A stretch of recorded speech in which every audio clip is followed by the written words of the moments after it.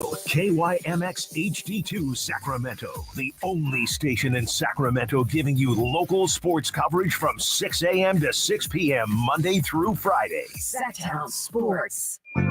Feeding your passion for local sports in the afternoon. It's the Drive Guys with Kevin Gleason and Kyle Draper on your radio at 1140 a.m. Streaming audio at SactownSports.com and the Sactown Sports app. You can also watch the show on YouTube at Sactown Sports 1140. Here are the Drive Guys with Kevin Gleason and Kyle Draper. Hey, we're all on the same page here, right? Want to make sure we're all on the same page in the afterglow of another exciting Kings win. Tried to make this point yesterday, and Drapes wasn't with me, and I could have made the point a little more clearly. Right now, at this time of year, there's no bad wins, and there's no good losses. So, it's Memphis, shorthanded, but yeah, all true. But the Kings find a way to get it done and pile up another win, and at least in a minor way solidify their standing right now in the West as the 6th seed. Drapes is not with us today. He will join us at some point. He's traveling with the team today. So it's me, Whitey, and Jay, of course. Jay, are you with me on that at this point? No bad wins. We don't, turn up our noses at, yeah, they won, but they should have won by a lot more, blah, blah, blah.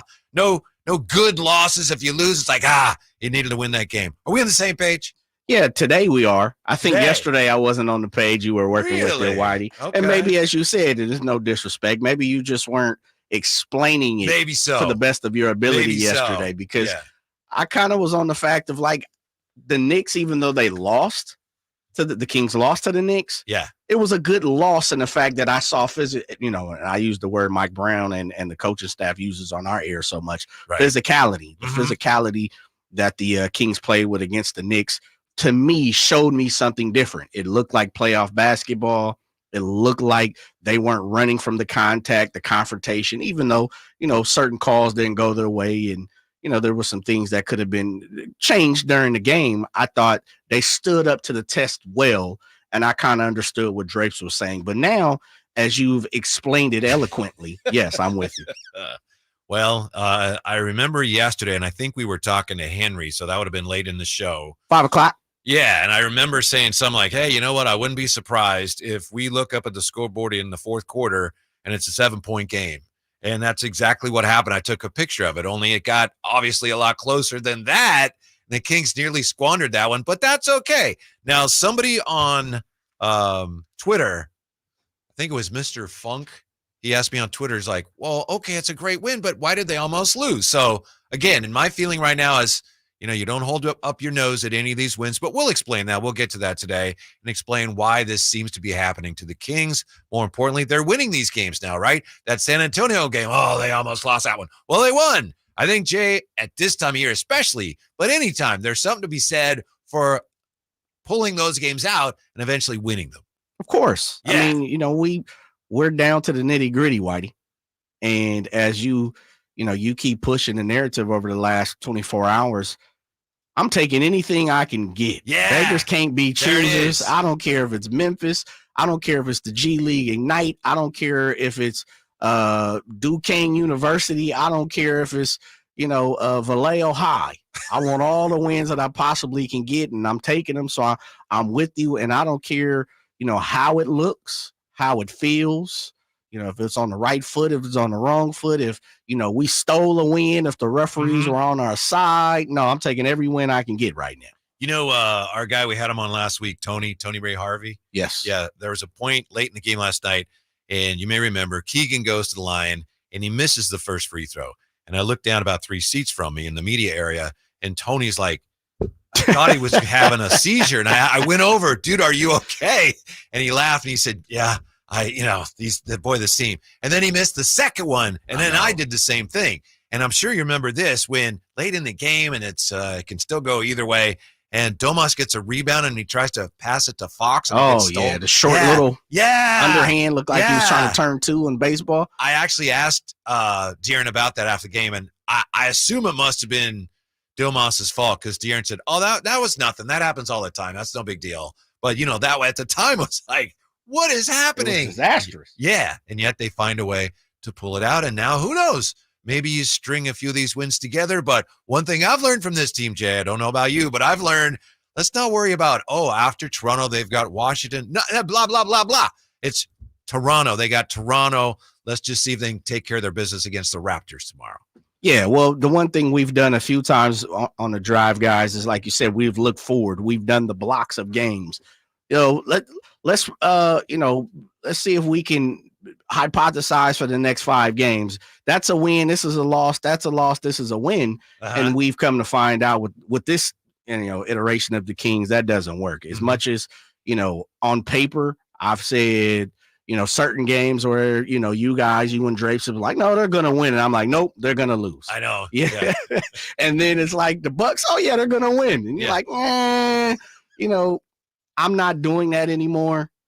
I would like to say the next 3 they win, but as quick as we said that, Memphis was, I believe leads the league in missed games from players, and that's not even counting Steven Adams as well, who was traded away. I have no clue. Yeah. No clue. And they even got you. Everything you said is true. Yeah. And you've been one that I've had to, look to for advice here as we try to figure out what's going on. But even you said against Houston, if I'm not mistaken, you said, they'll beat the Rockets. Yeah, I thought they would beat the Rockets. So none of us are immune from this. That's no, absolutely. Yeah. We all have the pandemic when it comes to the win-loss situation with the Kings. Mm-hmm.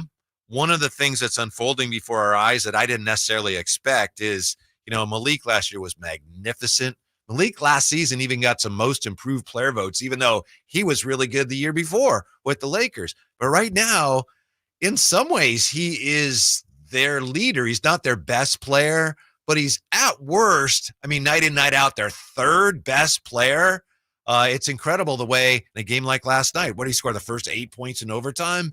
He's their emotional leader, and he carries them. We've seen it. We saw it in Minnesota when Fox was out. We saw it last night. He is capable of carrying this team on the court. Oh, yeah. He dragged him across the finish line last night. He's done it multiple times. I think it was the Minnesota game. I came right on this air and said, if it wasn't for Malik Monk, that was over with.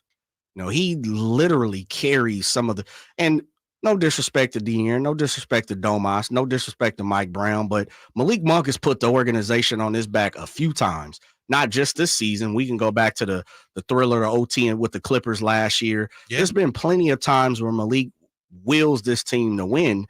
I find it funny that you kind of hesitate a little bit to say he's the leader. He's for sure he is. Yes, I know. I think without him, he's the heartbeat. He's the heartbeat of the Kings. He's the rah-rah leader. He's the passionate guy. I think, we've talked about this a few times. When Malik gets going, he's kind of got that little skip down the, down the court. No doubt he's the leader of this team. Without him, you don't see a lot of passion from the Kings. He is one of the guys on the court that shows a lot of passion. And in addition to that, I think something that he doesn't get enough credit for is the fact that he willingly accepts that 6-man role. That's never been, at least publicly, an issue. Any basketball player in the world, for the most part, deep down is like, well, I think I'm a starter. I'd like to start. He hadn't said that. He may feel that way, but that just is so useful for the team in terms of that overused word culture, but just in establishing what roles are. How can anybody else on that team be unhappy about not starting when they look at Malik and he willingly comes off the bench when he's, easily one of their top players? Yeah, he's top 3 guy. Yeah. At least. Yeah. So that goes a long ways towards making sure everybody understands we're in this together and everybody is giving up a little something for the good of the team. And no one's doing that more right now than Malik Monk. Yeah. Oh, absolutely. And he showcased that over the last, season and a half. We're past a half, but season and 3 quarters or so. And it's pretty much, we're almost all the way through. It's almost 2 full years now. Yeah, true. I think the 6-man fits perfect for him. He's found a place here in Sacramento. And I was having this conversation in the barbershop. I want to bring the barbershop conversation to Sports 1140, but you want to give him a plug? Yeah. Shouts out to the Skills Barbershop, over there on Florin and Amherst. Shouts out to my guy, Kev and Dave and company. But I'll say this, going back, looking at Malik's, career so far, and it's just short career, getting drafted to Charlotte, playing to LA. There were some times that I didn't get to see him night in, night out like we do here. There were some times where you could see it with Malik, but you could also see like, oh, he has some deficiencies in certain things, and we all do. But I think here in Sacramento, I don't know if it's a maturation thing where, he came in young, played one season in college or whatever, and, now he's grown to become like a man in the NBA, or I don't know if this is the perfect position for him, perfect team, but whatever it is, it's been nothing but success since he's been in Sacramento. And I truly think, he's a runaway for sixth man for me. Yeah. Like if he doesn't win sixth man of the year this year, we definitely have a problem. Mm-hmm. If we're calling out national guys like we do on the Drive guys, I'm going to call them out every day, all day. Mm-hmm.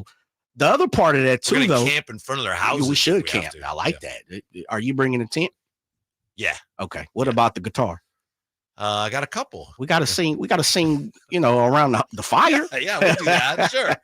Campfire song. Yeah, the campfire joints. But I think he has found something here in Sacramento, and I hope whatever happens, he continues to find that here. I know we're talking about the bag and money. I'm not counting all of that. I'm just saying, for what he does for the Sacramento Kings, I would sure hate to lose him at all. I know that's almost unthinkable. That's as unthinkable as him not winning sixth man of the year. Clearly, you listen. Why to am him. I even saying that? Well, you just never know around here, right? That's true. You just never know what's going to happen. What kind of disrespect a Kings player is going to get from the national media. The way that Mike Brown and the Kings brought him in and said, this is going to be your role. I don't know, but it's possible that his role before he even got here was more clearly defined than he had in other places. There was a lot of responsibility that came with that. He seemed to accept that, and he's flourished. Now the question is he still okay with that? Or is he like, okay, I did that. Now I'm going to want more. And if he does want more, is it more that we can give him? I'm with you. I don't like worrying about that, but it's hard not to have the conversation about how important he is without starting to worry a little bit about, well, what would happen if he's not here next year? But I'm sure they'll take care of that. Oh, yeah, right? they will. It's up to him, really. I mean, I think they throw the absolute max that they possibly can. And then, we've heard whispers of maybe they throw the 1 year at him, re-sign, then next year get the bird rights. You'll be able to give him a bigger bag. I don't know how, you finesse the situation, but please do. Yeah. 339-1140, 1-800-920-1140. We'll continue to bask in the afterglow of that strange win, but delightful win. Looks like Will is going to join us too on the phones here. So your invitation as well, 339-1140, 1-800-920-1140 on the YouTube chats. Drive guys on Sactown Sports. Did you miss any part of our live local shows? Don't worry, you never have to miss them again. Check out SactownSports.com and search our podcast page and play our shows when you want. The Carmichael Dave Show with Jason Ross, Stiles and Watkins, and the Drive Guys. Plus, other podcasts like Return of the Empire, Return of the Roar, the Stingers Up podcast, and Golf to Go with Frank LaRosa. They're all available right now on SactownSports.com. For a precision-crafted performance, the decision is easy. A new Acura from Acura of Stockton. Get the driving experience you've been waiting for in a new Acura. Get the best selection and customer service you deserve from Acura of Stockton. Shop in person or use our online express store at AcuraofStockton.com. Acura of Stockton will buy your trade, even if you don't buy from us. Don't settle for less than precision-crafted performance of a new Acura from Acura of Stockton and AcuraofStockton.com. Hey guys, do you know your T-level? Revive Men's Health here in Sacramento is helping you take that first step toward better health and enhanced intimacy with a free testosterone level test, exam, and consultation. Plus, for this month only, qualified patients can kickstart their treatment with a free supply of ED medication. Call Revive Men's Health Sacramento at 916-365-4566. That's 916-365-4566. Or visit ReviveMen'sHealth.com. Time to check out Capital Casino, conveniently located at 411 North 16th Street in downtown Sacramento.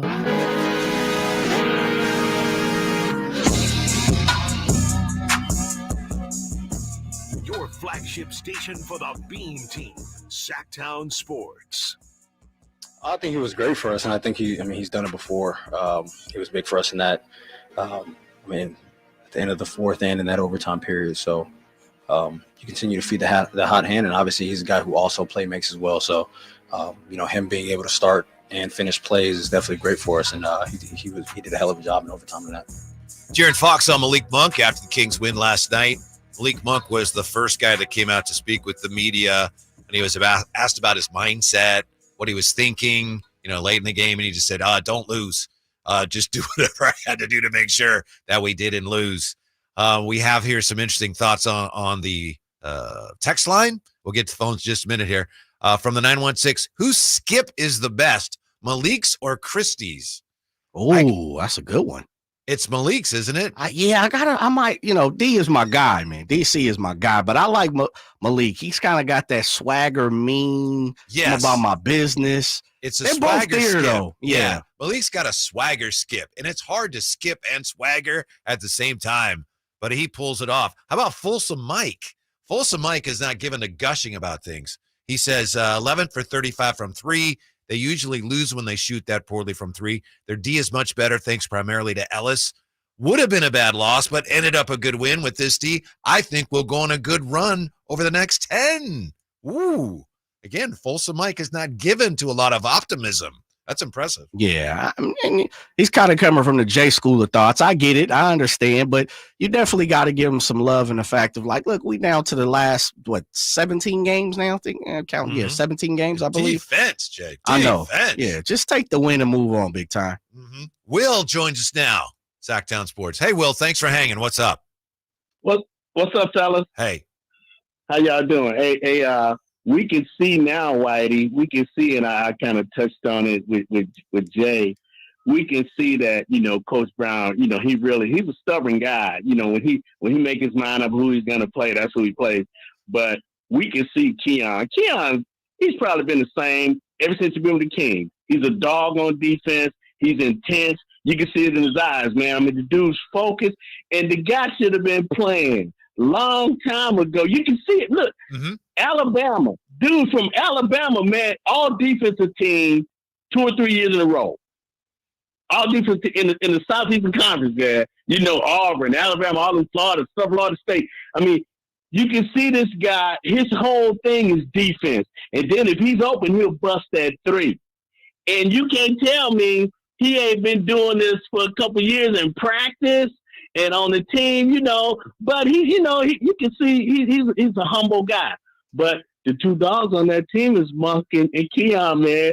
And I was telling Jay, Keon, you can tell Keon, if you beat him, he's pissed. He's pissed off. But the other guys, like Murray, HB, and Huerter, they get beat, they just run on back down the court. They don't show no disappointment that they got beat. And so, and then you just got to let Monk do his thing, man. You got, if he turn over a few times, cool. If he miss a few shots, Monk is a baller, man. So, regardless of if he starts, he got to get most of the minutes. He got to get those minutes. And then one more thing. Yeah.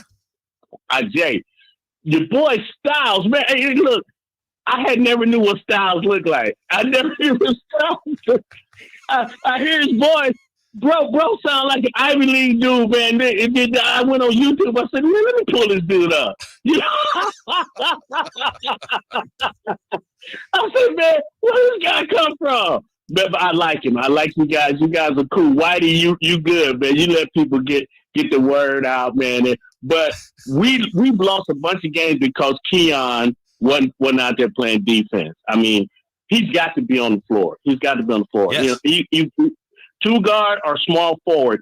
He can guard a small forward. I know he can, man. Hey, the boy's a dog, man. He's a dog. Thank you, Will. Appreciate that. You got to see the picture I found of Alan Styles in his baseball uniform. Maybe we could post that or something. His Temple uniform with his hat. Looks like his hat's way too big. Yeah, it's a pretty funny picture. But thanks, Will. His hat's too big. It looks like it. A little kid? Yeah. Man. A little bit. And he's got kind of that glazed look, like you got when you're just starting out in college. But he was a really good baseball player.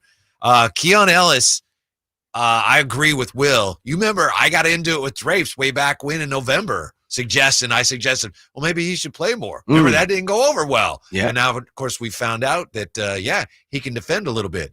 I'm going to nitpick here, and people are going to get mad, but I'm just doing this because, at that level, talent evaluators, they're not looking at like, oh, that's a great story. they're looking at, okay, what can he do? What does he need to work on?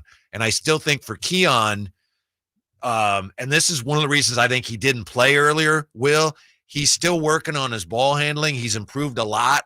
My understanding is they were working with him a lot, like in the summer and early in the season, because they wanted him to be able to play a little bit of point. And he's to that point now. I think he had 3 turnovers last night. So he's improved a lot. That's still an area where he can improve more. But there's no question. He's had a real impact on this team. And for a guy that, when the season started, he was an afterthought, a two-way guy, that's incredibly impressive. And you can credit the coaches and the guys for drafting him, but he's the one that deserves most of the credit. Yeah. I mean, he's worked hard. He's put in the time, and I like how you threw that in November, you said. And then just a couple of weeks ago, remember, you were talking about his offense was coming around. I know. That was something you were pressing right here at this very time, talking about Keon's offense was coming around. I think in hindsight, we would all have liked to say, Keon should have been playing a lot more.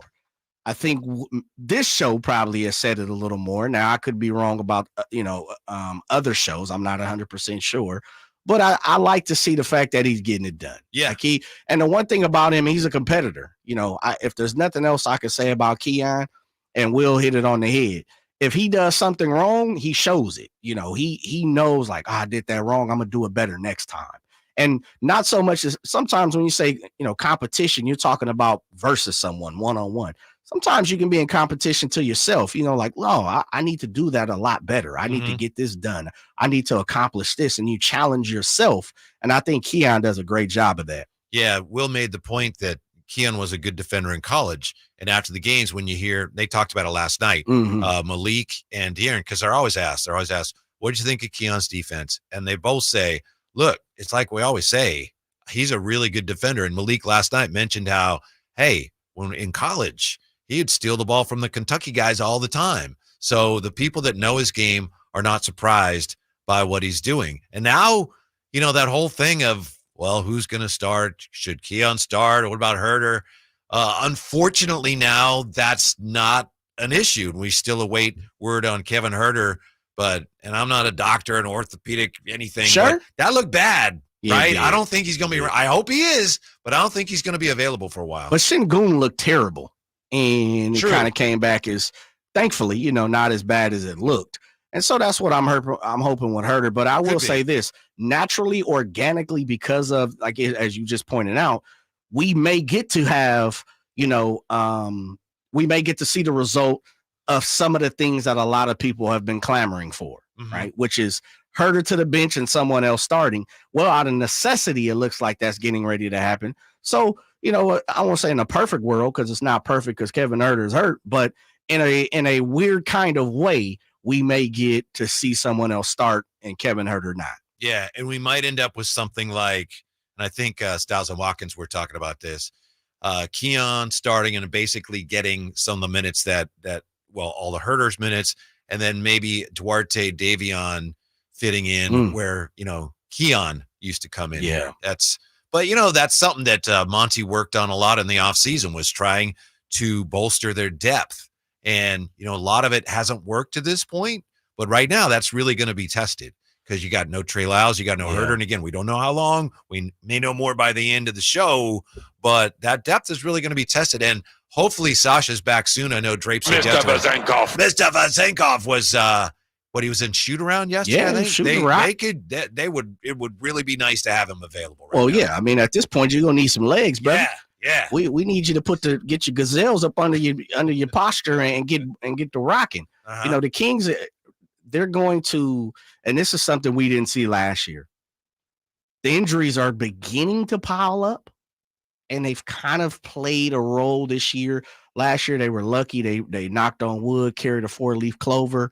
They had the rabbit's foot in the pocket, whatever you want to call it. But this year, they're starting to see a little bit of difference when it comes to health-wise. And they haven't been their main stars, but it's been a lot of the bench help that we've seen.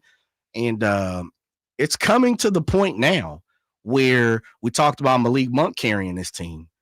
A lot more pressure is getting ready to come on De'Aaron and Domas. Because one thing about Keon, he's probably not going to give you 15 a night. Now, I could be wrong. I hope he does. Yeah. But he's probably going to live around, 5 to 10. 8 or more from him is like, wow, You're that's a accepting good it? You're taking offensive it? night because he's not going to get a lot of shots. And yeah. But you said his offense is coming around. So I'm believing that he's going to give us double digits from here on out if he's in a starting role. Yeah. He'll at least give me 10. But I understand what you're saying. 8 points. That we're talking about a difference of, 5, 7, 8, whatever you want to call it. Who's giving you that?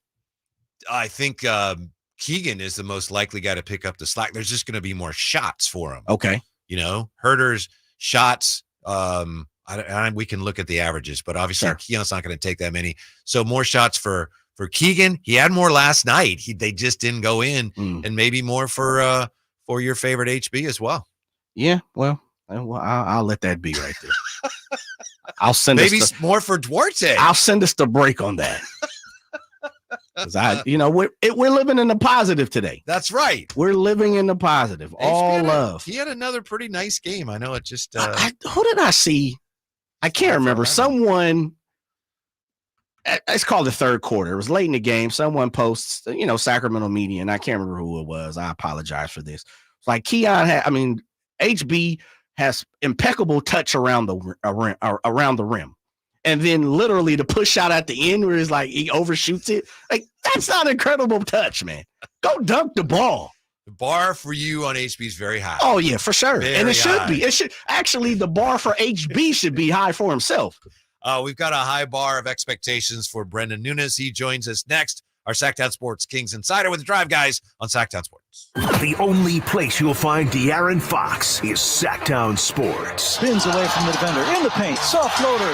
That's a great play by De'Aaron Fox. Hey, Sacramento, it's De'Aaron Fox, and you're listening to the home of the Sacramento Kings, Sactown Sports. Your local sports leader. Sacramento weather is brought to you by RC Willey Home Furnishings. I'm Tamara Berg in the KCRA 3 Weather Center. Your Tuesday looking bright and sunny. We'll have a light southwest wind to play this afternoon. Another beautiful day to be outside. Highs will peak in the mid to upper 70s with overnight lows in the 40s. Get the latest forecast on the KCRA 3 News and the KCRA 3 app. RC Willey has everything for your home, including furniture, mattresses, appliances, electronics, and flooring. Save now during their coupon event with over $5,000 in coupon savings. RC Willey, located in Rockland and Delta Shores. RC Willey, your home, your way. Sneezing, coughing, stuffy nose, runny nose, postnasal drip, interrupted sleeping. I was groggy at the end of the day. Allergies and sinus congestion were making Jana miserable. Then, a friend recommended Navage. Navage provides immediate drug-free congestion relief, flushing your nasal passages with refreshing saline and sucking out mucus, germs, and other airborne irritants. Navage helps you breathe easier, sleep better, and feel your best right away. Navage gave me instant relief. I didn't have to wait 30 minutes. I didn't have to wait an hour, 90 minutes. I didn't have to wait a minute. I ran the rinse and I felt better. Stop suffering from congestion and start breathing and feeling your best again with Navage. Navage. I've had people ask me how I find relief, and I tell them Navage immediately. This thing is amazing. Navage is available at Navage.com or at Walmart, Walgreens, CVS, and Rite Aid. Fidium Fiber Internet is fast becoming a hometown favorite. With a dedicated connection and speeds up to 2 gigs, Fidium is winning over fans every day. Plans start at just $25 a month, so everyone can experience the best internet in the game. Visit FidiumFiber.com. The Arnold Law Firm has seen how an injury can turn anyone's life upside down. Whether it's a slip and fall, a car accident, or any other kind of injury. For almost 50 years, the Arnold Law Firm has been here to help you through the entire process to protect you and your family. If you are ever injured or in an accident, call the Arnold Law Firm. The Arnold Law Firm, providing real justice for you since 1975. Call 916-777-7777. That's 916-777-7777. It's time to trade in and trade up at Northern California's #1 Honda dealer, Stockton Honda. Whether you're shopping new or pre-owned, Stockton Honda has the selection and savings. Plus, get top dollar for your trade. Come in today or go to StocktonHonda.com. It's all a click away. Anytime, anywhere, it's all here. StocktonHonda.com. Based on 2022 total new and Honda certified pre-owned vehicle car sales from American Honda Motor Company's own one report. Want the best movie experience in town? Join Sactown Sports IMAX Pass by visiting SactownSports.com. Sign up today. You can win tickets to see this week's films at the Esquire IMAX Theater. Lead generation is one of the most important aspects of any marketing campaign. Let us help you identify your target audience and market your products or services to them. Go to aimyourdigital.com today. aimyourdigital.com. Imagine taking a nice warm bath in your shower.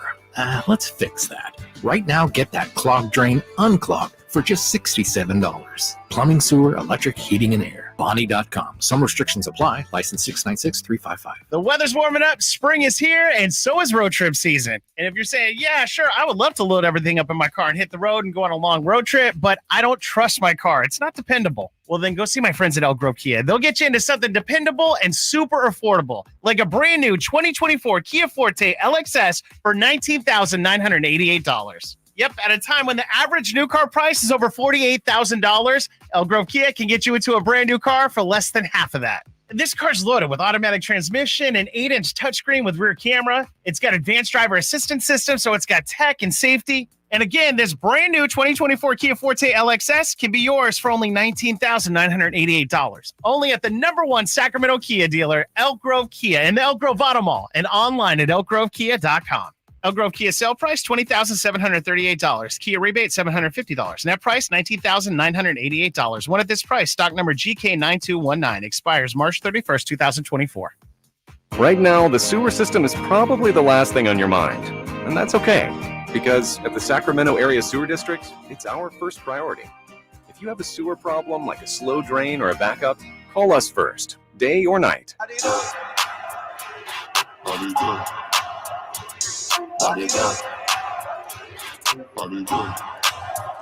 The Drive Guys powering your afternoons Monday through Friday on Sactown Sports.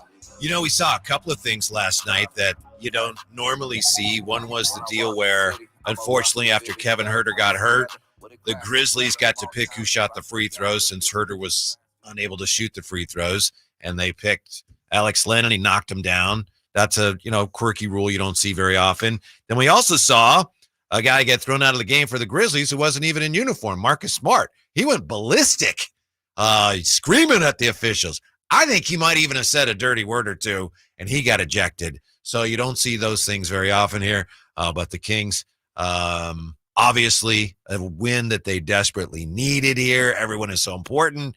And this next 6 games here or so, it could come down to this stretch, because the last 2 games of that 6-game stretch, if I have my numbers right, are those 2 Dallas games. So you want to win as much as you can. Obviously, just win the rest of the way and win. Stay ahead of those teams. You're ahead in the loss column. And, Jay, those Dallas games are going to – I know we can't look ahead. Well, we can. The team shouldn't. Those Dallas games are going to be huge next week. Oh, big time. Absolutely. I mean, and you need both of them. And I say that, tongue in cheek, but you need absolute both of them. I think you're right. You think so? Yeah. I think it comes down to those 3 games. And I think I've said this, Dallas, both, and the Phoenix game. Mm-hmm. And I know you have to, win, you want to win all the rest of your games, but I think those 3 games really matter from here on. Like, those are the ones I'm circling. Yeah. Yeah. Is our guy ready to go? No, he's not. All right. Yeah, he's tardy. All right. He's part of the Sacramento media that's tardy right now. That's okay, because I know it's his day off, and maybe there was some he's got more important things to do here. So maybe we're endeavoring to catch up with Brendan Nunes, but we'll get him on as soon as we can. If we don't, we'll catch up with him at some point. I know Brendan was there last night after the game. Really interesting. The mood to me seems to have shifted a little bit, in that before a loss like that, there'd be kind of a little bit of trepidation. And now they're just people don't seem to care as much. And I'm talking about the players as they talk about it. They're not as troubled by how they won. It's just they won the game and they found a way to win that thing going away. It's interesting. Malik said after the game last night, he said, I thought we kind of relaxed late when we had the lead. And he said he thought he relaxed and then took care of business in that fourth quarter. The Kings didn't shoot well, and the turnovers, those were the 2 things that almost did them in, Jay. They didn't shoot the 3-ball well, as Folsom Mike pointed out. Then you couple that with all of the turnovers, and also the fact that Memphis, given that they only had, 4 people, whatever it was, they played really well. That's what added up to a night that was a little more challenging for the Kings than we expected it to be. Here he is now, our Sactown Sports Kings insider. Appreciate his help today on his day off. Brendan Nunes with us. Brendan, how are you today? I'm doing well. How are you guys? We're doing fine. Thanks for joining us. Like I say, I know you're off today, so we appreciate your No time. problem. What You off today? Wait a minute. Brendan's off? Yeah. Man, you not off, man. This Tuesday. You come see the Drive guys, B. Yeah, you can still make time. Okay, thank you. I appreciate it. We'll pay you for the 30. Yeah. First of all, what, if anything, do we know, Brendan, about Kevin Huerter's injury? Yeah, as of now, we don't have anything. Obviously was listed as a shoulder injury yesterday, but yeah, I mean, we really don't currently have an update. Gotcha. I don't want to put you on the spot, but I mean, even that seems odd, right? Based on what we saw, that they're calling it a shoulder injury. I know someone on the chat is mentioning that because it sure appeared to anybody watching like it involved his wrist, right? Yeah, I did definitely see what people were looking at with the wrist there for sure. There is an inward kind of twist that goes on with his arm that I think is really where that shoulder injury takes place. And a lot of what I was getting told is, people will be holding their wrists when that sort of injury happens to kind of support the shoulder. So yeah, I thought it was originally wrist as well, but they're saying shoulder, and I think you can see it a little bit in some of those aspects.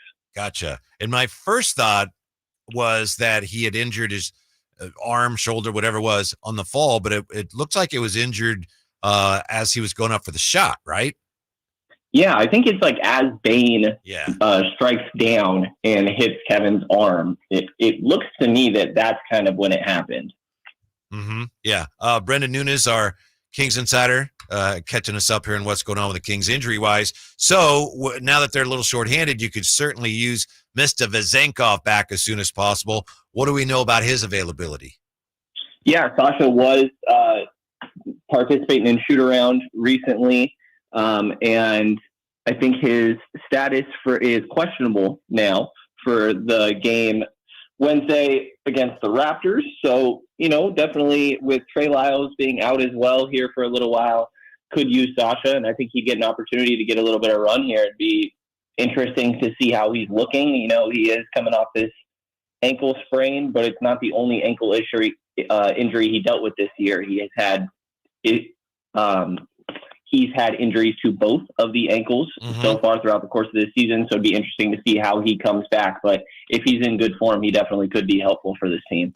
Brendan, I want to see where you stand as far as the likelihood of Malik coming back. I don't think there's anybody affiliated with the Kings in any way that wouldn't say, oh, they need him. I know some people are very optimistic about what they'll be able to offer him in terms of being able to keep him. I know that Sean Cunningham, when he comes on with this, he says, Malik's probably going to want as much money as he can get, and the Kings are a little bit handcuffed there, which we understand. What's your best guess here of where this is likely to end up?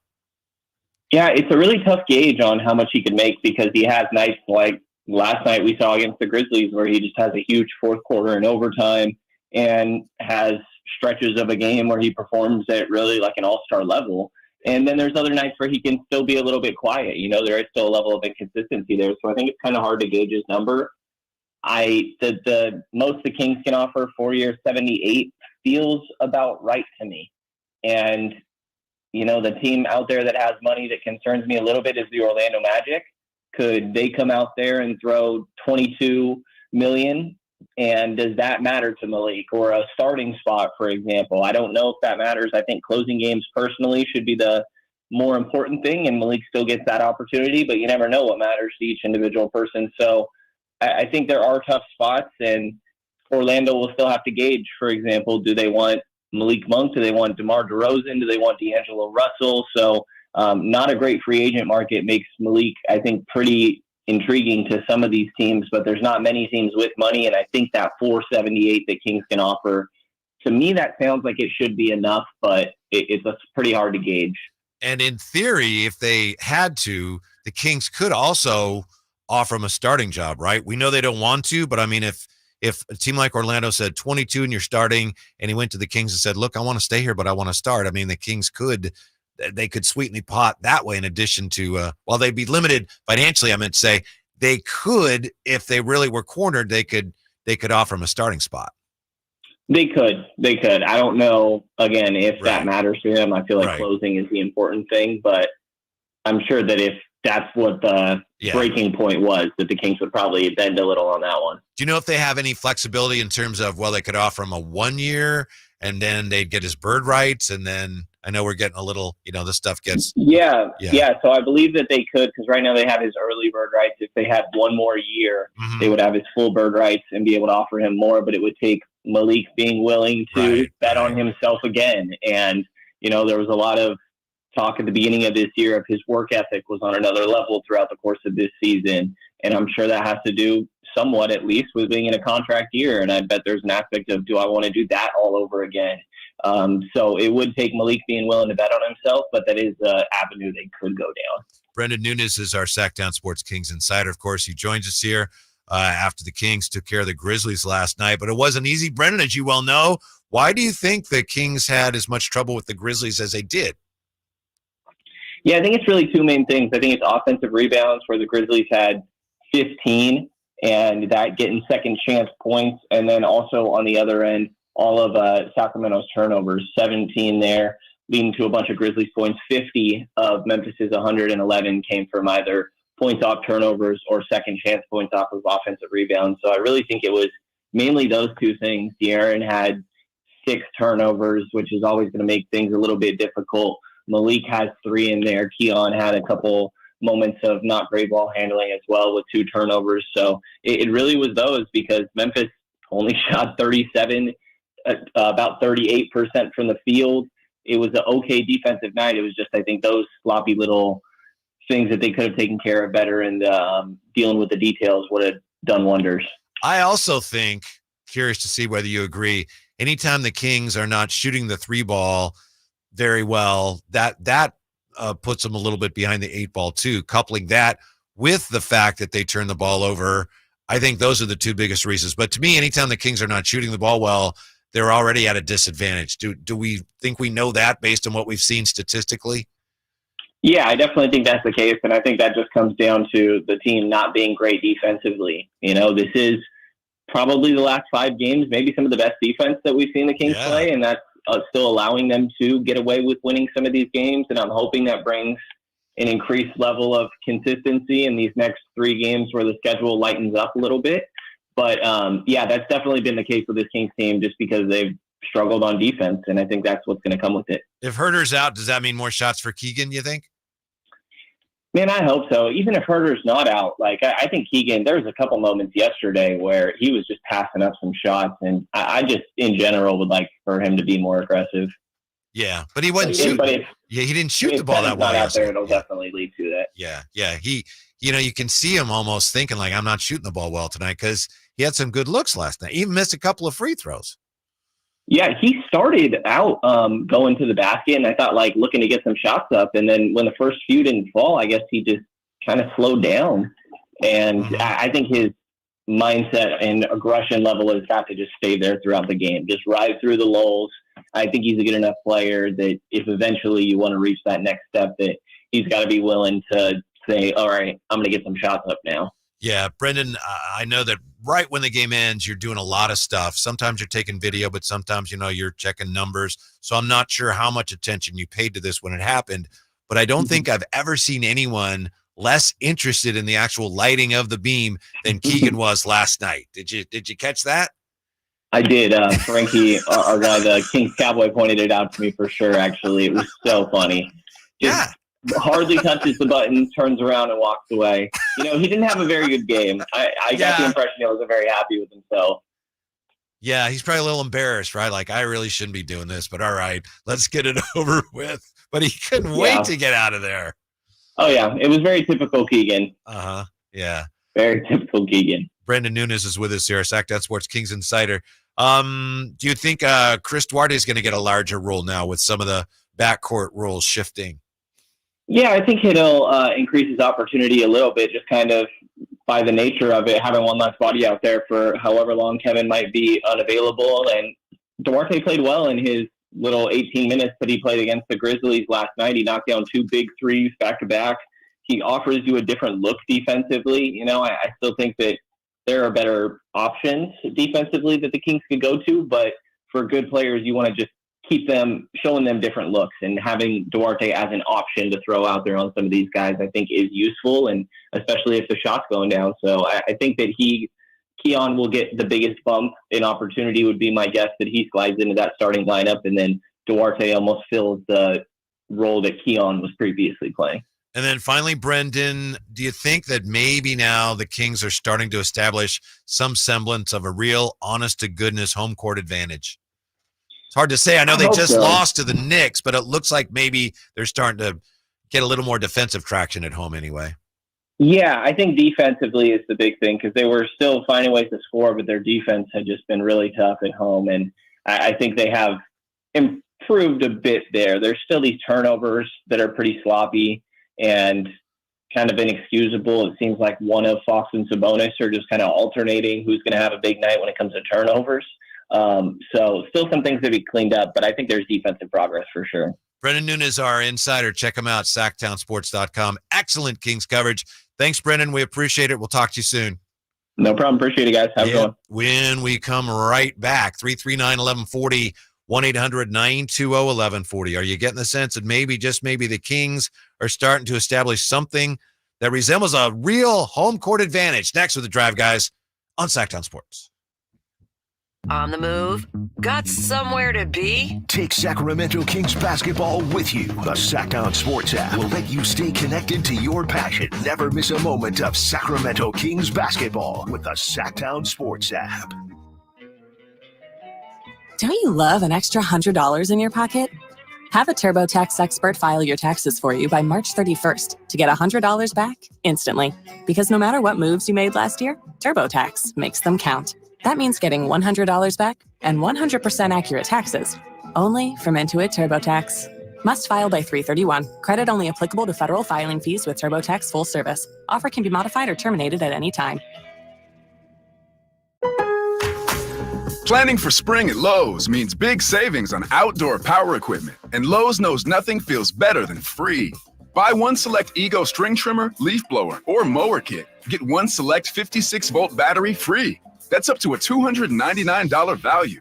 Power through spring with Ego, the #1 rated brand in cordless outdoor power. Because Lowe's knows home improvement. Valid through 4/3 while supplies last. Selection varies by location. Dr. Ken Howachek and kinesiologist Kelsey Graham discuss the Good Feet store. The foot has a lot of detail. It has a lot of complexity. There's a lot that can go wrong. A lot of problems start in the foot and end up elsewhere. Knee pain, hip pain, back pain. When aligning the feet properly, we can see relief elsewhere. And that's the beauty of the Good Feet Arch support. It can place the feet into their ideal position and gives them the balance, the support, the comfort, and the relief of the pain. The bottom line is that the Good Feet Arch support can be a highly effective pain relief solution when nothing else has worked. The feet have a really big impact on how the rest of the body moves. The knees, the hips, the lower back especially. If the foot isn't properly aligned, all of these joints are going to function incorrectly. That results in a lot of muscle tension and chronic pain. What I really like about the Good Feet system is that the right arch supports can put the foot in its proper alignment. So all the joints of the rest of the body will be aligned properly as well. And when the body's aligned, we can reduce the risk of injury and chronic pain. Visit the Good Feet store in Sacramento, Roseville, Modesto, Stockton, and Vacaville for a free fitting and test walk. It's Coach Doug Christie here to remind you, if you want a deal that's a slam dunk, go see the winning team at Folsom Lake Ford.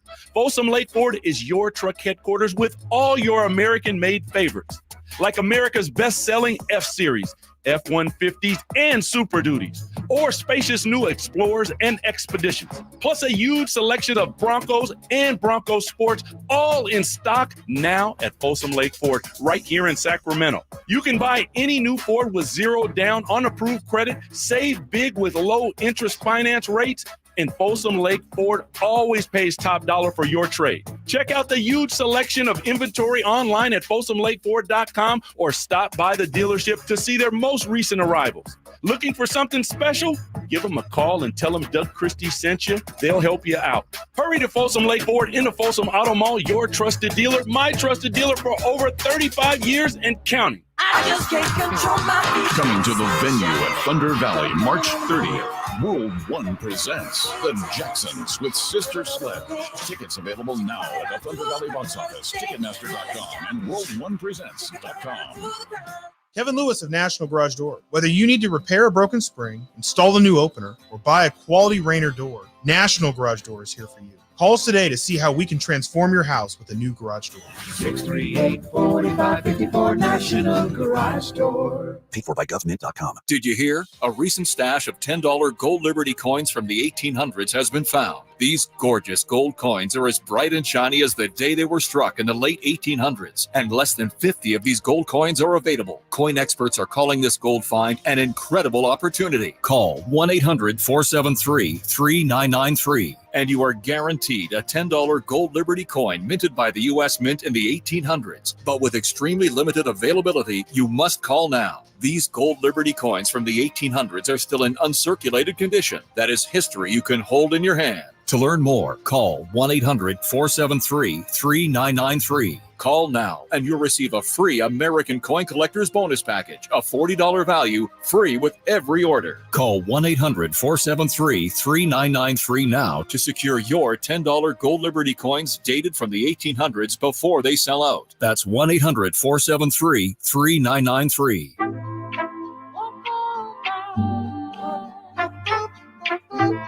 The Drive Guys, live and local, every afternoon, Monday through Friday on Sactown Sports. Interesting number here on the YouTube chat from Jack. Says, I heard a stat on here the other day that the Kings only have 5 wins this season when they haven't scored 120 points. That's a scary stat, he says. I don't know how scary it is, Jack, when you consider the way the NBA is. There aren't that many games involving any teams where the winning team has fewer than 120. I know there are more for other teams than the Kings, but that's kind of the nature of the league now, more than it is an indictment of the Kings. At least I'd like to think so. Whitey Gleason here. Simone is with us. Hello, Simone. Hello. Hi. Just filling in for a little bit. The big substitute teacher vibes here at Sactown Sports. Appreciate it. I got a question for you because I know you were there last night, right? Yes. I even on the last possession of regulation where the Grizzlies had a chance to win the game. Mm-hmm. And, of course, they took a bad shot, went into overtime.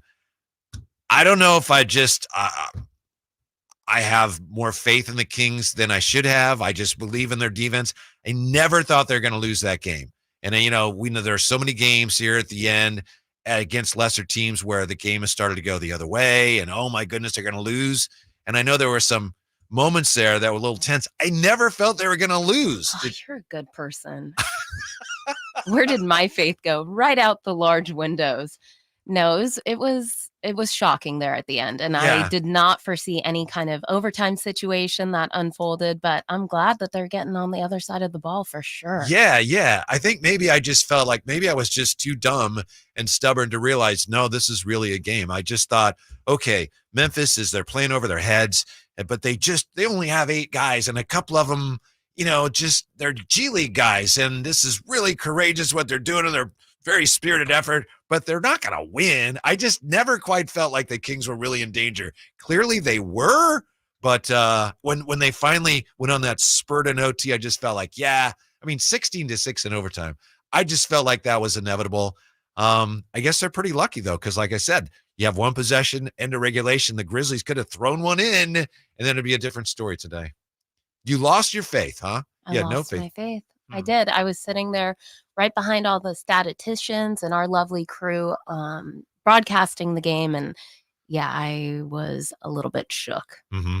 There was no booing, though. I'll say that. There was no booing. Yeah. Really. Everyone was really, dialed in and encouraging, at least where I was at. Yeah. I think maybe that speaks to where we are with expectations now. I hope, anyway, it speaks to what I hope is the fact that right now people are not worried so much about what they thought the season was going to be like or games that they should win. It's like we're focused on, eyes on the prize, if you will. Yeah. And this is a winnable game and they needed to win. So people just focused on, yes, they won. That's great. That's more fun than, they won, but gee, they should have won by more. Yeah. And the quality of play, I think last night didn't coincide with any booing. Yeah, that's true. Or at least that's maybe how the fans felt. Yeah, that's true. Fans tend to boo when they feel like there's not effort being given. And there was effort being given. It's just all of the turnovers and the fouling. De'Aaron Fox said something really interesting last night after the game. This is the second time he's mentioned this in at least 3 nights. Somebody was talking about the physical play, and he said, Well, it's because you're getting tackled all the time. Yeah, let me see if I can find that sound. It was just an aside, and then he went on and answered the question. And also against the Lakers, he said something about, we could pretend the games aren't being called differently now, but they are. And then the game that I don't have any comment from him for was the Knicks game, which was just like a football game. So it's no question it's gotten a lot more physical. I can't figure out, though, whether that works in the Kings' favor or not. I think it may be one of the reasons why they seem to be playing better defense. Keon Ellis is the main reason, but if you have a team that struggles a little bit defensively and the officials say, all right, we're allowing everybody to push, shove a little bit more, maybe that actually helps the Kings. I don't know. 339-1140, 1-800-920-1140. Yeah, if you have any thoughts on that. Could a game that's much more physical, could the official letting the game go a little bit, could that actually help the Kings defensively? We'll get into that when we come right back as well, addressing the elephant in the room after big Kings win. Drive Guys, Sactown Sports. The Sacramento Kings play here. He's got the triple. Sacramento takes the lead. Get your Kings fix all season long right here on your home of the Sacramento Kings, Sactown Sports and SactownSports.com. Angie's List is now Angie, and we've heard a lot of theories about why. I thought it was an eco move. Fewer words, less paper. No, it was so you could say it faster. No, it's to be more iconic. Must be a tech thing. But those aren't quite right. It's because now you can compare upfront prices, book a service instantly, and even get your project handled from start to finish. Sounds easy. It is, and it makes us so much more than just a list. Get started at Angie.com. That's ANGI, or download the app today. eBay Motors is here for the ride. 120,000 miles of night drives, daily commutes, and who knows how many. Are we there yet? Through countless fixes, elbow grease, and a new radiator, you kept your ride alive. With eBay Motors, you have over 122 million parts to keep it running. And with eBay Guaranteed Fit, they'll be the perfect fit every time. Plus, at these prices, well, we're burning rubber, not cash. Keep your ride or die alive at ebaymotors.com. Eligible items only. Exclusions apply. Let's face it, nothing makes you look older than you really are than thinning hair. But what if you could not only increase your hair count, but promote new hair growth without surgery, without drugs with potential side effects, and without a prescription from your doctor? Well, now you can, thanks to a breakthrough new supplement called Hair Grow, provided by New Nordic, the #1 supplier of dietary supplements in Europe. Hair Grow is now available in the U.S. Only Hair Grow contains Tocogaya, a powerful antioxidant that has received a U.S. patent. Multiple clinical studies show Hair Grow is safe and effective in promoting new hair growth. In one study, 95% of the patients using Hair Grow saw increased hair count. Don't lose more time and more hair. Try Hair Grow today to feel and look your best. Just go to newnordicusa.com or visit Walgreens or Amazon to purchase. Look younger and feel more confident with Hair Grow by New Nordic at newnordicusa.com. When you take the time to shop at Folsom Lake Honda, there's one thing you'll always find: happy people ready to serve you. As a family-owned and operated dealership since 2009, customer service is our #1 priority. Our customers love doing business with us, and you will too. Looking to own or lease? During the spring sales event, drive a brand new Accord or Civic. Visit us today at FolsomLakeHonda.com, your one-stop Honda shop. Folsom Lake Honda, yeah, your one-stop Honda shop. Country in the Park is back May 17th and 18th at Cal Expo with Brantley Gilbert, Dustin Lynch, Jay Cohen, Walker Hayes, and more. Tickets start at just $46. Country in the Park, May 17th and 18th at Cal Expo. For more information, visit CITPFest.com. Brought to you by California Army National Guard, Nature Wood Home Furnishings, and RVs of Sacramento. Did you miss any part of our live local shows? Don't worry, you never have to miss them again. Check out SactownSports.com and search our podcast page and play our shows when you want. The Carmichael Dave Show with Jason Ross, Stiles and Watkins, and the Drive Guys. Plus, other podcasts like Return of the Empire, Return of the Roar, the Stingers Up podcast, and Golf to Go with Frank LaRosa. They're all available right now on SactownSports.com. From the Power Business Technology Toshiba Studios. Your home for Kings basketball for over 25 seasons. No look, Bibby to Weber, down the lane, flying jam. There's your play of the night right there. It's inside is Sabonis, a two-hand rip, a brilliant pass from De'Aaron Fox. KHTKAM Sacramento, KYMX HD2 Sacramento. Sactown Sports. All guests come to you from the Folsom Lake Honda Hotline. Folsom Lake Honda, your one-stop Honda shop.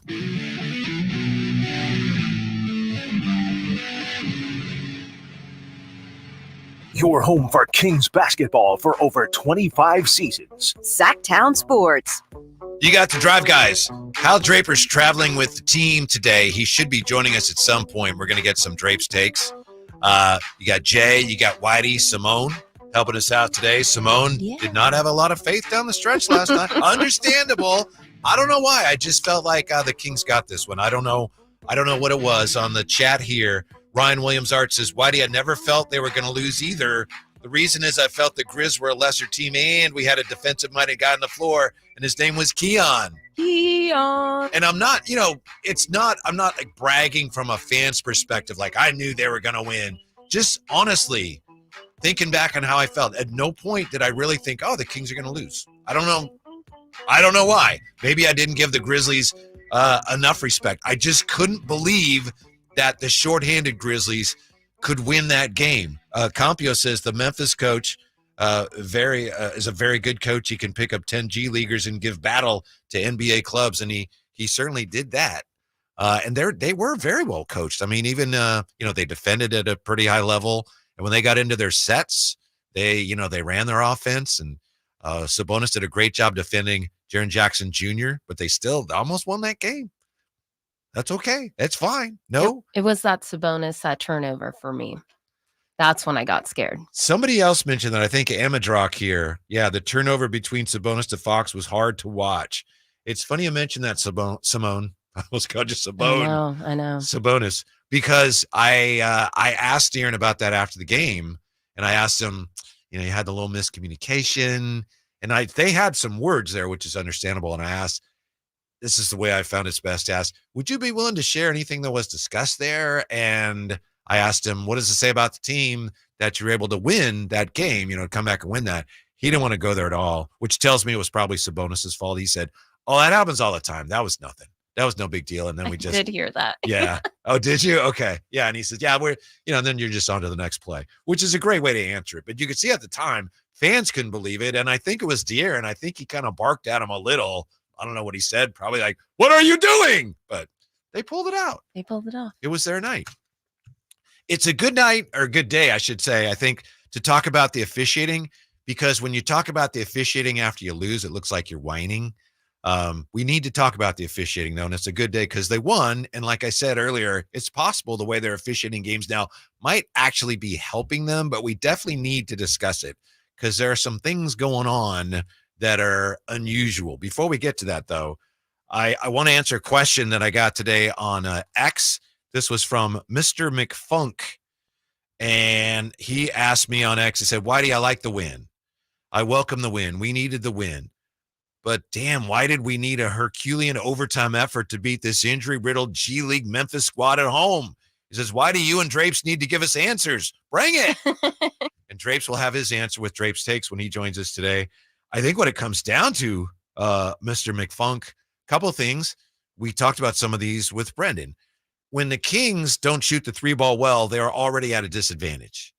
It's like it's a good team. It's not the deepest roster, and the number of ways they can beat you, they don't have as many ways to beat you as better teams like, the Celtics. They're not there yet. One of the ways they beat you is with the three ball. So they didn't shoot the three ball well last night. So there's one way is like, okay, well, they're at a disadvantage there. Then you combine that with the turnovers.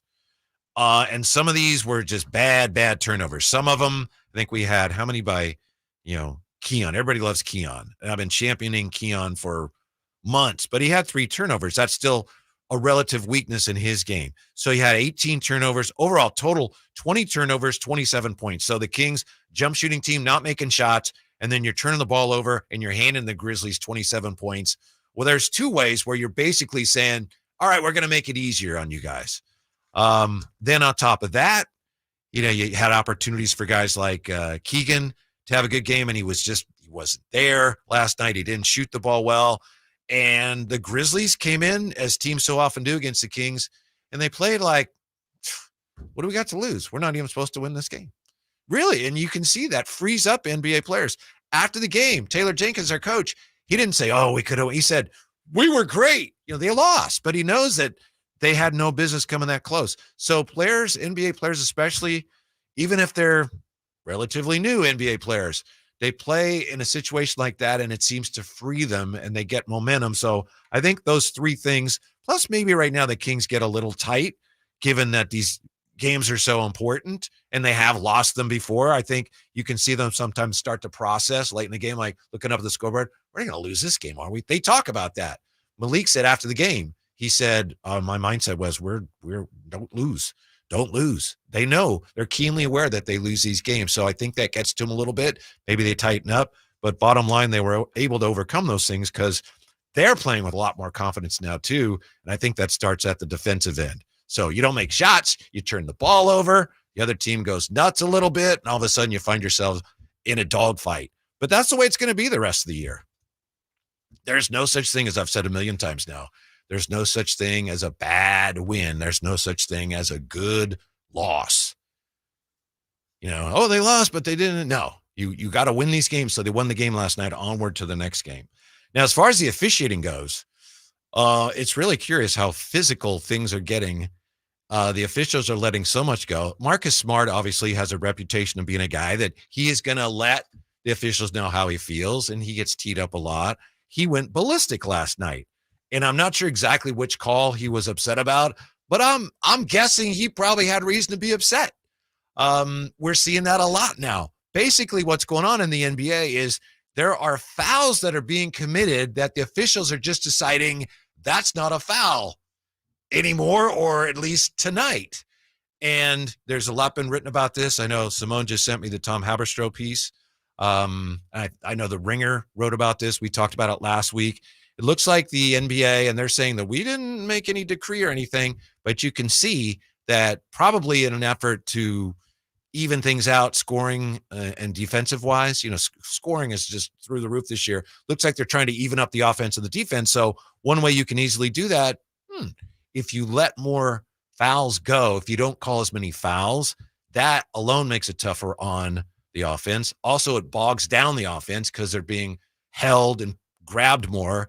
That slows down the pace. And there's another way. There's two ways right there that you're evening things up a little bit just by not calling as many fouls. In theory, that makes sense. But when you watch it in practice, it's terrible. It's not basketball. And the players are aware of it. We've mentioned a million times. De'Aaron Fox keeps talking about it. He says, well, we can pretend they're not calling it differently, but they are. It's going on, and it's changing the product that we're enjoying. Is it changing it to the point where something is lost? That Knicks game, you certainly could say that. That Knicks game was, credit to the Knicks. They played through it. But that was at times hard to watch. Katie and Drapes, they did a great job. They showed great restraint, and early in the game when Sabonis basically is being tackled, wrapped up. And you can't blame the players. If I'm trying to guard somebody and I have a hard time guarding them and I'm able to grab them and they don't call it, you're going to keep pushing it, right? I'm going to grab more. So you can't really blame the players. But I'm not sure where this is headed. I'm not sure it's headed for a good place. And I think already here in just a couple of games with the Kings the last week or so, we've seen some advantages, some examples, I should say, of how this thing is starting to go the wrong way and unraveling, and it's not really great basketball that we're seeing. That said, it's also possible that this is something that's going to work in favor of the Kings. As I said earlier, you got a team that's not a great defensive team. Now I'm allowed to grab you a little bit. I can't really guard you, but now I can grab you a little bit. Okay, well, guess what? I'm going to do that. And that could be one of the reasons, in addition to Keon Ellis playing so well. Maybe those are some of the reasons that the Kings are starting to defend a little bit better. 339-1140, 1-800-920-1140. Jay, are you back now? I was just wondering what you you thought of. Yeah, I'm back, brother. Yeah. I had to step away, do what I do for Thank you, Whitey. Simone. Yeah. I wanted to see what you thought of how physical this is. You strike me as a guy that is a fan of physical basketball. It's getting really physical. I'm not sure I like it. As a fan, you said physical what? Say that one more time. Basketball, sure. I'm sorry. I know you're just getting your headphones on there. The games are getting really physical. We saw it last night. We saw it really in the Knicks game. And I know some people like that. There's some people that say, I loved it in the 80s when Michael Jordan played and it was 88 to 84. That was basketball. It was, to me, it's like, that was terrible. That's why the league changed it. It wasn't basketball. It was like wrestling with a few jump shots thrown in. But you strike me as a type that might appreciate a more physical brand. Yeah, I think you're barking up the right tree there, brother. I like the the Davis brothers clotheslining Horace Grant and then D. Rodman pushing on the X-Men Xavier McDaniel. I'm kind of in between. I'm like the middle. I'm like Iverson. Bring me in the mid 90s, carry me out to about the early 2000s. Yeah. And I'm out. Today, as much as I like, I enjoy watching basketball, it definitely is soft, for a lack of a better word. It's definitely softer than it used to be. I'm okay with it's that. Charming, but there's you can't, it's indisputable. It's tissue paper. Yeah. It's real life doctor's cotton. When you go to the doctor's office and they give you that nice, fluffy, soft cotton, that's what basketball is right now. That's can't touch basketball. Person. You're not supposed to. It's supposed to be a non-contact sport originally. The guy that invented it. Well, he was wrong. He also had buckets that didn't allow the ball to come through. We've evolved, and I understand that, and that's part of it. Like if Drapes was here, he'd be screaming at me about being involved. And Jay, that's 25 years ago. Like I get that part. I'm not saying that.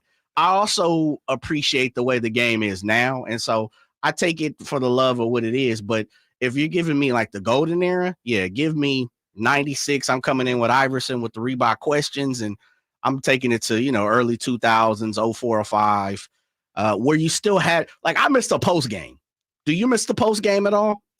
Well, not something that I was, spent a lot of time working on myself, but, watching it. Yes, because it gave the game a little variety. Yes. And it wasn't everybody trying to score the same way every freaking time down the floor. Very true. The other part of it too for me is I don't like the fact that a lot of people, when you get to me right now, playing hard, a skill, kind of in your face, rah-rah guy, that right now is a skill for an NBA player. Draymond has capitalized on.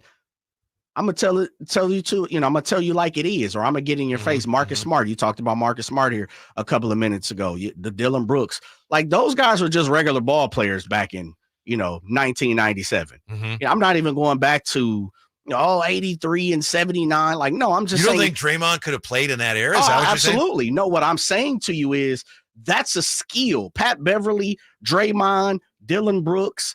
Guys like that, people pay those guys to be a goon now, where there were 58 goons. The star was a goon at one point. Reggie Miller would choke you out. Michael Jordan would slap you. So what I'm saying to you is that still carried on in the late 90s, and early 2000s. I would differ with what you said this way. I understand your point. I think there have always been quote unquote goons, but I think now a goon is somebody that might look at you and say, what are you going to do about it? Yes. And in the day that you're talking about, and earlier, the goon would just punch you. Yeah, you get clothesline.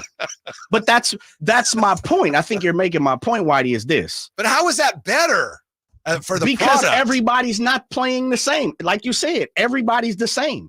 We all want somebody who's long, a 3-and-D guy. How many times have we been talking about 3-and-D guys throughout the league for the last 10 years? Everybody wants a 3-and-D guy. Countless times. A You're right. 3-and-D guy.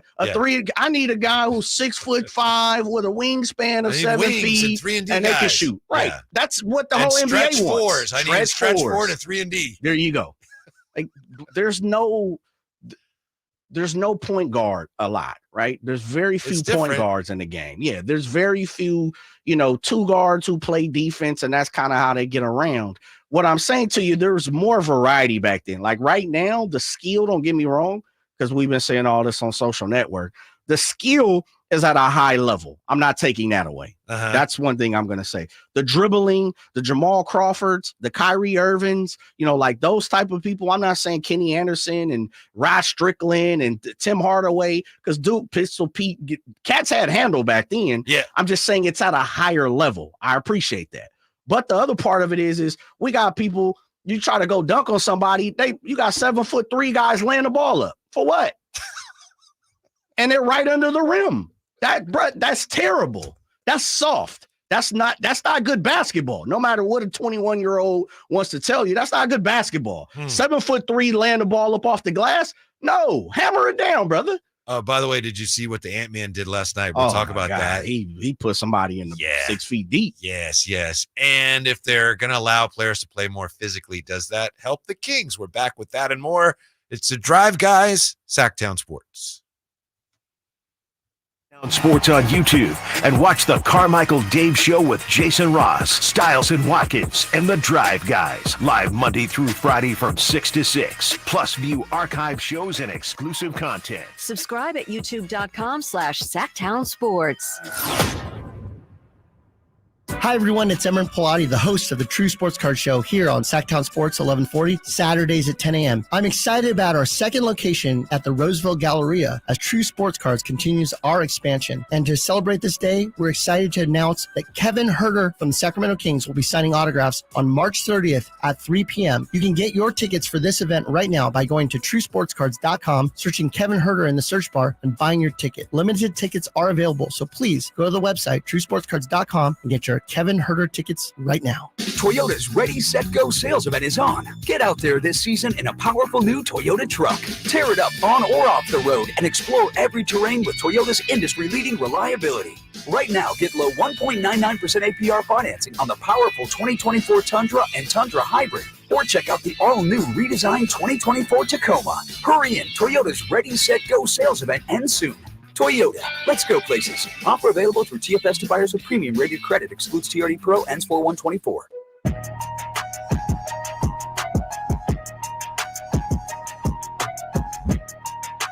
The Drive Guys powering your afternoons Monday through Friday on Sactown Sports. Everybody's wondering about Kevin Huerter. Looks like we may have an update courtesy of Sean Cunningham. And let's see here. Had it a minute ago, and it's disappearing on me. I apologize. Do you have it, Jay? I had it here a minute ago, and I lost it on my phone. Yeah, we got it right here. Here it is. Okay. Simone. I'm Best sorry. in the business. Yeah, I apologize. What she does. According to Sean Cunningham, the Mhm. hardest working man, according to Kyle Drapes and the Sacramento media, Kings listing Kevin Huerter out for tomorrow in Toronto as he has suffered a left shoulder dislocation. Sasha, my guy, Sasha. Yeah. Mr. Vazenkov. For you, has been upgraded to questionable with an ankle sprain. Okay. That's Simone. Yeah. Thank Beautiful, you, Miss Simone. Rickford. Thank you, No Sean longer Cunningham. single.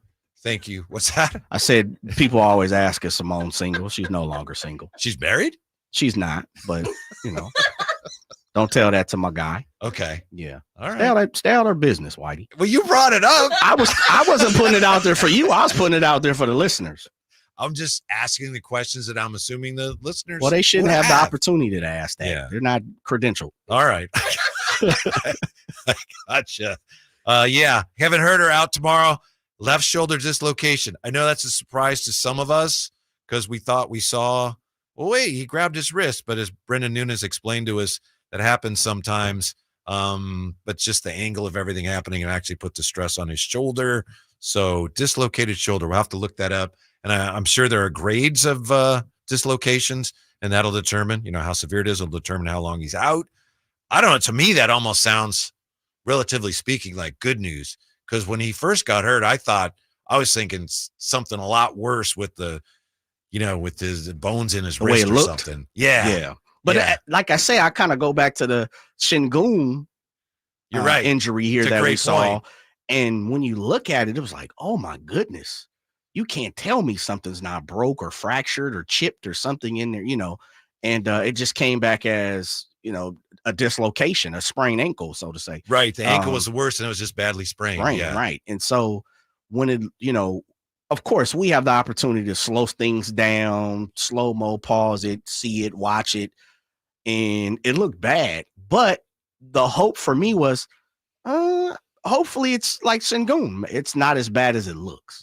And it sounds like that. And I don't, again, like you said, we're not the orthopedic, we're not a doctor, but a dislocation, I don't want to say that's a win because he's hurt, but the way it looked compared to the outcome, I agree. I think gives you hope. Yeah, it's always dangerous to speculate, and we don't have all the details, and frankly, it's none of our business, all the details, but dislocation over, what it looked like initially, look, he was in such pain.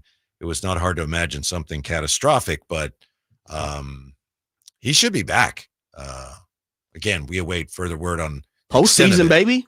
Yeah, at the very least. Now, as far as Sasha, I mean, that's a little worrisome. He's questionable, which is better. Okay, so he could be available, but he sprained both ankles here. So, I'm remembering Steph before the Warriors won anything, and Steph Curry's like every other week's like he sprained his ankle, he sprained his other ankle. It's like, oh, he's just got bad ankles. So hopefully he's able to get that situation stabilized because the Kings clearly could use Mr. Vazenkov right now. Absolutely.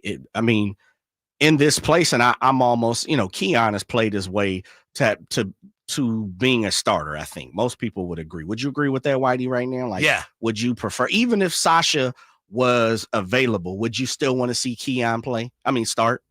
Yeah, Sasha couldn't start back there. I mean, you'd have to move some things around, but we don't even know. He probably doesn't even have much.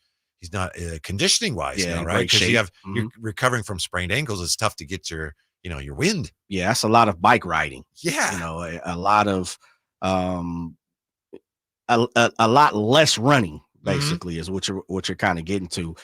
I would like to see Sasha just to see, because we're also pushing up, and this is a tough.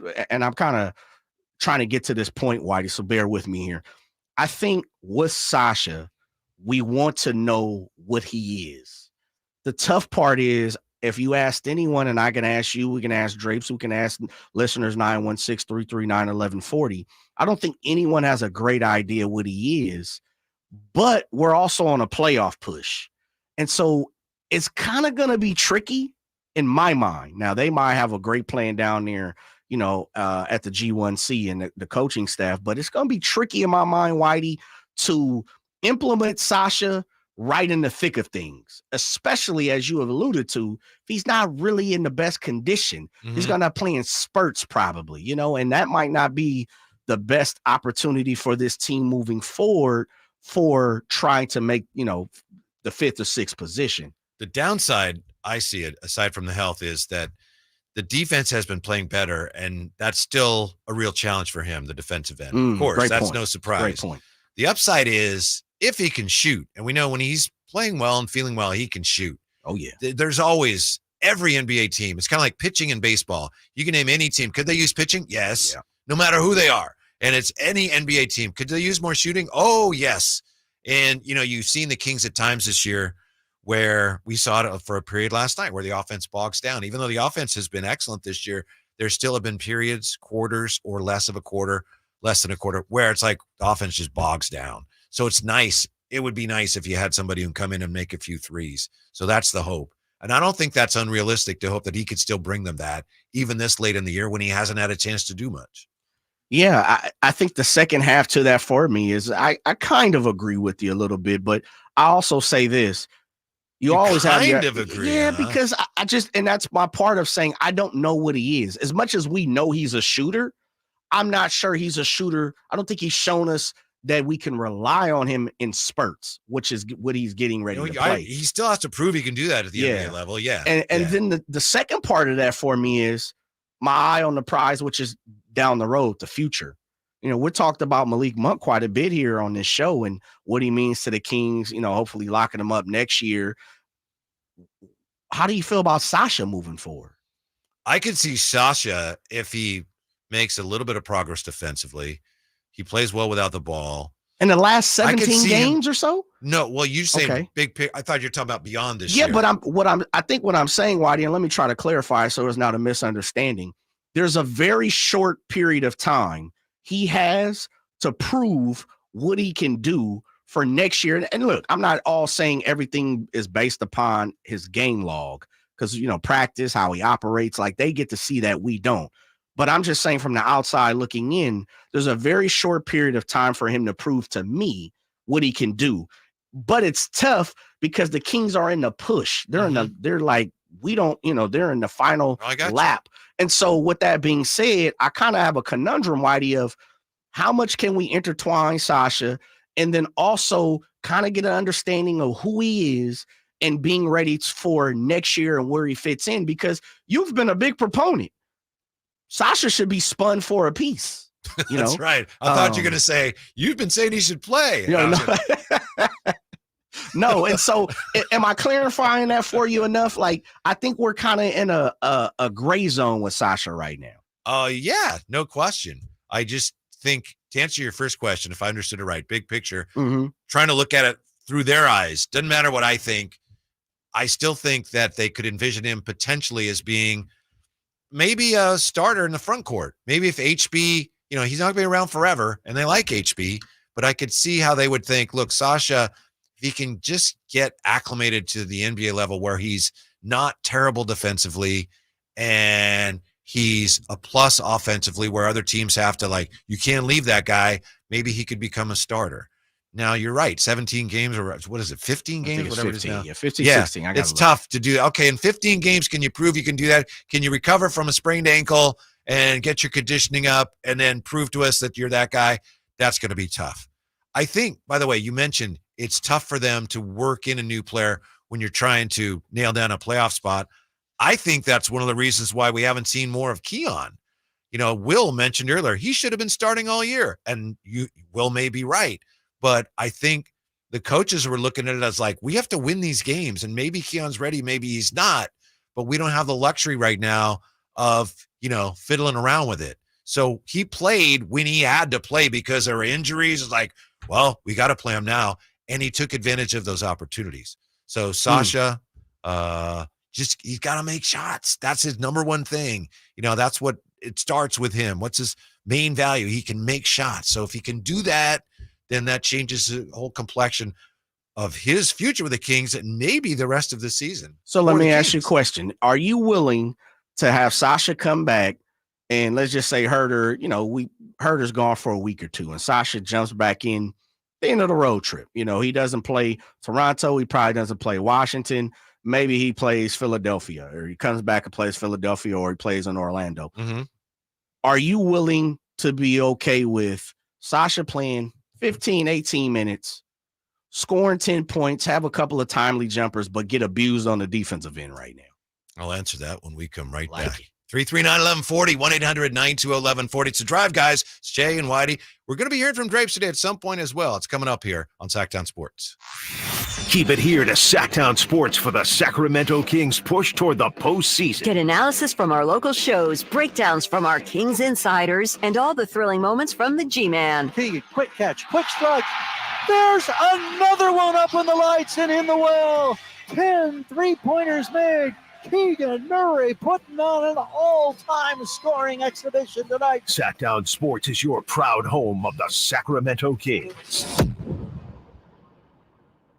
Ever since we got Xfinity, we have Wi-Fi all over the house, even in my hiding spots. Ha!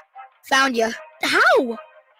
That's wall-to-wall Wi-Fi from Xfinity. Now through March 21st, get started with 200 megabit internet for $25 a month for 2 years with no annual contract and get Wi-Fi equipment included. Go to Xfinity.com, call 1-800-XFINITY or visit a store today. Requires paperless bill and auto-pay with stored bank account. Restrictions apply. Taxes and fees extra. After promo, regular rates apply to internet service and Wi-Fi equipment. Actual speeds vary.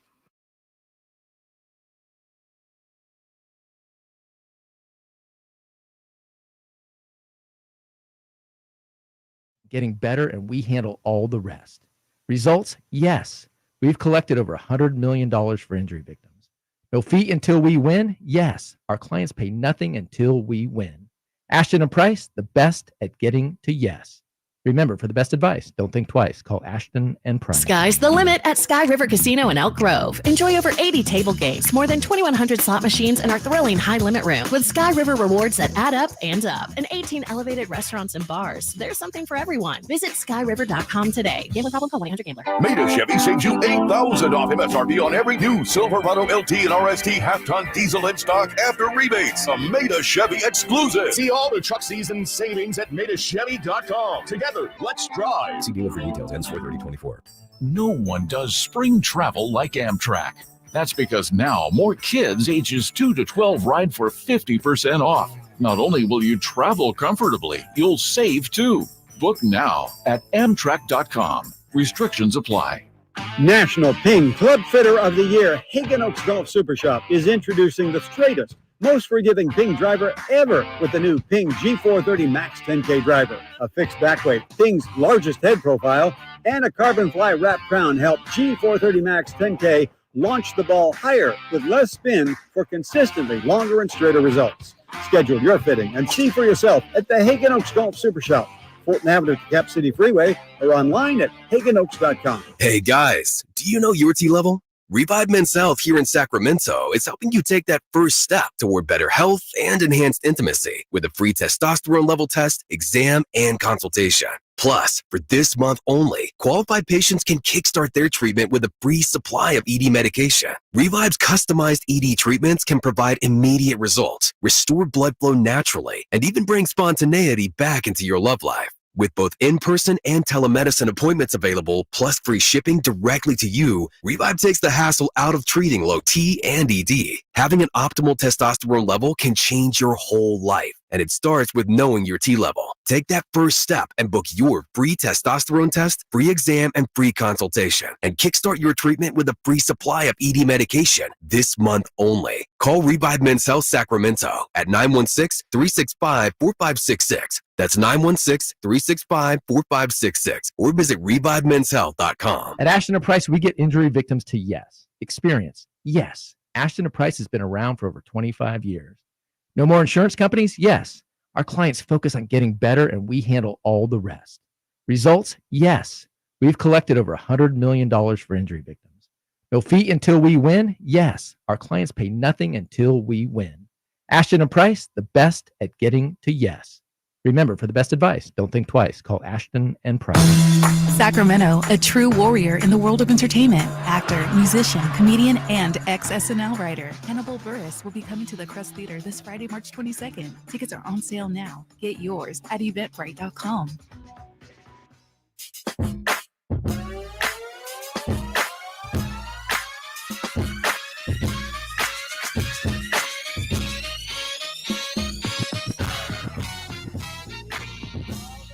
The Drive Guys powering your afternoons Monday through Friday on Sactown Sports. We're trying to find, as best we can, some clarification on Kevin Huerter's status. We know that according to Sean Cunningham, Kevin Huerter dislocated his left shoulder last night, so he's out for the foreseeable. Very vague reports. We don't know what it's not our right to know what it is, but we're just trying to figure it out nonetheless. Shoulder injury, we don't know the grade or anything like that. Is it going to require surgery? We don't know. So I've just been doing, which anybody can do, but since we're on the air here, looking this up on some websites. This is from, let's see, NHS, which is the National Health, I don't know. Recovering from a dislocated shoulder. And this, again, these are broad terms and we don't know specifics. This says it usually takes up to 12 weeks to recover from a dislocated shoulder. It may take up to 16 weeks to fully return to playing some sports, but for some, recovery can take longer. Now, my guess is that is intended for kind of like the average people, not an elite athlete necessarily. And you're not getting the treatment down at the G1C. Yes, yes. So who knows? Institute of Sport, Exercise, and Health says time frame of recovery of a dislocated shoulder varies depending on the end goal, what the patient is trying to return to, the type of surgery performed, which we don't even know if there's going to be surgery, physical capability of the individual, quality of the rehab. Says athletes involved in collision sports will take much longer, can be out anywhere from 4 and 6 months, depending on the severity of the injury. But I believe from the way that's worded, that's more geared towards like a football player.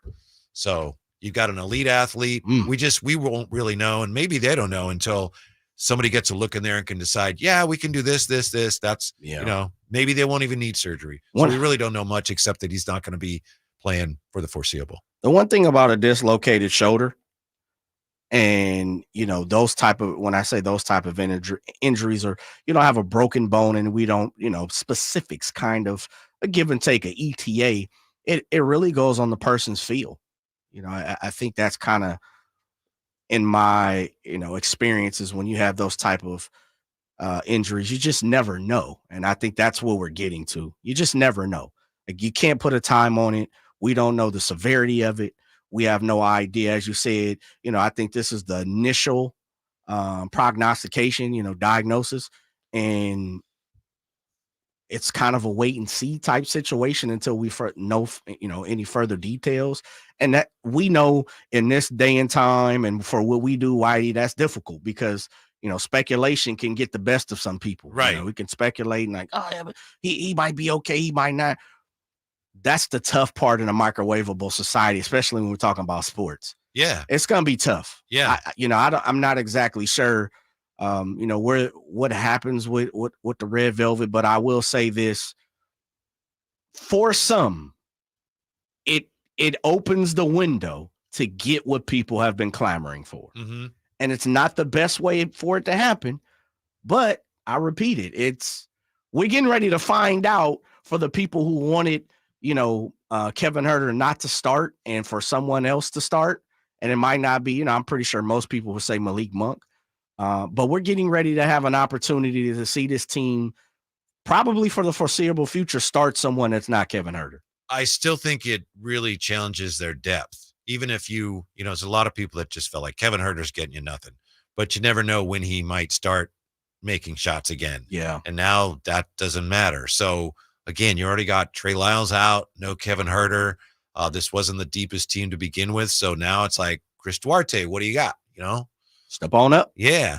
I think as far as, and again, speaking out of school again a little bit, you remember when Brock Purdy got hurt? I know that was the elbow, but my point is this. My understanding is initially they had to wait a little bit for the swelling to go down to see even, okay, what are we dealing with? And we could have something similar here with Kevin Huerter where, the experts may look at it and go, well, we got to wait a little bit so we get a clear picture of what's going on in there. Got to wait for the swelling to go down. I don't know. We're just guessing. Could be one reason why we don't have more details yet. Yeah, it's one of those injuries until you have a full diagnosis.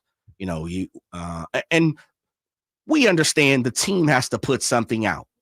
Because as quick as we want to talk about it or have some information for all the listeners, as quick as we turned on our show today, and how many times did we read on the timeline of what's the prognostication with Kevin Huerter? What's the timeline? It's like we don't have any information yet. Yeah. And so it's something that people want. They want to have an understanding. This is what we do for a living. But unfortunately, this is kind of one of those things we're just kind of in a holding pattern. I do know based on what we can read, once you dislocate a shoulder, you're more prone to future dislocations. Mm-hmm. Soulshine Band says once you reset the shoulder, it's going to be sore, very tender for a few weeks to a few months. Every single time a guy touches Huerter's shoulder, it's going to be really painful once he's back. And not to in any way, shape, or form make light of that, but Compio has another Kings injury here. My wife told me about this. Sheena told me about this. I was at the game, so I wasn't able to watch. Draper smashing Katie's foot is another Kings injury. Did you hear about that? I did hear about it. I didn't get to see it because, of course, my chronicles of getting the opposing team's broadcast and not the home broadcast. So you had Brevin Knight and whoever it is. A young lady, Yeah, okay. Who felt in, but short, okay, it's okay. Half the time, honestly, Whitey, half the time, I'm watching the game on mute anyway. I know, but it's like you work with Drapes. It's too bad. I know. I don't want to hear him anyway. If Drapes is here, I'll be like, no, I don't. As he was a big fella, I don't want to have to hear you every single day anyway. I'm already hearing you here. No, I love Drapes, man. I would love to. And there's been, I think it was Saturday when I was texting you guys, I believe, or maybe I was texting Drapes. I can't remember. No, I was texting Drapes about the physicality of the game and everything. And I was at one of my friends' house, so I was watching the Kings broadcast because, he's here in Sacramento. And I was like, okay, this is pretty cool. Like I get to, because the one thing we have is we have an inside to Drapes, and Drapes is actually one of those guys. We both can confirm this. When you text Drapes, he looks at his phone throughout the game.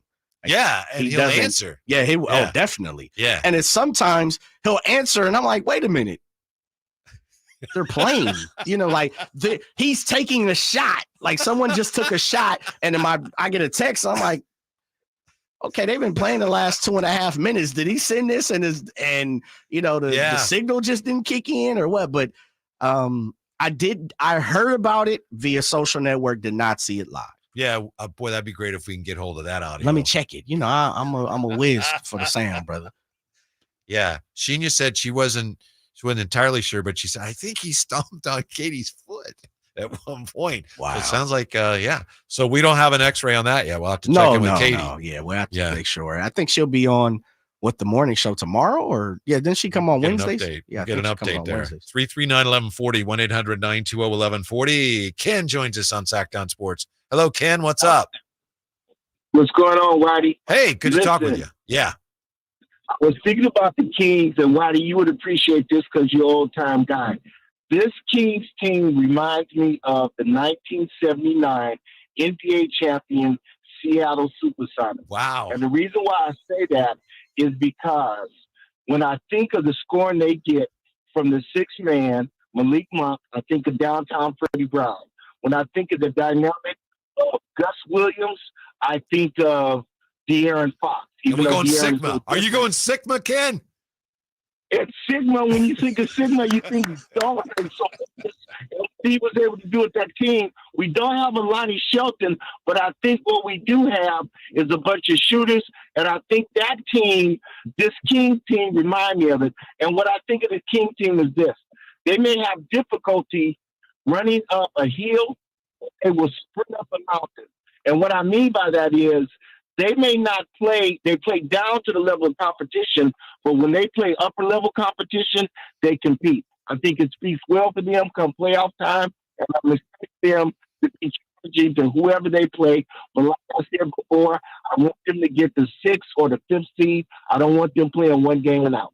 Thank you, Ken. Yeah, of course, those Sonics I think they had Dennis Johnson, so a pretty good defender. Yeah, they had Dennis Johnson. He had 32 in the finals, right? Yeah. The OT game. I don't know if we have a Dennis Johnson. I mean, Keon Ellis is a pretty good defender, but I don't know if we could say Dennis Johnson. The Bullets in that championship? Yeah. Ken said 79, right? Yeah. That was the year the Sonics won the championship. Yes. Okay. It was the Sonics and the Bullets 2 years in a row. Right. And those series were so, other than Ken, not a lot of people were watching. It was after that the NBA playoffs, they started put them on tape delay the next year. Really? Because you had like the Sixers, you had Julius Erving and the Sixers against Kareem and Magic in the finals, and it was on tape. You had to stay up to like 11:30 at night to watch it. Oof. Because NBA ratings were so low. Yeah. Because of the Bullets and the Sonics. But the Sonics got it done. So if Ken, I love it. If Ken sees these Kings, and the like of the 79 Sonics, that means a championship. That's good. Yes, that's good news. Gus Johnson. Last night, Williams. Excuse me. Yeah, Gus Williams. Yeah, last night, one of the great nights in the history of the dunk. Next with the Drive Guys on Sactown Sports. Trying to find out where to catch your favorite team's games? Are you a fan of the Kings, Niners, and the NFL? Well, Sactown Sports has you covered. Touchdown! San Francisco! It's all on his shoulders. Cox rocks. He fires for the win. He's got the triple. Catch all your Kings, Niners, and NFL games all year long on Sactown Sports and SactownSports.com. Twin Peaks is the best in the game. Here, it's bigger game days and bolder fight nights. I mean, where else can you find a scratch kitchen that always comes in clutch? Every day, from lunch to late night. Only at Twin Peaks, the #1 sports bar. With conference championships around the corner, now's the time to register for the Dos Million Bracket Challenge. Sign up now at TwinPeaksBracketChallenge.com. Then fill out your bracket before the tournament tips off March 21st. Discover your dream home at Subcontractors United, your source for all home improvement needs. A talented team of home services experts is ready to make your projects a breeze. No more endless internet searches. Find your contractors in one place. Enjoy stress-free service absolutely free, with no hidden costs and no account to set up. Transform your living space into something extraordinary. Visit Subcontractors United today and experience the joy of hassle-free home improvement. Dream big at subcontractorsunited.com. Tax Talk with Straight Talk. You give and you give. This tax season, you get with Straight Talk Wireless. You get a reliable 5G network and unlimited data and a Samsung Galaxy A14 included when you buy an extended silver unlimited plan. So you can give your janky phone to your kid. Yeah! Switch to Straight Talk. Find us at Walmart and straighttalk.com. For network management practices, visit straighttalk.com. Device offer ends 4/14/24. Taxes and fees apply. I'm going out with the girls this weekend. Nails done, outfit stunner, and my skin, I know it's going to be glowing because I glammed up my shower routine with new Olay Indulgent Moisture Body Wash. It smells so luxurious and moisturizes deep into my skin with its super rich, creamy lather that's bursting with vitamin B3. So my skin glows and my confidence grows. Try new Olay Indulgent Moisture Body Wash for glowing skin in just 14 days. Dr. Ken Howachek and kinesiologist Kelsey Graham discuss the Good Feet store. The foot has a lot of detail. It has a lot of complexity. There's a lot that can go wrong. A lot of problems start in the foot and end up elsewhere. Knee pain, hip pain, back pain. When aligning the feet properly, we can see relief elsewhere. And that's the beauty of the Good Feet Arch support. It can place the feet into their ideal position and gives them the balance, the support, the comfort, and the relief of the pain. The bottom line is that the Good Feet Arch support can be a highly effective pain relief solution when nothing else has worked. The feet have a really big impact on how the rest of the body moves. The knees, the hips, the lower back especially. If the foot isn't properly aligned, all of these joints are going to function incorrectly. That results in a lot of muscle tension and chronic pain. What I really like about the Good Feet system is that the right arch supports can put the foot in its proper alignment. So all the joints up the rest of the body will be aligned properly as well. And when the body's aligned, we can reduce the risk of injury and chronic pain. Visit the Good Feet store in Sacramento, Roseville, Modesto, Stockton, and Vacaville for a free fitting and test.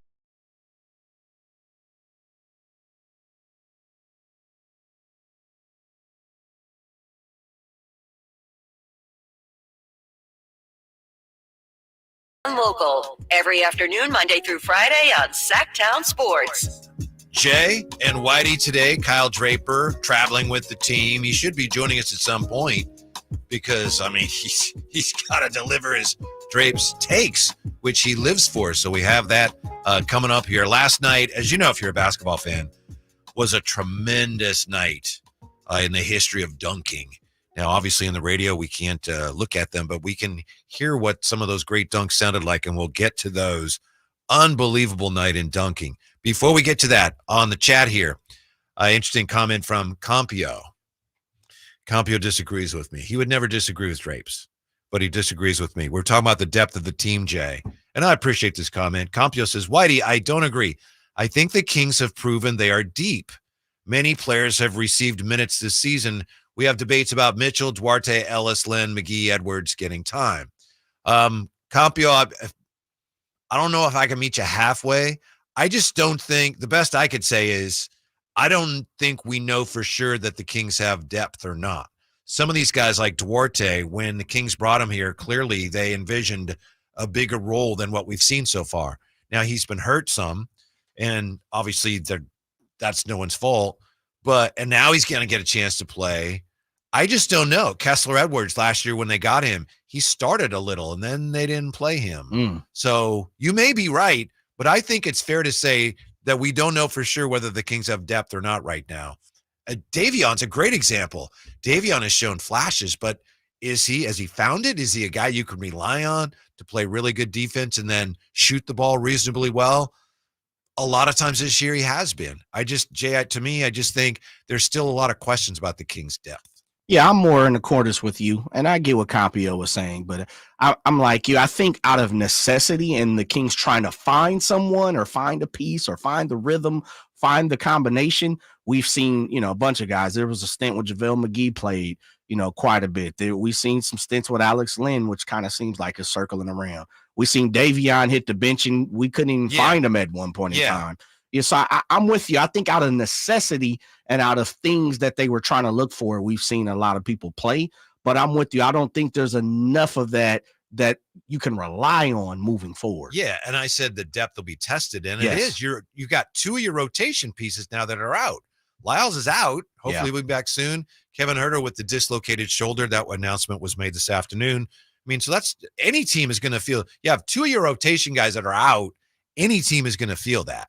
So the Kings' depth will be tested. Yeah, to your point. I mean, if Sasha is ready to go and he starts making shots, and okay, the depth is there. I just don't think we know for sure.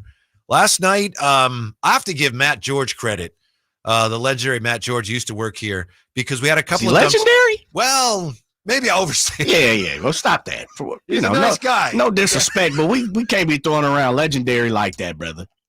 Like solid cat, but legendary is big time. He's a solid cat. Yeah, like we use the word great and legends too much. You're a legend, and I in all due respect, you're a legend. You've been around for a long time. I know you shake your head. You don't want to, you want to dust your shoulders off like you're a little boozy and all that. Yeah. But Whitey, you're a legend, man. You've been in this for a long time. You've raised young pups. People have been, as a child, have grown up listening to your voice around this area to now they're adults with their own children. That's legendary, brother. That's legendary. So you're saying Matt George doesn't qualify? No, he's not a legend, man. And you could tell him, I'll call him and text him and whatever. He's not a legend. What'd you say? And I would pretty sure he's not. He would tell you he's not legendary. Well, he had a great tweet last night. There you go. A legendary tweet. A legendary tweet. How about that? And we're going to play the cuts here. Before we do, there was 2 great dunks last night. And Matt George on Twitter said, wow, with 2 great dunks tonight, that means we're due to get a great dunk from Malik. Yeah. We ended up getting more than that, which we'll get to. We'll start with the first one is Minnesota playing, let's see, they were playing Utah, right? Anthony Edwards put down a dunk on John Collins. It's one of those dunks where if you haven't seen it, you have to see it. Because there are very few. It's one of those dunks like, I don't know if I've ever seen one like that. This is what it sounded like. Warren did not score and only had 1 shot attempt in that first half. Another turnover for Utah. Edwards gets it back and threw it down. And 1 from the Raptors. Yeah, the great thing was one of his teammates got the ball and Edwards comes down and he gives it back to him. And he takes off, and just I think that's, Jay, what made it special, as the announcer said. I mean, the great thing is you hear there's nothing there, and then there's just this explosion of sound because he goes up and he threw the ball through the hoop from, I don't know, 12 feet high, whatever he was. Yeah, it kind of, I'm pretty sure we've all seen this, the Blake Griffin dunk where he kind of like it's almost Space Jam as she's reaching over, and I don't remember who he was dunking on it right now. I don't know.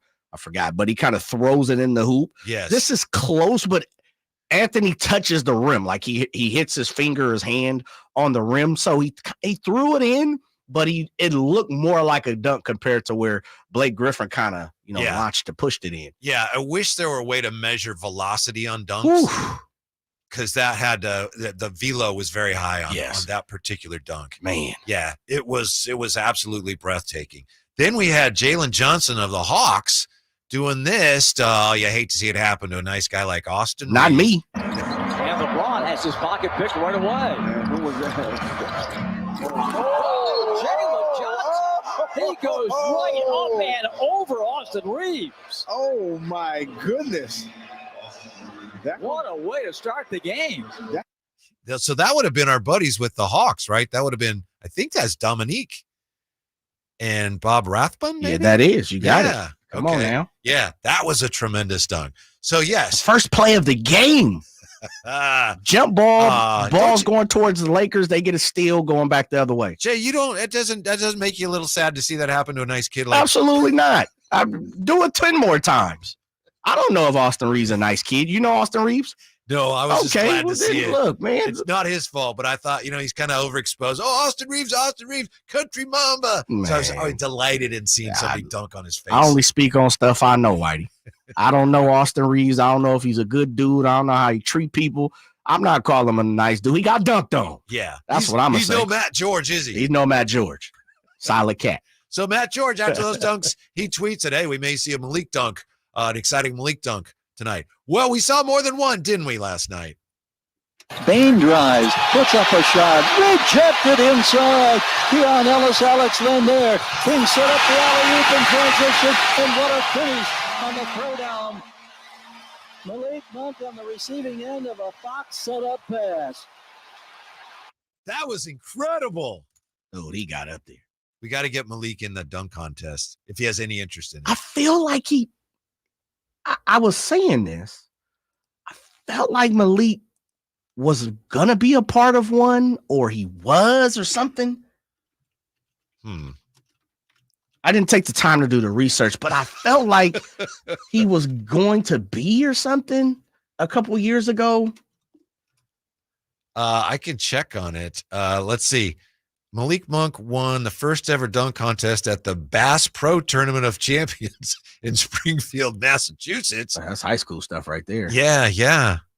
Let's see. So I guess maybe he was in a dunk contest much earlier in his career. Well, I thought he was like, his name was being mentioned as someone that was going to be in a dunk contest. I didn't know he was that kind of dunker.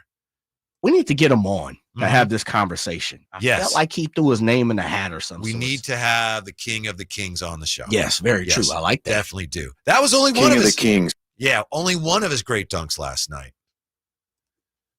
In transition, he finds Malik Monk in the left corner, attacks the baseline, goes off the post for a big-time whip with the right hand.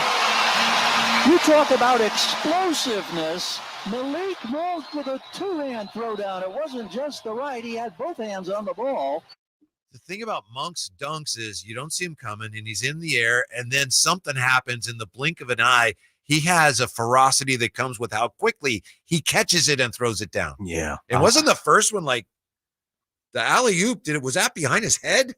Yeah, kind of. Yeah. I mean, he went and got that thing. Yeah. One thing about it is I didn't, prior to him coming to Sacramento, I'm with you. I didn't know he had them type of boosties. I feel foolish, but I didn't know. Yeah, I mean, that dude, he has vert. He's got a vertical leap, man, and it's quick. Yeah, like that's very, very quick. Yeah, it's hard sometimes when you see a dunk, you have this visceral reaction like, that's amazing, but it's like, I'm not sure why. And with Malik, I think that's it. There's a quickness, like everything's fine, and then whoa, what was that? Right, very quick, so fast. Anthony Edwards, it was the throwdown that was so thunderous and quick. Mm-hmm. Could you play that one again? That was a great. I just love the way it's like it's a basketball game, and then Oh, have you ever tried to do play-by-play? Oh, I did a little bit in college. Did you? Yeah. For the SF State Gators. Ooh, I like that. I like that. Yeah, it was fun, but I had more opportunities doing this stuff. So here is that great dunk. Warren did not score and only had one shot attempt in that first half. Another turnover for Utah. Edwards gets it back and threw it down. And one from the Raptors. From the Rafters. Rafters. Yeah, no one saw it coming. Mm-mm. I think that's one of the problems with dunk contests, Jay. It's like you sit back with your arms folded, okay, dunk, and you know they're going to dunk. And the thing about the best dunks in games is you don't know what's going to happen until, whoa. Yeah, unseen. Right? Yeah, the element of surprise. Of course. But I will say there is something to that with the dunk contest where, like, okay, we're kind of all, and you know this, Whitey, sometimes your anticipation lets you down because of the dunk. Is like, oh, okay. Yes. Yeah, that was all right. But as we've seen with the Vince Carters, the Zach LaVines, the Aaron Gordons, when there is something that's spectacular, you're like, oh my goodness, because we're all looking at you. We're all expecting, you to do something fantastic. And when you can really deliver, it's something, man. Hey, stick around, whatever you do, because Drapes is going to join us at some point. Jerry Reynolds with us, bottom of the hour. Now that's a legend. Yeah. That's legendary. I didn't mean to cut you off. No, I'm glad you did. That's legendary. It needed to be said. Yes. Yes. When we come back, looks like Keon's a starter. So now what? Next with the Drive Guys on Sactown Sports. What's the missing piece for the 49ers? Which names will they add during free agency? Whether it's in season or off season, the coverage never stops. Get the latest 49ers news on Sactown Sports at Sactownsports.com. Financial Group is not a law firm. Are you a victim of the timeshare trap and think there's no way out? I'm Chuck McDowell, founder of Wesley Financial Group, the original timeshare cancellation expert. And I'm here to tell you that there is a way out. We've helped over 30,000 families out of financial hardship by getting them out of bad timeshares. If your timeshare agreement goes on forever, if you were told timeshares are a great investment, or your maintenance fees will never go up, you have questions, we have the answer. Easy, a new Acura from Acura of Stockton. Get the driving experience you've been waiting for in a new Acura. Get the best selection and customer service you deserve from Acura of Stockton. Shop in person or use our online express store at AcuraofStockton.com. Acura of Stockton will buy your trade, even if you don't buy from us. Don't settle for less than precision-crafted performance of a new Acura from Acura of Stockton and AcuraofStockton.com. The sewer system. It's probably the last thing on your mind, and that's okay. Because at the Sacramento Area Sewer District, it's our first priority. As the region's largest sewer utility, we own and maintain thousands of miles of sewer pipe. And our job is to get to your sewer problem before it interrupts your life. So whether you've got a slow drain or a backup, call us first, day or night. The Sacramento Area Sewer District. It's a dirty job, but we're happy to do it. At Fisher Investments, we may seem like other money managers, but we're different. What makes you so different than the rest of us? We ensure clients receive unparalleled service at every step of the relationship. Tell me more. Our investment counselors focus on service over sales, prioritizing clients' needs. How do you make money? We don't sell any commission-based products. We have a simple management fee based on the value of our client's portfolio. So we do better when our clients do better. What about client portfolios? We get to know each client, their finances, family, health, lifestyle, and more. And then we tailor a portfolio based on their specific goals and needs. Your clients really come first then, huh? Yes, we make them a top priority. Our goal is helping them achieve a comfortable retirement. Wow, maybe we are different. At Fisher Investments, we're clearly different. Learn more at FisherInvestments.com. Investing in securities involves the risk of loss.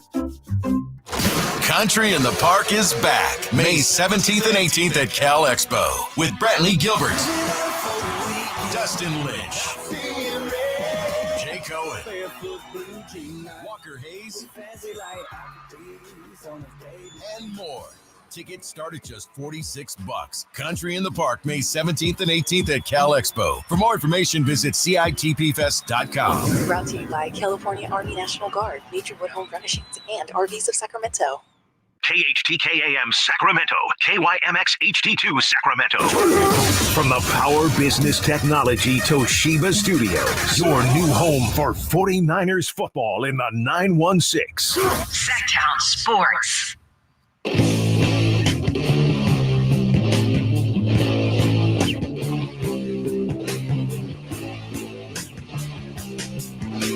The only station in Sacramento giving you local sports coverage from 6 a.m. to 6 p.m. Monday through Friday. Sactown Sports. Kings win in overtime. What a great win. No, but they're supposed to beat the Grizzlies by more than that. Whatever. It was a win they needed, and they came up with it through some adverse circumstances. So that's tremendous, and we celebrate today.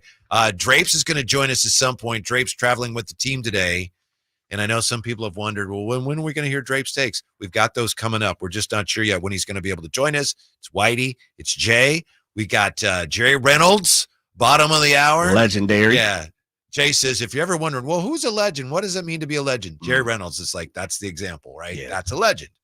And then we also got, is it Alvin Williams going to join us? Alvin Williams jumping on the show today.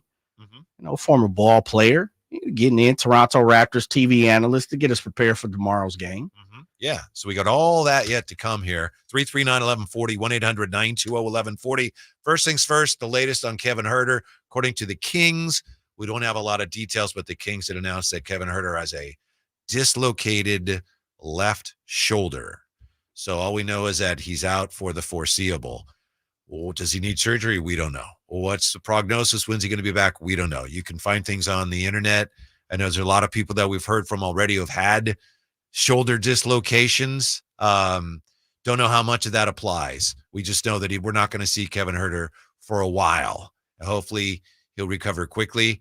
I think I'm like Jay. I don't know about you. If you saw the play, my first thoughts were, wow, that, some kind of fracture or something that could have been really drastic. So shoulder separation, shoulder dislocation, I should say, that's nothing, obviously, but it's better than some sort of drastic, terrible bones through the skin types of compound deals. Yeah. So, yeah. When you first saw it, just the way his arm, it was it. Flipped it looked sick. It turned. Yeah, it did. That's a great word. It looked sick. Yeah, very sick.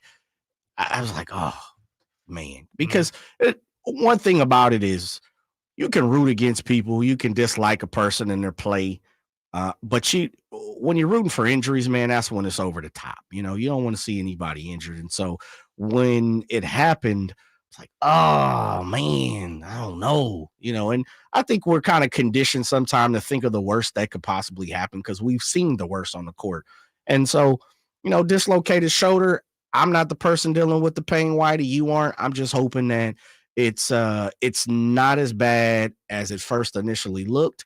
It doesn't sound as bad as it initially looked, and I'm just trying to see the half glass full. Yeah, I just remember a couple years ago when I was doing Warrior stuff, and Steph suffered a similar injury, and I remember the wording.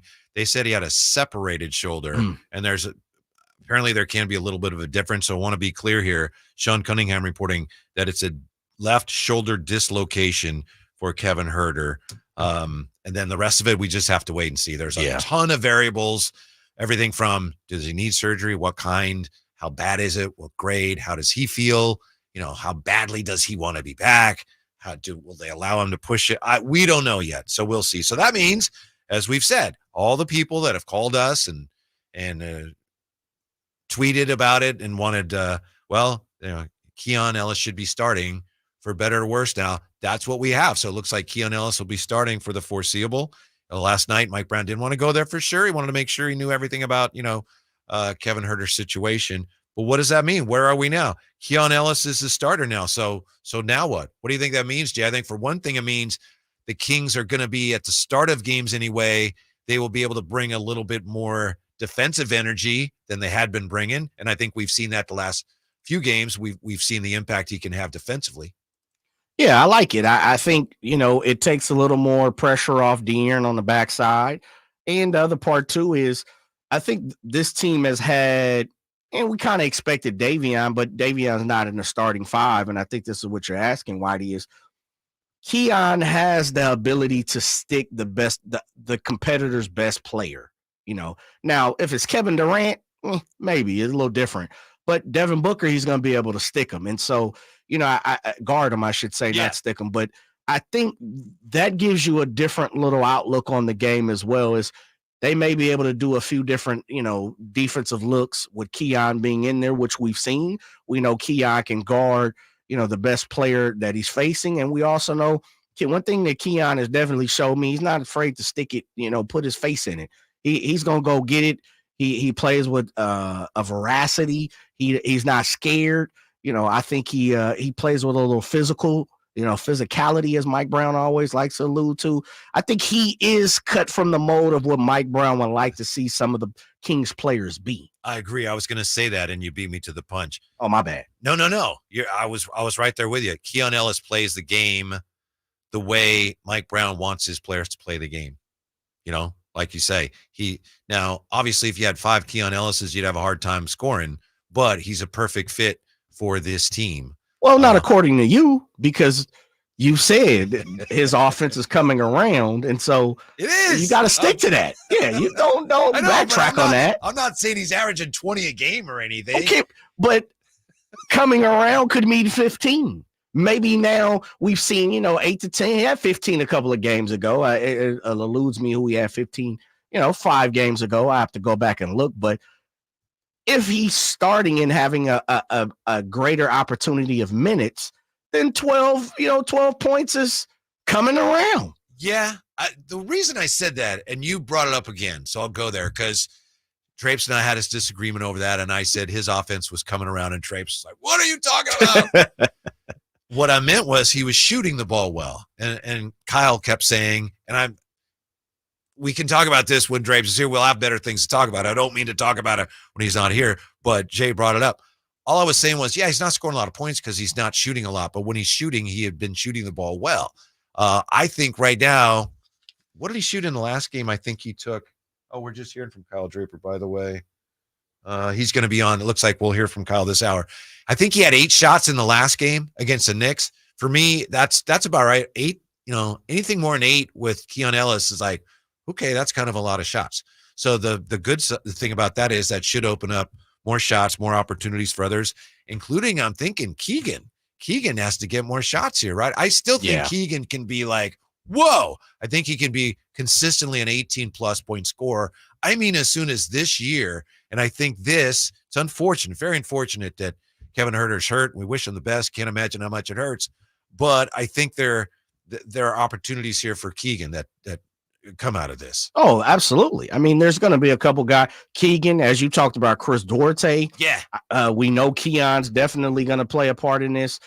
Davion probably gets thrown in the mix of some part of this ingredient. There's going to be 4 or 5 guys who are, because of the Kevin Huerter injury, who's going to play a factor in the minutes, rotations, and Keegan has to, and this is something that I think everybody that is a Sacramento Kings acquaintance, not even a fan, if you watch the games, I think everyone wants to see Keegan shoot more. Mm-hmm. We've heard it from every single coach on this show, every single week. Assistant coaches come on the show, tell you on Drapes, man, we want Keegan to shoot more. Mm-hmm. Coach Brown has said, I don't know what more I can do besides continue to keep, letting him know and, enticing him and hoping that he shoots more. I think that's what we're looking for. And maybe out of necessity, we get that, Whitey. I'm hoping. Mm-hmm. Who knows? Yeah. The good news today on the injury front is the report that also from Sean Cunningham that Sasha is listed as questionable for tomorrow night. So he could play. Now we're hearing from Emmy. We hadn't heard from Emmy in a long time. Oh, Emmy we're hearing got the from update. Emmy again. Yeah, and she's excited about that. So happy Sasha's finally listed as questionable. So it's great news for him, and it's really good news for the Kings as far as the timing, where you're down 2 rotation pieces now. If Sasha is ready to go, fingers crossed, but that could go a long ways towards alleviating some of the stress these 2 injuries place on your roster. Yeah, So I go, Sasha. love to see him jump out there. Yeah. And as you say, shoot the ball. Yeah. That's what we're looking for. We're looking for a couple big buckets, couple 3-pointers, that quick release. We're looking for that. I'm excited to see, because I'm saying I don't really know what Sasha delivers in the NBA game and what he's done for the Kings, because it's been such a short sample size. I'm interested to see what he can do with some elongated minutes and a rotation piece where we know he's coming in. He's part of that rotation. Mm-hmm. I think he's certainly going to get a chance now, but it's just, the ankles, sprained one, sprained them both. Yeah, it's tough. We talked earlier about poor Steph Curry way back when he just couldn't keep his ankles healthy. Hopefully that's taken care of here, and that's not going to be an issue the rest of the way. But the Kings are going to need all. I know this is cliche, but you're almost at a point here with these 2 injuries. All hands on deck, baby, the rest of the way. There's a cliche for a reason, because you in reality, you're going to need it. Uh-huh. Definitely. What about this? And this is something we haven't talked about, and maybe we could talk about it next segment as we're pushing up on time. I've been a proponent of getting Alex Len in the game a little more. It's funny you say that. We saw an interesting look from Alex Len last night. I'll tell you, Jay, why he deserves more credit than he's getting today when we come right back. We got Jerry, bottom of the hour, and it looks like Drapes this hour as well, with Drapes Takes as we roll on here. The Drive Guys on Sactown Sports. Did you miss any part of our live local shows? Don't worry, you never have to miss them again. Check out SactownSports.com and search our podcast page and play our shows when you want. The Carmichael Dave Show with Jason Ross, Stiles and Watkins, and The Drive Guys. Plus, other podcasts like Return of the Empire, Return of the Roar, The Stingers Up podcast, and Golf to Go with Frank LaRosa. They're all available right now on SactownSports.com. Ulta Beauty's semi-annual beauty event is happening now. Unleash your love for beauty with 50% off daily beauty steals on hair, skin, makeup, and fragrance. Shop your favorite brands like Tarte and Fenty Beauty by Rihanna. Plus, grab perfect hair care pairs from brands like Redken and Olaplex. And check out new arrivals from brands like Charlotte Tilbury and Dyson. Shop the Ulta Beauty semi-annual beauty event online, in-store, or try pickup today. Now through March 28th. Ulta Beauty. The possibilities are beautiful. Conditions apply. Getting your biggest tax refund from Jackson Hewitt can lead to some spirited reactions. Jackson Hewitt! Jackson Hewitt is so sure they'll get you your biggest refund that if they don't, you get your money back plus $100. Jackson Hewitt! Switch to Jackson Hewitt and we'll beat what you paid last year, even if you filed online. Ain't nothing to it. Switch to Jackson Hewitt and pay less for tax prep, guaranteed. Proof of prior year payment required when filing. New clients only at participating locations through April 7th. Terms at jacksonhewitt.com. Time to check out Capital Casino, conveniently located at 411 North 16th Street in downtown Sacramento.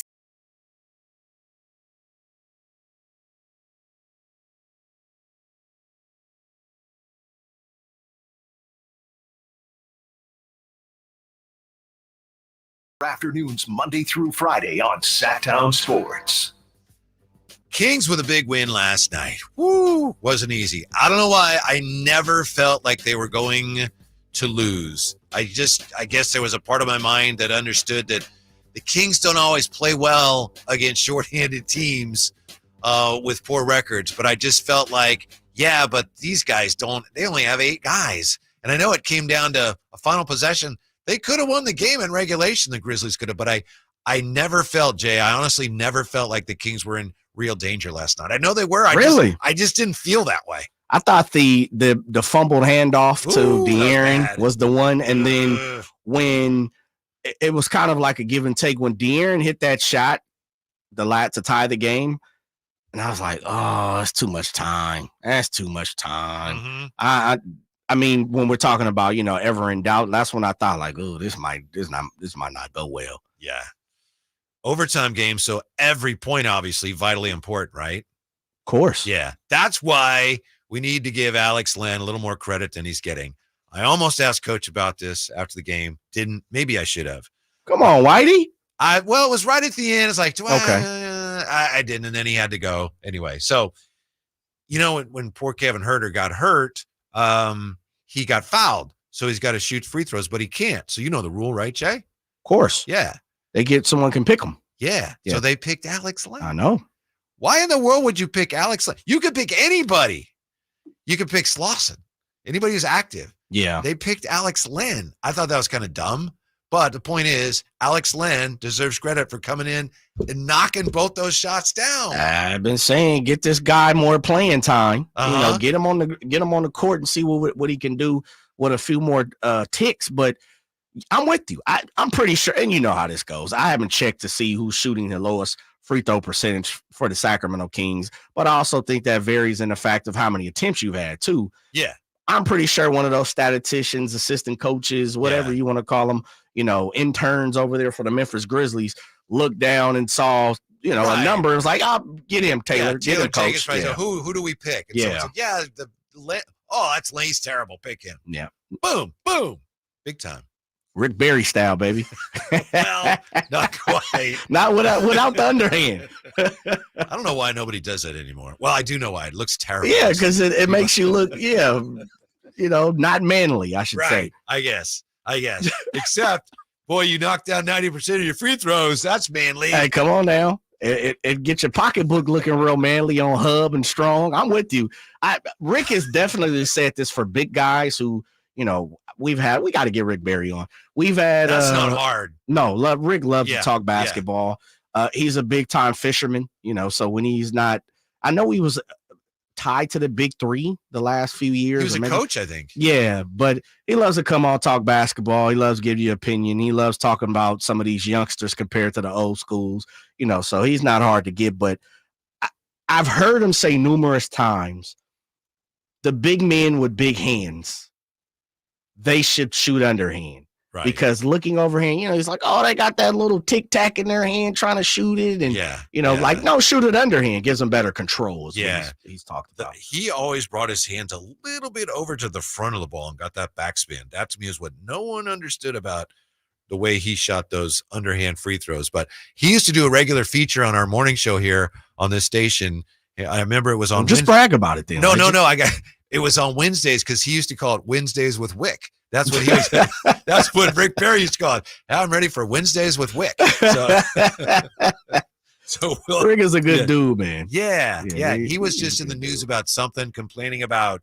I think it was basically they need to stop. They need to start calling carries and start calling fouls and just follow the damn rule book. See, he's old school like that. That's Wick. Yes, he's old school. One thing about Rick Barry, I don't want to say he's misunderstood.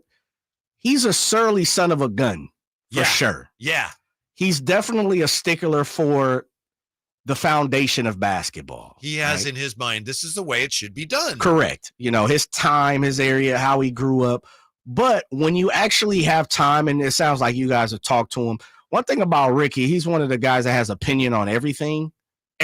Like you can throw anything towards Rick and he's going to talk about it. You could talk about, like I said, he loves fishing and outdoors and stuff.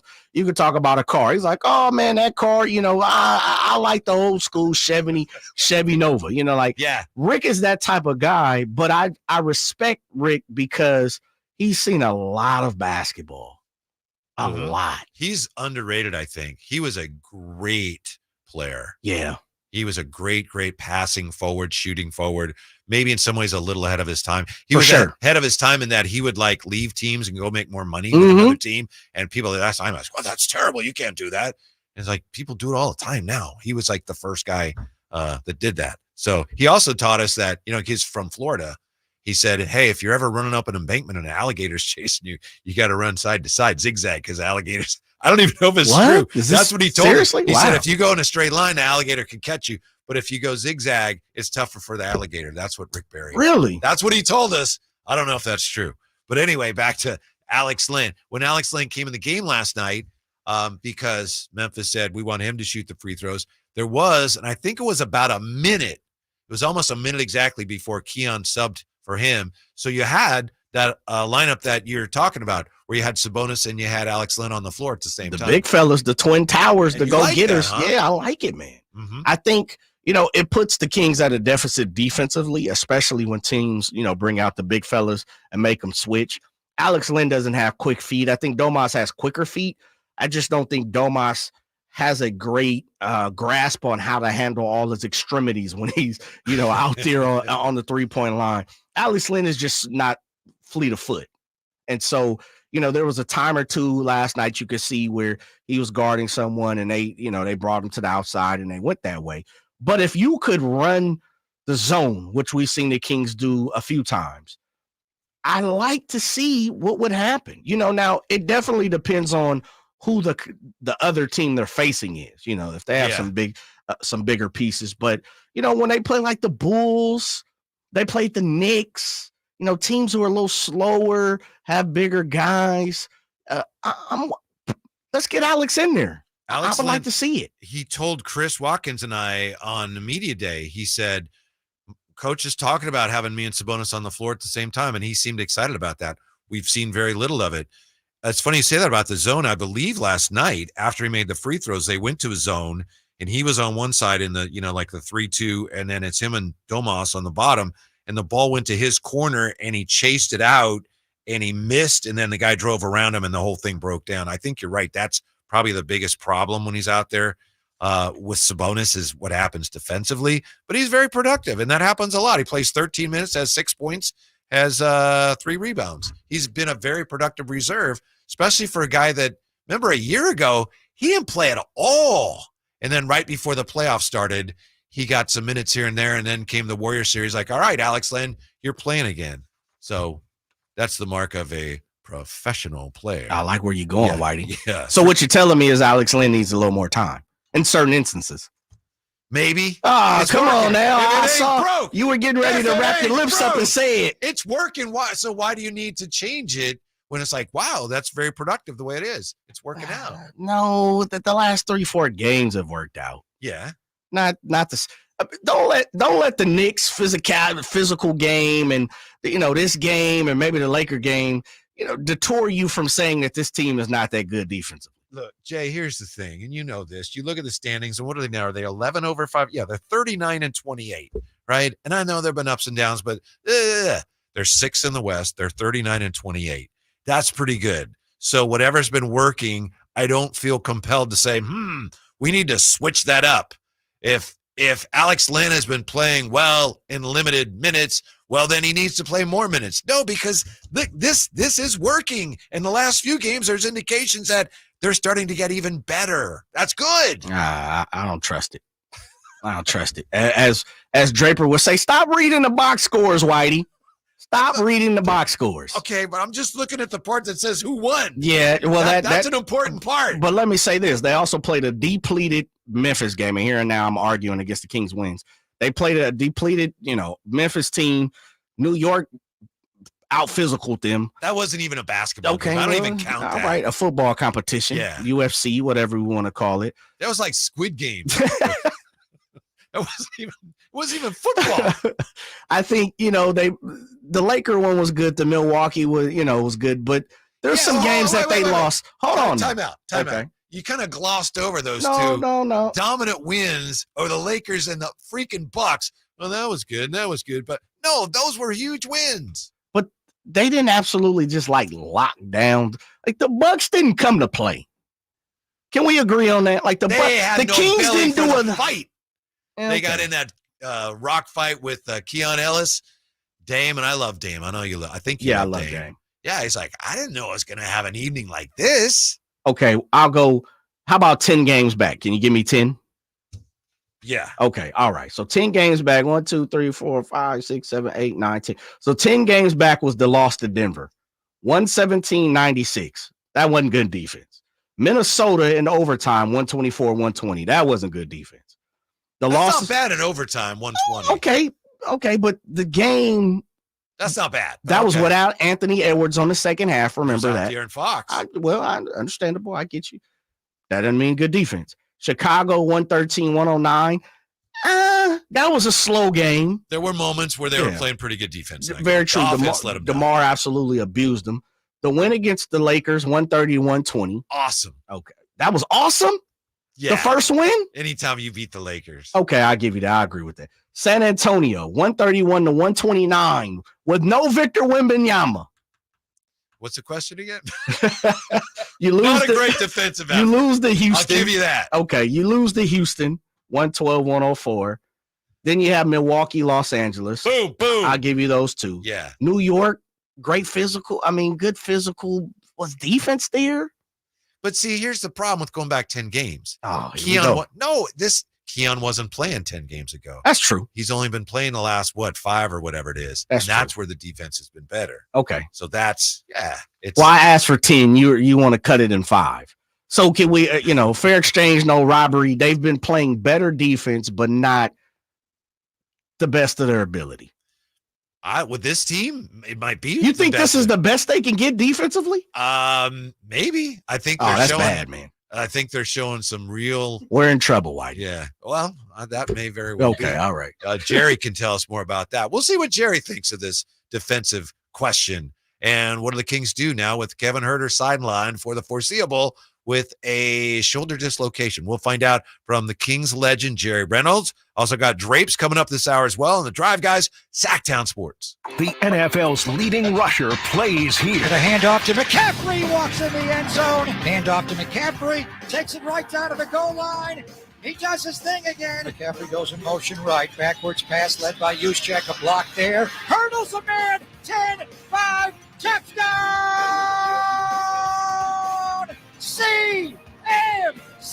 You can hear all of Christian McCaffrey's touchdowns on your home for 49ers football. Sactown Sports.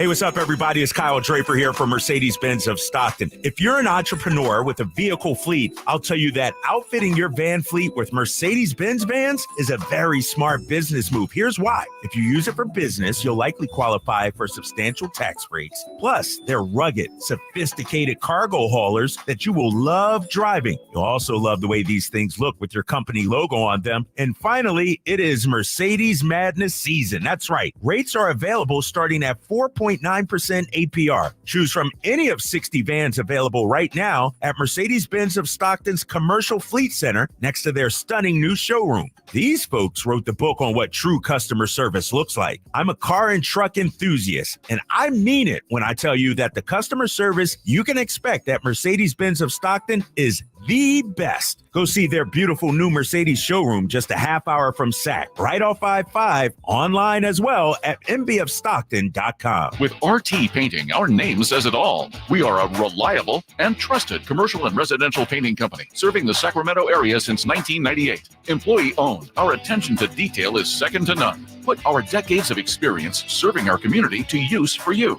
Get a free quote today. Call us at 916-900-8112. That's 916-900-8112. Or go online to rtpainting.com. That's rtpainting.com. RT Painting, your trusted and reliable painting contractor of choice. Jiffy Lube has a special promotion going on right now. Simply purchase a Pennzoil Platinum full synthetic oil change at Jiffy Lube and receive a $25 e-gift card from popular brands for food, gas, and more. It's that easy. Simply purchase a Pennzoil Platinum full synthetic oil change and receive a $25 e-gift card. So basically, going to Jiffy Lube can get you a free lunch or a pizza for dinner. That's what we call added value for the consumer. That's why Jiffy Lube is #1 in the greater Sacramento area for oil changes. Visit jiffylube.com for more details and valuable coupons today.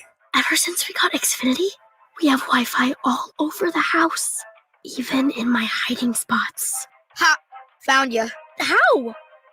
That's wall-to-wall Wi-Fi from Xfinity. Now through March 21st, get started with 200 megabit internet for $25 a month for 2 years with no annual contract and get Wi-Fi equipment included. Go to Xfinity.com, call 1-800-XFINITY or visit a store today. Requires paperless bill and auto pay with stored bank account. Restrictions apply. Taxes and fees extra. After promo, regular rates apply to internet service and Wi-Fi equipment. Actual speeds vary. Toyota's Ready, Set, Go sales event is on. It's time to hit the road with powerful performance and fewer fill-ups. Toyota has more hybrid and plug-in hybrid options than any other brand, with the same legendary dependability you can count on. Right now, get incredible 0% APR financing for 72 months, or choose a low lease on the all-electric 2023 PZ4X. Hurry in. Toyota's Ready, Set, Go sales event ends soon. Toyota, let's go places. Offer available through TFS to buyers with premium rated credit. Ends 4/1/24. The Amish have a reputation for craftsmanship, determination, and quality. Hi, this is Frank LaRosa with a word about Naturewood Home Furnishings. You know, those virtues sound quite similar to the Keys family and the day-to-day values on display at Naturewood. The Amish furniture craftsmanship begins with the finest hardwood, shaping and molding the raw materials into one-of-a-kind art. In addition to the classic styles long sought and revered by discriminating furniture lovers, Naturewood Home Furnishings offers a vast selection that includes transitional, modern, farmhouse, arts and crafts, and other stunning styles, all available in the ultimate Amish standard of excellence built over centuries. All Naturewood Amish furniture is on sale right now for a limited time. Let the Naturewood team guide you through their selection of Amish furniture that will be with you forever. Naturewood Home Furnishings, off Highway 50 at Hazel. Look for the water wheel.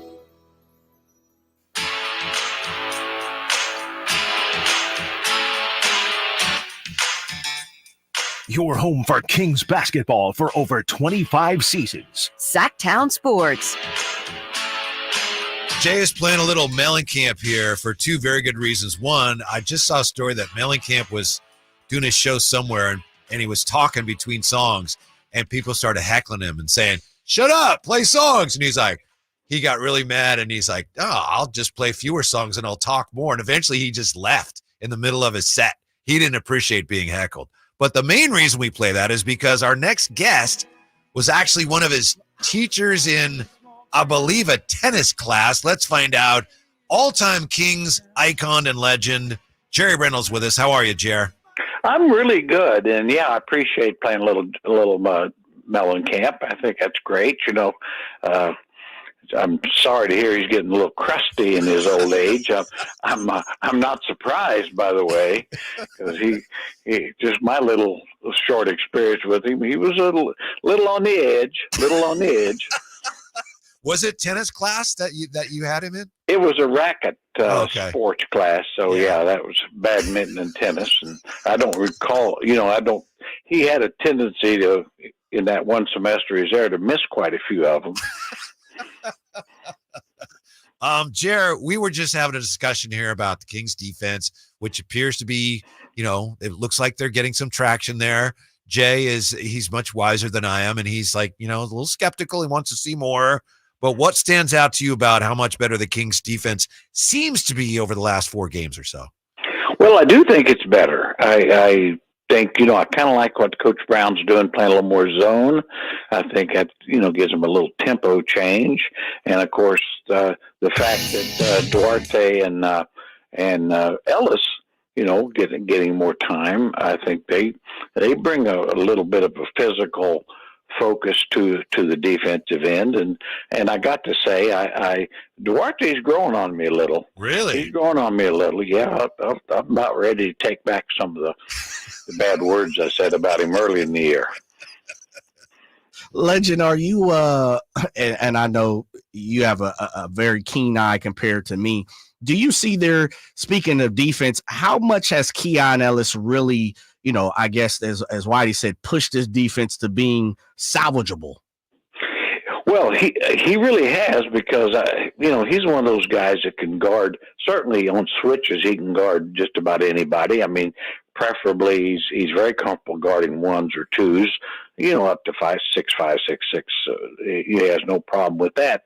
And the other part is, I think he's really not just a good individual defender, but he has a real sense of team defense.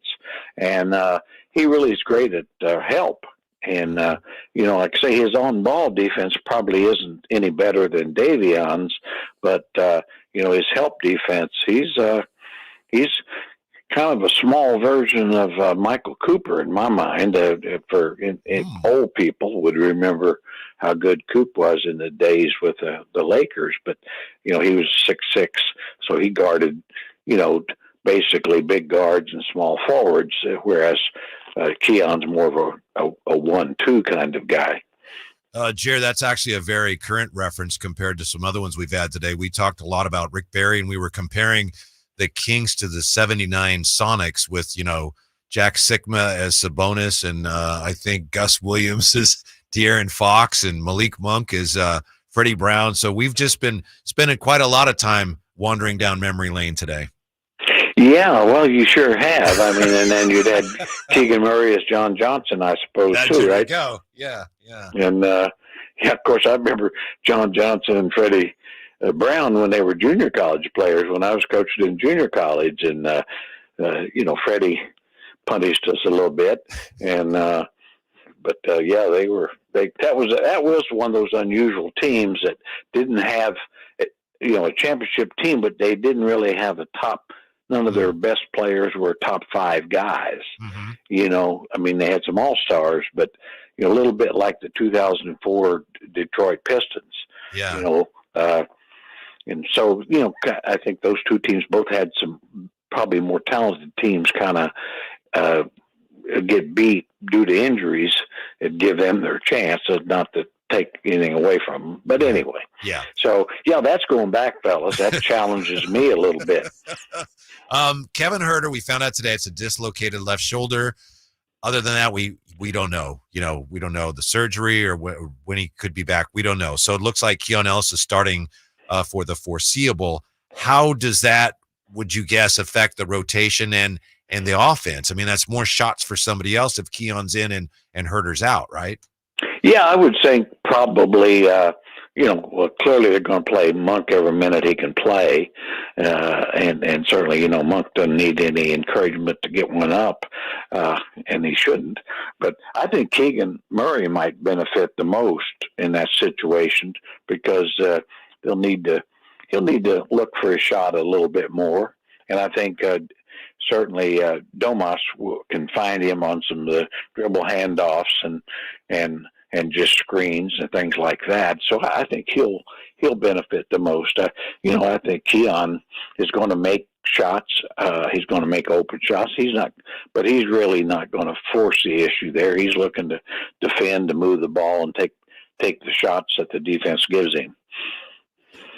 Talking with the legendary Jerry Reynolds. Legend, this is something me and Whitey have kind of talked about a little bit today. And, it sounds like Sasha Vezenkov is close. And when I say close, it could be as tomorrow or maybe 2 weeks from now. So I want to make sure I put that preface at that. But with your experience with 15 games left and, Sasha kind of not playing a lot this season, what would you try to implement him into the rotation right now, or would you kind of hold back on that? Well, I think you'd want to try to get him some minutes, and I know exactly what you're saying. It's a good point, but I think with Trey Lyles out, there's probably minutes for him, and because the one thing about him, I think, with Sasha, that besides making shots, I mean, he's a pretty tough customer. He competes and rebounds per minute about as well as Lyles, if not better. So I think, it's probably a pretty good chance to get him some minutes to see, maybe get some idea of how he can be used. And I think that's one of the great things about Coach Brown. I think he's really good at kind of spotting guys to find out if maybe, where they can help him. Yeah, the great Jerry Reynolds with us here. Jerry, this is a good day to talk about officiating because the Kings won, so it doesn't come across as a lot of belly aching. But De'Aaron Fox has mentioned a couple times post-game now how they're calling the games differently. He said after, I think, the Laker game, he said, we can pretend they're not calling it differently, but they are. He talked last night after the game just in passing about, you're getting tackled out there. Have you noticed any difference? It appears that they're letting more go now. And if that's true, do you think that might help or hurt the Kings, given that they're not the strongest defensive team?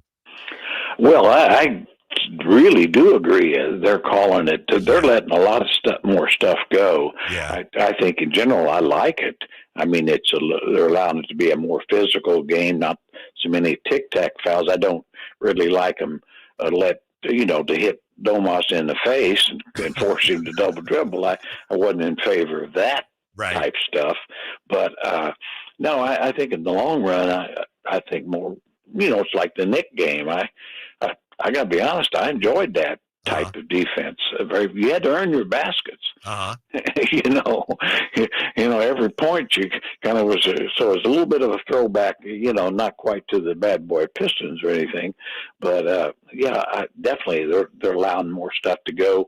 They're giving defenders a little better chance. Where the guards dribble in and jump into them, and they're not given automatically those guys free throws when they create the contact. So all in all, I'm in favor of how they're letting them more physical. I'm not in favor of the fact that some of the refs aren't very good. That bothers me. Do you think that might help the Kings, a team that struggles defensively, if you get you're allowed a little more leeway? Well, I think it'll help some. It could. I mean, I think the Kings have to be basically ready to play more physical because you'll be allowed to. I think there's other teams that it might benefit even more, like the Nuggets, for one. Not that they need a lot of help. Of course, I think it'll help sadly, it'll help the Lakers. That's the way I always look at it. I want to look at first who it might help the most. Yeah. And that I don't like that. I mean, in my mind, if it helps the Lakers at all, then I'd just assume they do something else. Jerry, Memphis, Toronto, Washington, Orlando.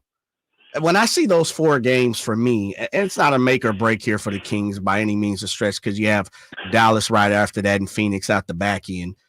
But with that being said, you've been in the coaching position. You see those four teams and you're in a fight. What are you saying to yourself? Well, you're saying these are games. They're not only winnable games, but they're games that must be won, but they're road games. And so I saw even when all games on the road, good teams, bad teams, are always hard to win.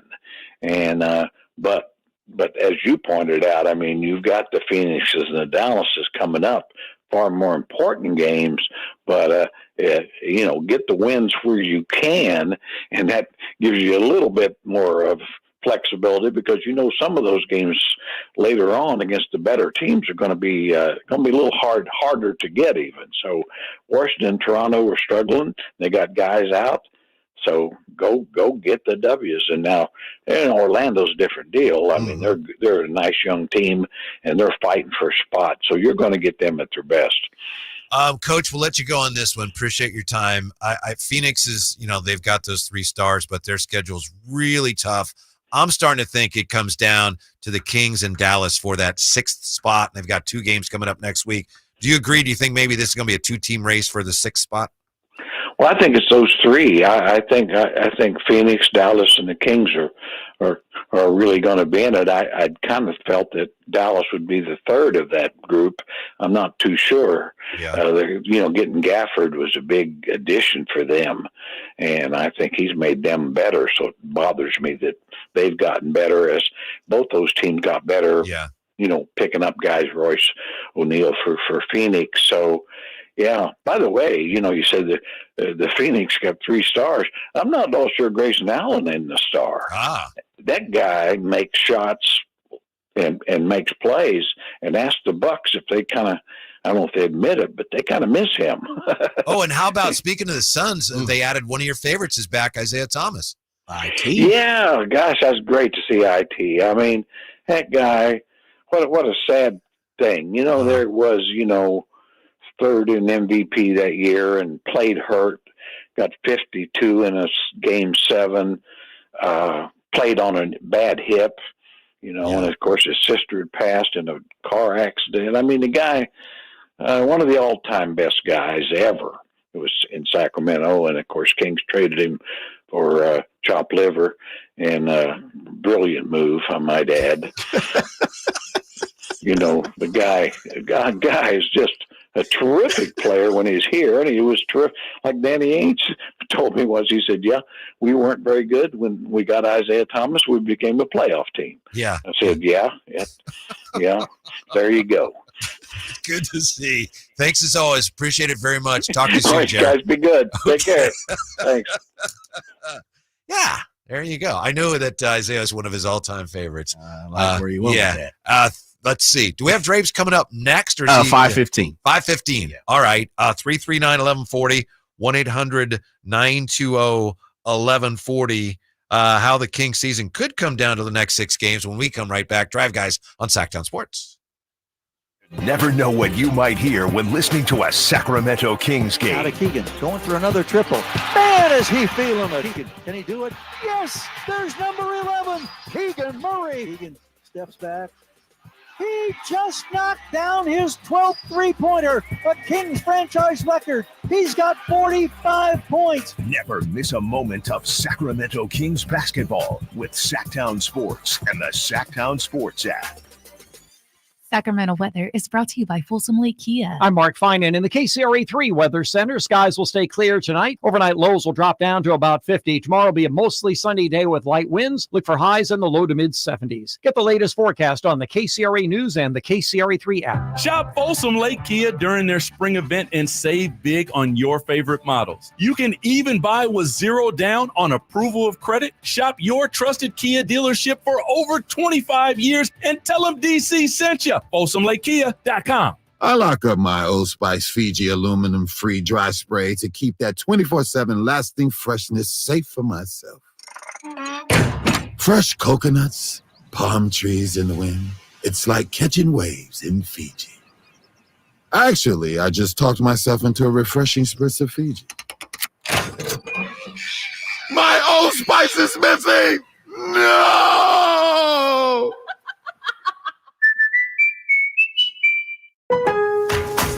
Starting March 18th for 3 days only, shop limited-time doorbusters during Lowe's MVP's bonus days. Buy 1 Metabo HPT 15-degree roofing nailer. Get 1 box of Metabo HPT 1 1/4-inch collated roofing nails free, a $49.98 value. Plus, save $39 on a Little Giant A4 6-foot 300-pound step ladder. Shop these deals and more while supplies last. Lowe's knows pros. Valid 3/18 through 3/20. Selection varies by location.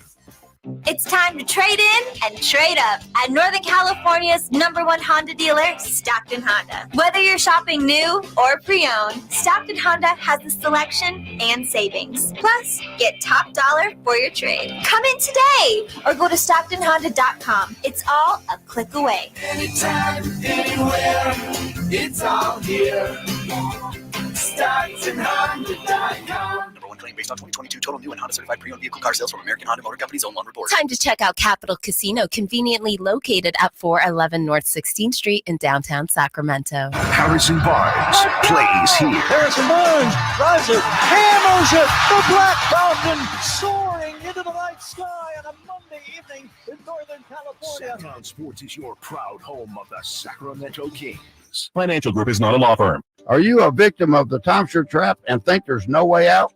I'm Chuck McDowell, founder of Wesley Financial Group, the original timeshare cancellation expert, and I'm here to tell you that there is a way out. We've helped over 30,000 families out of financial hardship by getting them out of bad timeshares. If your timeshare agreement goes on forever, if you were told timeshares are a great investment, or your maintenance fees will never go up, you have questions, we have the answer.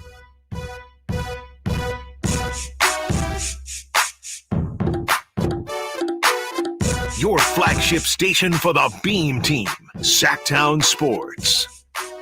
Thank you for being with us today. Thanks to the great Jerry Reynolds for joining us. If you missed that, you might want to check that out when we get that on the website. Jerry letting his feelings on the Isaiah Thomas trade known.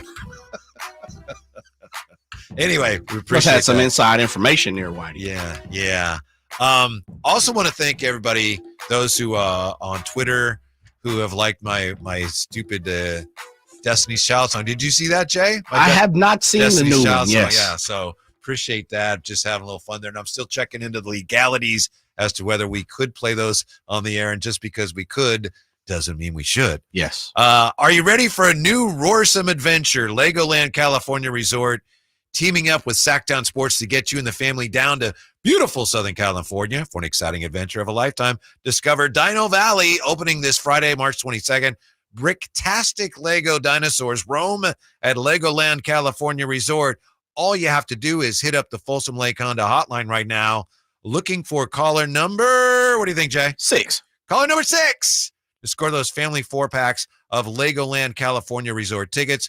Book now at legoland.com/California. And for more information, visit SactownSports.com. Can we go to JR real quick before we get to the winners here? Of course. Yeah, we'll get to JR. And it's perfect time to go down to Legoland right now, by the way. How so? It's beautiful weather right now. Yeah. 339-1140, 1-800-920-1140. JR's been hanging on. Thanks for hanging, JR. What's up? Hey, well, I was going to talk to you about my guy, Rick Barry, as Drapes would say. But, man, the great Jerry Reynolds, JR, just has a lot of stuff to unpack. Yeah. Hold on here. First of all, never knew the John Cougar history, Mellencamp, whatever John Cougar Mellencamp III, whatever his name is nowadays. Sure. Wow. So Jerry Rice. That's how good he is. He's a goat. I'm calling Jerry Reynolds Jerry Rice. Of course, knew the great Larry Bird. Yes, they were, and they still are really, honestly, really good friends. Really good friends. I think I didn't make Larry Bird paint his fence or something. I forget what the story is, but sure. And then he also had John Cougar Mellencamp in his class. Yeah, in his racket class, and he told me one time like he was kind of a funny sort of duck or something like that. But yeah. Oh my God! Wait, and sometimes you're like, okay, hold on, you just making stuff up. Then he's talking about guys he coached back in the 40s or whatever, but. His knowledge of the game, and I just love the Isaiah Thomas. That is so funny. Yeah. Because that story is deep, and there are people involved that probably are buried in deserts and in oceans, and the story is just too funny that he's like, no, that was not the right way to do things. He's not happy about it. Right. Oh, He's so great. But you're right. Hey, my take simply is you're right about Alex Lim. You know what? Really? They don't pick him. Yeah. Did you say they could have selected Slamson? Yeah, I thought that would be an Scott. Like the Slamson as the mascot. Scott Freshour, the guy, the Scott Moak. They could have selected him. Yeah, the starting 5, Scott Moak. Oh, that would have been funny. Yeah, that was 2 points we needed there at the end of regulation. Did you feel, RJ or JR? Pardon me, JR. Yes. Did you feel at any point were you like really worried? Because I know I should have been, but I was never really worried that they were going to lose that game. I didn't feel worried, but I think Jay said the one with the handoff under the basket where Sabonis handed it off. Was he trying to hand it off to Fox and he lost it? Yeah. I went, oh, bonehead move. And then I also, the same thing with Jay, thought, okay, you scored a little too early. Yeah. I think there's 7 seconds. And boy, that was a horrible shot that they took in the last second. Yeah. I was like, wait, what? That's how they've been playing. And then Monk, you better do the Monk song because we love him. He is the new Bobby Jackson in my era. I mean, just so lovable. He's got to drive coach a little crazy, but he just gives him that leash to do whatever he wants. And those dunks last night, my Lord. Mm-hmm. The whole game was a freaking highlight reel. Especially the one that he didn't count where he blew the whistle. Yeah. I was like, that is so funny. And then they interview him after the game. It's just like a little kid that just played on the playground. Yeah, I had a good time. When I'm called on, I just shoot. Yep. Oh, he's a Kentucky player all the way through. So good win. And hey, as long as they win, 2 to 3, I think we're good on this road trip. All righty, out. Gotcha. Thanks. By the way, Malik last night, in that session, just as he was about done, I think he was getting up and someone asked him, I think it was Tony asked him something about the dunks and the energy or which one was his favorite, something like that. And Malik said, I don't know, because I had like 3 of them. And then he laughs and walks off. So he's, I think he's one of those guys. Funny because we're just talking to Jerry Reynolds about Isaiah Thomas, the pizza guy. And I think Malik has what it takes no matter what happens down the road. Hopefully he'll be here forever. He's close to, if he's not there already, being one of those all-time Sacramento fan favorites. And that's saying a lot. And he just got here last year. So maybe that's premature, but that's why I say if he's not there yet, he's on track to be that, Jay, because I think already fans have that special appreciation for him that even though Sacramentans, we love our Kings, there's a few guys that are like special, and I think he's at or certainly approaching that level. Yeah, he has the affinity of the Sacramento community and the Kings fans. And there's a hierarchy to all of it. We understand that. He's definitely quickly working his way up the hierarchy of becoming, not only a fan favorite, but a legend. Like people around here, they treat Bobby Jackson, Doug Christie, those type of team, that era. And it's so cool that Bobby coached him. Yes. Yeah. And we had Bobby on for the show last week. Was it last week? I think so. Yeah, because he broke the record last week, and he talked about how great their relationship is. And that's what I'm looking forward to, what is in store next. And I'm just speaking positive. I think he'll be here for the foreseeable future, next 3, 4, 5 years or whatever. And let's ride it out. Let's ride it out together. And hopefully, he can do some great things. When we have that conversation about whether he should be starting, one of the things that you hear a lot from the people, and I'm one of them, that say he really shouldn't be starting, is that he brings that energy, comes off the bench and has that instant impact. And Hunter Patterson from The Athletic, we've also had him on, of course. Friend of the show. Wonderful writer. Yeah. Mm-hmm. He tweeted yesterday, said, I don't think there's anybody that brings the energy from the crowd like Malik does when he enters the game. And it's true. Yeah. It's not just, and his teammates feel it too, but when he comes into the game and Scott Moak says, also in the game, number 0, Malik Monk. And people are just, he hasn't even done anything yet. And you're like, yeah, Malik. And he's just standing there. That's true. Uh-huh. I'm with all of that. But I think it's because the way he plays. Yes. The passion he shows. Malik is the type of guy, he does something well, you see him throwing his ass. I'm throwing my arms up. Like he's waving the crowd. He brings that out of fans, and on top of the exciting things that he does. But I think he doesn't, I don't want to say he wears his emotions on his sleeve, but I also think he welcomes that. He welcomes that. Uh-huh. He's looking for the backup from the fans. He wants to hear the crowd. I think it pumps him up. I think he goes with the wavelength of what the fans do. And we don't always see that, not only from ball players, but I think for me, that's kind of been part of the thing that lacks with this part of this identity of the Sacramento Kings right now, is there's not a lot of guys who are rah-rah guys. And that's okay, because you don't have to be that. But for Jay, for me, I like to see one or two of my guys be that way. Yeah. You know? And he feeds off the energy. He says, I feed off the positive energy. Yeah. I feed off the negative energy. So it's just the energy. He feeds off it. And it's like you get that. And then he gives it back to you. Absolutely. Yeah. So they give you 3-4 buckets in a row, and Malik is skipping, and he's got that look on his snarl, and it's like, I mean, you just get excited with him. When we come back, we'll get the intel on tomorrow night's Kings opponent when Alvin Williams, he's former NBA player, analyst for the Raptors, joins us next, and Drapes coming up from Toronto as well. The Drive Guys on Sactown Sports. To thank you for 40 unforgettable years, Dell Technologies is celebrating with anniversary savings on their most popular tech. For a limited time only, save on select next-gen PCs like the XPS 13 Plus, powered by Intel Core processors, and more. Plus, curate your dream setup with great deals on select monitors, mice, and more must-have electronics and accessories. When you shop online at Dell.com/deals, you'll have access to leading-edge technology and free shipping on everything. Again, that's Dell.com/deals. Progressive presents 10 things on a contractor's to-do list that are harder than getting a commercial auto insurance quote. Bidding a new client, giving an accurate estimate, finding affordable materials, getting a client to pay you for work you already did, getting a client to pay you, period, securing permits and workers and tools, getting those workers and tools to work together, and finding the perfect pair of overalls. Pockets, baby. But the easiest thing on a small business owner's to-do list? Seeing if you can save on commercial auto insurance. Get a quote in as little as 6 minutes at progressivecommercial.com. Progressive Casualty Insurance Company and Affiliates. Coverage subject to policy terms and conditions.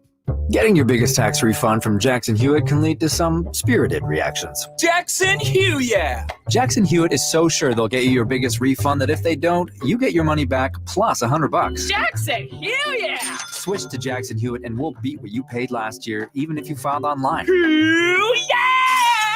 Ain't nothing to it. Switch to Jackson Hewitt and pay less for tax prep, guaranteed. Proof of prior year payment required when filing. New clients only at participating locations through April 7th. Terms at jacksonhewitt.com. If your Medi-Cal is ending, Cover California is here to help.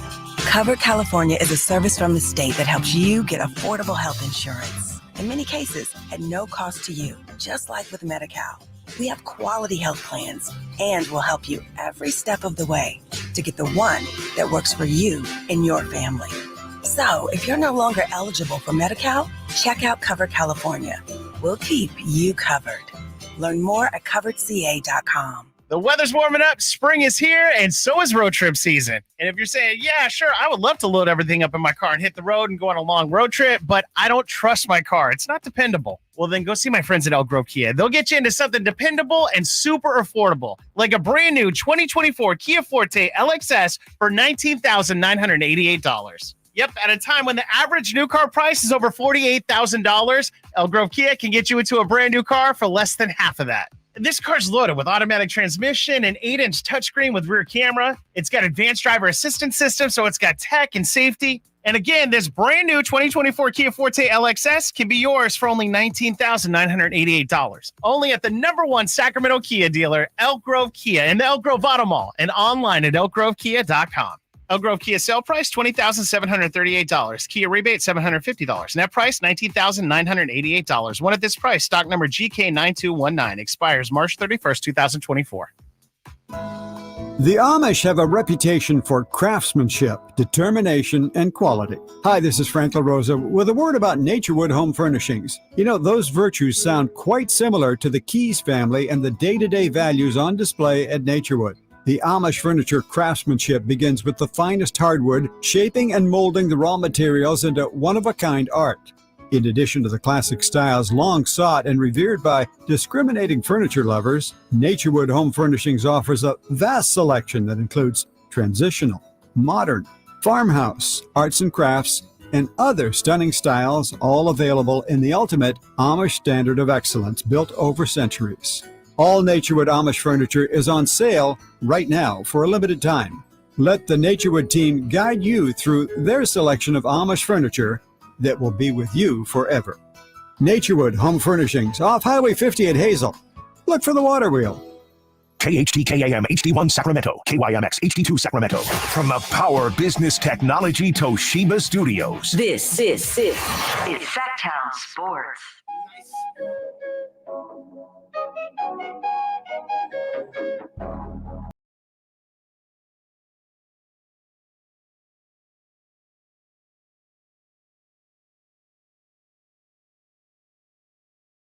Sactown Sports. We just sent somebody to Carlsbad to visit Legoland, and I'm sure, as Jay pointed out, great time of year to visit Carlsbad in the San Diego area. Kyle Raptor, Kyle Draper, Kyle the Raptor Draper. He is in Toronto now, arrived a short time ago. We're going to be talking to him. We got Drapes Takes coming up, get his view of the Kings and the Raptors from the frozen north. Not sure how frozen it is here, but we're also going to get the inside word on what's going on with the Kings opponent tomorrow night. We're going to be joined by the Raptors TV analyst. That's coming up just a second here. It's Whitey Gleason, and you got Jay, and then Drape's going to join us as well. Kings last night with a big win, overtime win over the Memphis Grizzlies. And yeah, it's like, well, they should beat that team a lot easier than that. Don't want to hear about it right now. There's no such thing, as I've said a million times. There are no bad wins. There are no good losses. A win is a win. Hopefully they can get another one tomorrow night. Are we ready, Jay? Yeah, nice enough to join us here.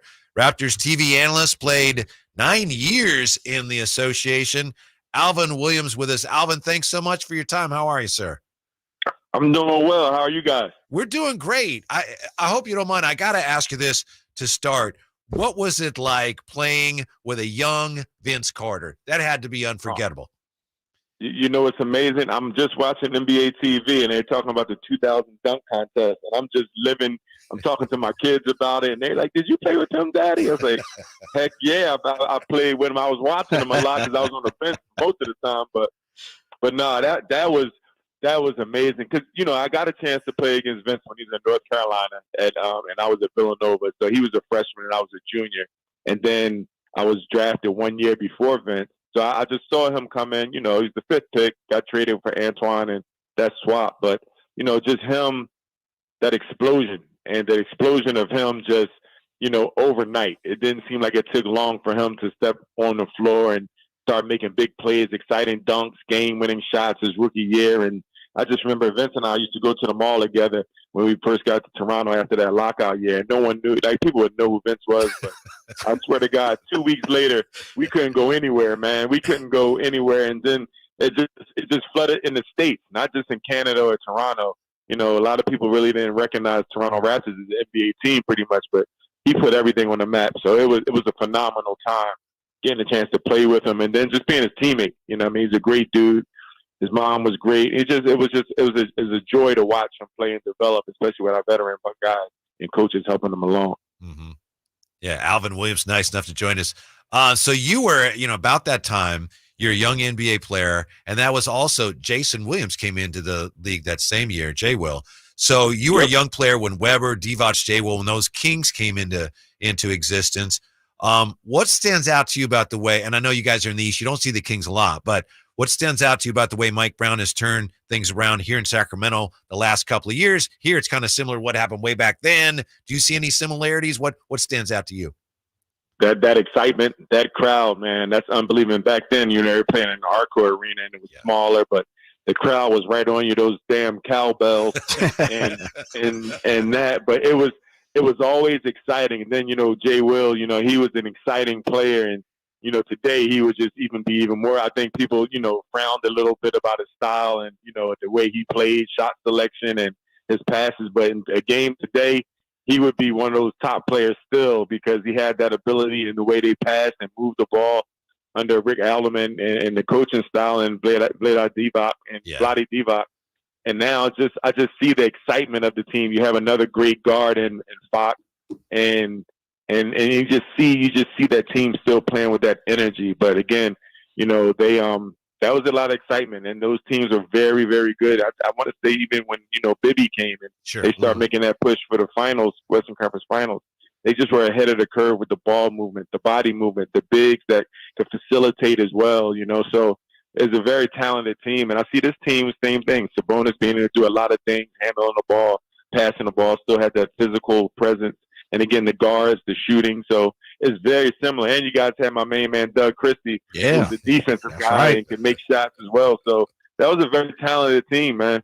And I think it's very talented this year. Not as talented as those teams back in the day, but this is a very good team. It's good excitement for that city of Sacramento. Alvin, it's funny you mentioned the cowbells because last night I was going downstairs to the interview room or something, and in the concourse they had, I think someone had sponsored this, some company, I don't know, but they had this table, and these people were going up and they had these little things on the table in the concourse, and they were these little tiny cowbells, and people were like, oh, look at that. And I was remembering, now, if I'm not mistaken, when you played, visiting players had to listen to fans with they had the big old cowbells. Yeah, they had the big cowbells. There wasn't no little Tinkerbells. These things are the real deal.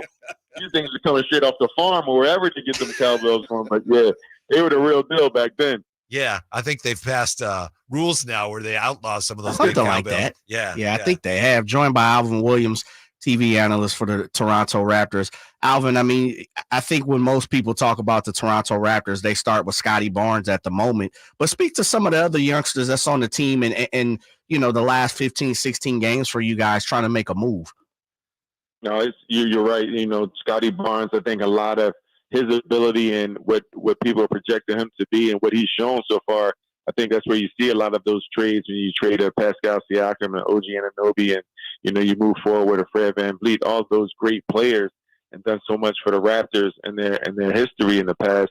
You know, they're going in a different direction, which you see a lot of teams do at certain points. But Scotty Barnes is the guy that can lead the charge. But you know, you got the trade after you traded OG Anunoby for RJ Barrett and IQ Emmanuel Quickly. Those guys are really stepping into their own, right? They're getting an opportunity to play through mistakes.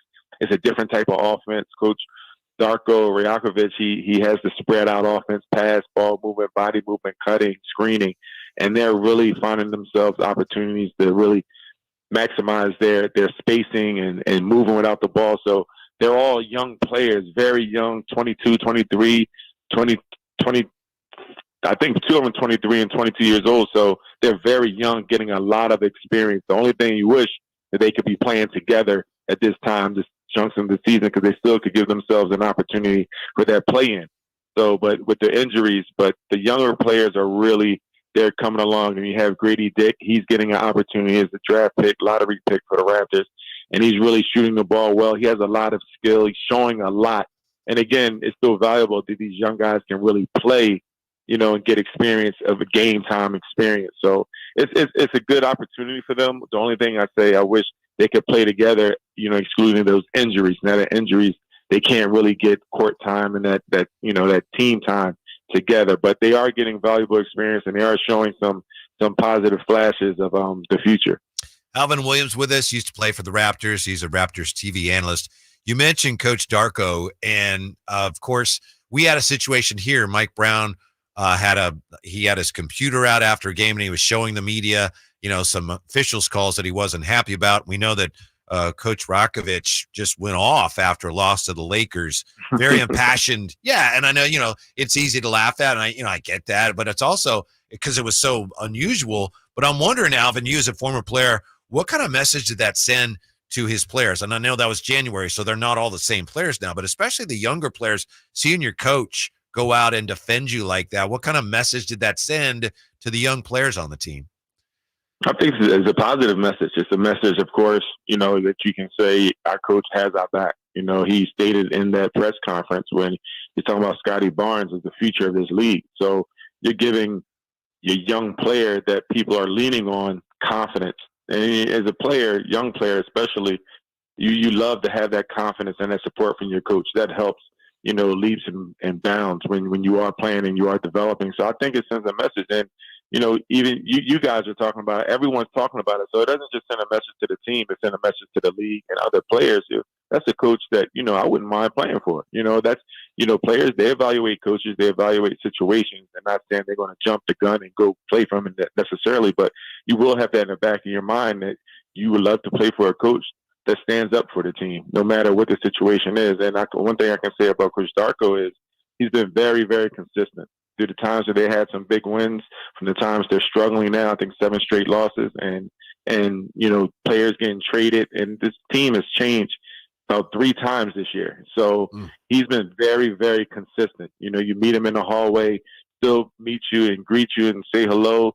After win or loss, you see him before the game. So he's been very consistent. As a former player, I appreciate that, because I've seen a lot of coaches they may not even speak to you after a loss, or they get so wrapped up in their job. So I appreciate what he's doing, and everything across the board. Everyone I've talked to, as far as former players and coaches, they've all said the same thing about his personality, his character, and he hasn't showed anything different since he stepped foot in Canada. Well, we've been saying that for years, that the Lakers get all the calls, so it's about time. I mean, welcome to the club, Darko. We've been saying that for 20 years, Alvin. He's right, so we got his back on that. I feel you.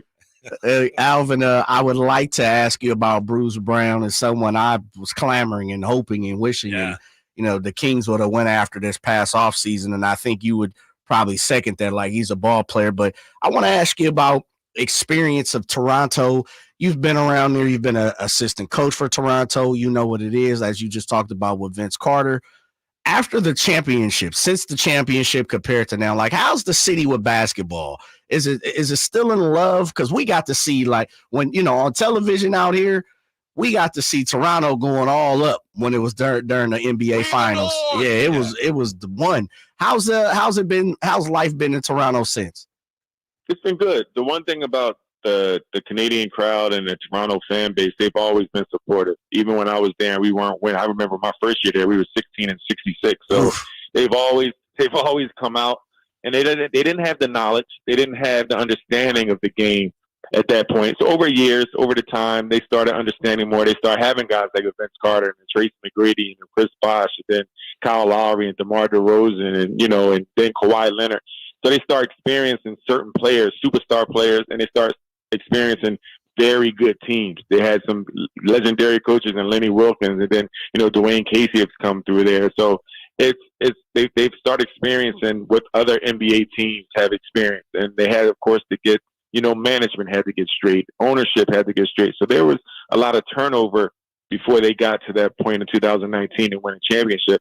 But the fan base is still there now. I think they're a little spoiled. I think they may not be as patient as they were in the past years with us when we weren't that good and the expectations weren't high.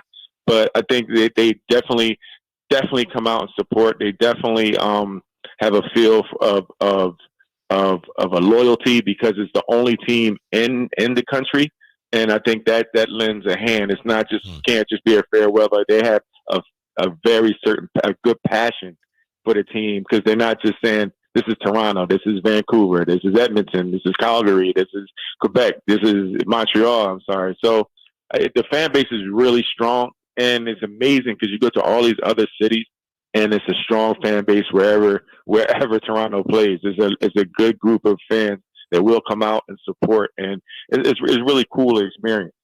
So, Alvin Williams, we know tomorrow night the Kings are taking on a very young Raptors team, and I think this illustrates that better than anything else I could come up with. My understanding is, and so I want to ask you, is it true that when the Raptors, I think they won 3 straight, that they're so young that they won 3 straight and they had a pizza party? Is that accurate? No, that's not accurate. Nah. That was reported. I bought it. Well, guess what? If they did, I wasn't invited to it.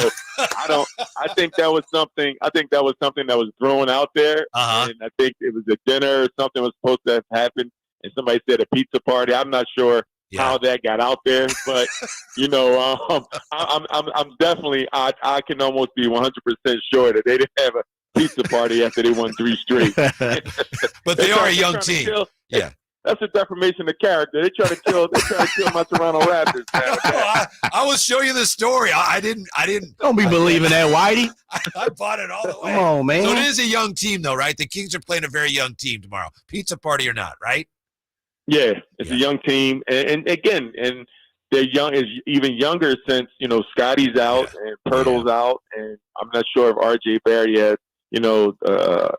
horrific news with his family, his younger brother passing away. So it's a lot of things going on with the team internally, but they are young, and that's the challenge, right? They will stay in the game, they compete, they play hard, and then it's that 3.5 quarters you play well, and then that fourth quarter you're trying to figure it out. That little half of the fourth quarter you're trying to figure out who's going to take the shot, who's going to get the stop, who's going to lead this charge or wherever. So those are some of the challenges the team has, but you will see some players playing well, like very well in some moments. So it's a positive spot for those who are trying to earn their spot and trying to, get the coach's confidence and just it's it's an audition for a lot of the players as well, for other teams and the coaching staff in Toronto. Hey, Alvin, I just want to share this because I want you to know I meant no disrespect. I'm looking here, Sports Illustrated from February 29th. Raptors get their pizza party following Thursday's practice. Bleacher Report, Raptors pizza party goes viral. So maybe they were kind of putting one over on us. Huh? It was all kind of a wink. Yeah, maybe. Again, I didn't get the invitation. If I didn't, if they had it, I'm pissed off. Thank you, Alvin. We appreciate you, Al. Thanks for having it, guys. Thanks for having me. Take care. Yeah. Raptors coach shares story behind the pizza party dinner. So there was something there. I didn't want Alvin Williams to think I was making fun of the Raptors. Raptors won't be going for pizza, but Darko Rajakovic says he will take the team out for a fancy dinner following. Okay. It was kind of a joke. They said, we're going to go out for pizza. I see. And then the coach said, well, that was kind of a joke. We're going to go out to a nice dinner. So I guess it wasn't literally a pizza party. That was all a joke, Jay. That's all that was. But it wasn't my joke. I wasn't making fun of him. We're going to take a timeout. Is Drapes going to join us here when we come back? All right. Kyle Draper from Toronto. Next, we got Drapes Takes coming up. I know you've been waiting for it. Thanks for your patience. It's coming up here with the Drive Guys on Sactown Sports. Subscribe to Sactown Sports on YouTube and watch the Carmichael Dave Show with Jason Ross, Stiles and Watkins, and the Drive Guys. Live Monday through Friday from 6 to 6. Plus view archive shows and exclusive content. Subscribe at youtube.com/Sactown Sports. Dr. Ken Howachek and kinesiologist Kelsey Graham discuss the Good Feet store. The foot has a lot of detail. It has a lot of complexity. There's a lot that can go wrong. A lot of problems start in the foot and end up elsewhere. Knee pain, hip pain, back pain. When aligning the feet properly, we can see relief elsewhere. And that's the beauty of the Good Feet Arch support. It can place the feet into their ideal position and gives them the balance, the support, the comfort, and the relief of the pain. The bottom line is that the Good Feet Arch support can be a highly effective pain relief solution when nothing else has worked. The feet have a really big impact on how the rest of the body moves. The knees, the hips, the lower back especially. If the foot isn't properly aligned, all of these joints are going to function incorrectly. That results in a lot of muscle tension and chronic pain. What I really like about the Good Feet system is that the right arch supports can put the foot in its proper alignment. So all the joints of the rest of the body will be aligned properly as well. And when the body's aligned, we can reduce the risk of injury and chronic pain. Visit the Good Feet store in Sacramento, Roseville, Modesto, Stockton, and Vacaville for a free fitting and test walk. Time to check out Capital Casino, conveniently located at 411 North 16th Street in downtown Sacramento.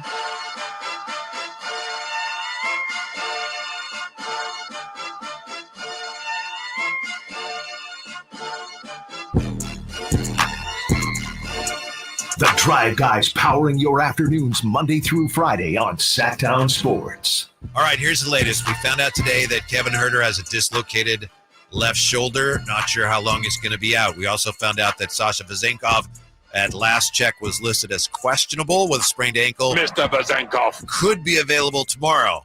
We're also wondering about Katie Christensen's foot. We know that she was stomped on last night during the broadcast by her overzealous partner.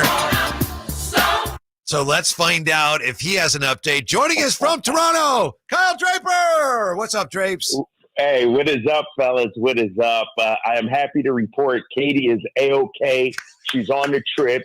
No limp, no orthotic boot or anything like that. You know what I mean? She might got some extra thick socks on or something like that, but that's not because of me, man. She's good to go, fellas. She's good. How exciting was that broadcast yesterday? Oh, it was amazing, right? It was, we've been riding this roller coaster all season long, and we rode the roller coaster during the game yesterday. I mean, they were in control of it, then they let Memphis back in, and I said it was a point in the third quarter. I turned to Katie. I said, this is a scary time right now, because this is the time where either A, if you're the Kings, you can bury them, or B, you give Memphis life. They gave Memphis life, and Memphis roared back. Dominated that fourth quarter, and I'll be honest, we lucky we went into overtime. Mm-hmm. Like if Foxy doesn't hit that shot to tie it up, we're talking about another awful loss with the Sacramento Kings, man. Yeah, I know we got Drapes Takes coming up, and people literally have been waiting, in the chats. Like, I think they're coming up next. So, are you ready for us to get going with that, sir? do it. Let's do it. Here they are. Drapes takes from Toronto. Calm down, Lion. Calm down. Take it easy, man. Just take it easy. I got to start off Drapes takes with my guy, Domantas Sabonis. And here's why, Whitey and Jay. We can look at the 25 points. We can look at the 18 rebounds, the 5 assists, the 2 block shots. That's box score diving. You know I'm not about that, fellas. I'm not about just looking at the box score. I saw the eye test. He dominated Jaren Jackson Jr. Jaren Jackson Jr. is still hoping to knock down the layup because I thought Domantas Sabonis challenged everything Jaren Jackson Jr. did. And when you look at Jaren Jackson's numbers, I mean, sure, he got to the line 9 times, but Domantas Sabonis forced him outside. And then when he went up with that weak left hand, Domas was right there. And so I want to give Domas some love on the defensive end last night. I thought he was tremendous. Yeah, absolutely. The Kings all around playing last 4 games. Jay and I were talking about this. A lot better defense, right? Everywhere you look, someone's playing better defense. Yeah, and not only that, when you look at the numbers from the overtime period, which is winning time, that's when you got to step up. 5 block shots, I believe it was, in the OT. 2 steals in the OT. They really clamped down on the Memphis Grizzlies. And that brings me to my next point, and that's my guy, Keon Ellis. Whitey, I've been telling you all season long. You have. Gotta be. I know. I don't know why I wouldn't listen to you. Yeah, Jay, you guys just don't listen to me. Sometimes you got to listen to the experts, fellas, and let me do my thing. Is that your guy? That's my guy. Keon Ellis is my guy, especially after a 5-block night. And I'm sad to see my guy Kevin Huerter go down. It hurts because I thought Red Velvet was off to a solid start in terms of his intensity, his activity yesterday, and then he goes down with the shoulder injury. But I'll say this. With Keon Ellis now likely moving in the starting lineup, I can make the case, fellas, that the Sacramento Kings have the best defensive starting lineup backcourt in the NBA. Starting backcourt. Like him and De'Aaron Fox, they can wreak havoc. I thought those two guys made the 3 biggest defensive plays of the game. Keon, obviously, with the block at the rim, where he tagged it against the board, the block on the Desmond Bane 3, and I thought De'Aaron Fox came up with a huge steal late in that game. They have the potential to be the best defensive backcourt in the entire NBA. We know that with Keon, it's all about defense, but, offensively, it was 2 for 4, hit 1 of 2 threes. Would you also say, Drapes, that maybe Keon Ellis's offense is coming around? No, I'm not giving you that. Yeah, no, I'm not giving you that. It's okay. He's doing an all right job. Yeah. But when you score 5 points, I'm not giving you it's the offense is coming around. Whitey, I can roll out of bed right now in my house shoes and get 5 points, big fella. Really? So I'm not going to sing the praises of my guy Keon Ellis just yet. He's not coming around. He is what he is, knock down some open shots, get out in transition. That's all you're asking for from Keon Ellis. Gotcha. By the way, your guy Marcus Smart had an impact on the game even though he wasn't suited up. That's amazing. That was amazing. That was Marcus Smart doing Marcus Smart thing. Yeah. And it was a critical technical or ejection because, the Grizzlies still were within a fighting shot. But that took it from, I think, an 8 to a 10-point lead or a 6 to an 8, something like that. And I'm like, dude, you're in street clothes. What are you? But that's Marcus Smart right there. Yeah. That's the guy I wanted on the Kings, man. He cost them, partially cost them a game. That was crazy. Let me get to my last Drapes tape because I don't think we're giving the Kings enough for their free throw shooting since the All-Star break, Whitey. Remember when they were throwing up bricks left and right? That was a topic of discussion night in and night out. Now the team is knocking them down. How about last night? 26 of 32, 81%. I'll take that. And I'll go back to my guy, Domantas Sabonis. 13 of 15. They're freebies. They're free to you. And I thought that was huge last night. Physical game. The Kings got to the line, and they made the free throws. That's what I was excited about. There were a couple missed lates where, you groaned a little bit like, oh, come on, guys. But for the most part, they've been doing a much better job knocking down the free throws. Absolutely. My 2 favorite free throws, by the way, were after, unfortunately, Kevin got hurt. And then so the Grizzlies can pick whoever they want to shoot the free throws, and they go to Alex Land, and he knocked them both down, baby. Yes, big Alex Land. He was a big part, too. I thought that first half, he was tremendous. He had 2 block shots, 6 points. Speaking of free throws, let me just set the record straight. I don't know if you guys watched the broadcast last night, but Keegan Murray had been on fire from the free throw line. 33 straight free throws. You didn't. It's not your fault, Drapes. I know where you're going. Oh, no. It's not your fault, Jay. You were mid-sentence. Yes. Exactly. I didn't even get out the statement. And the producer, who I'm not going to name because I don't want to throw him under the bus, he throws up the graphic, and I'm like, oh, and I knew this stat. And last game, I didn't say anything, and he made him. This time, he's like, yeah, look at this stat. So I'm about to say the stat. Keegan Murray, 33 straight, second current among active players. And then he clanked them. And now people are tweeting at me, fellas, Drapes, you jinxed them. I tell you what, if what I say got an impact on the game, we got bigger problems than some missed free throws. I tell you that. So I'm just setting the record straight. I'm not jinxing my guys. You know that. Well, you said before you were reluctant to do it. Obviously, it's not your fault. I'm not trying to blame you, but you said last game you were like, that you're going to get criticized if that happens, right? Right, exactly. And that's why I didn't say it last time. But this time I said, you know what? I'm Drapes. I don't care what these fools out here think. I'm going to say what I'm going to say, Jay. Tell him, Jay. I'm going to say what I'm going to say. As soon as I uttered like half a syllable, clank. I was like, oh, man. I saw that. I was like, oh. And then you immediately go to Katie. That wasn't my fault, was it? And Katie's like, she positive affirmation. She's like, no, it wasn't your fault, Drapes.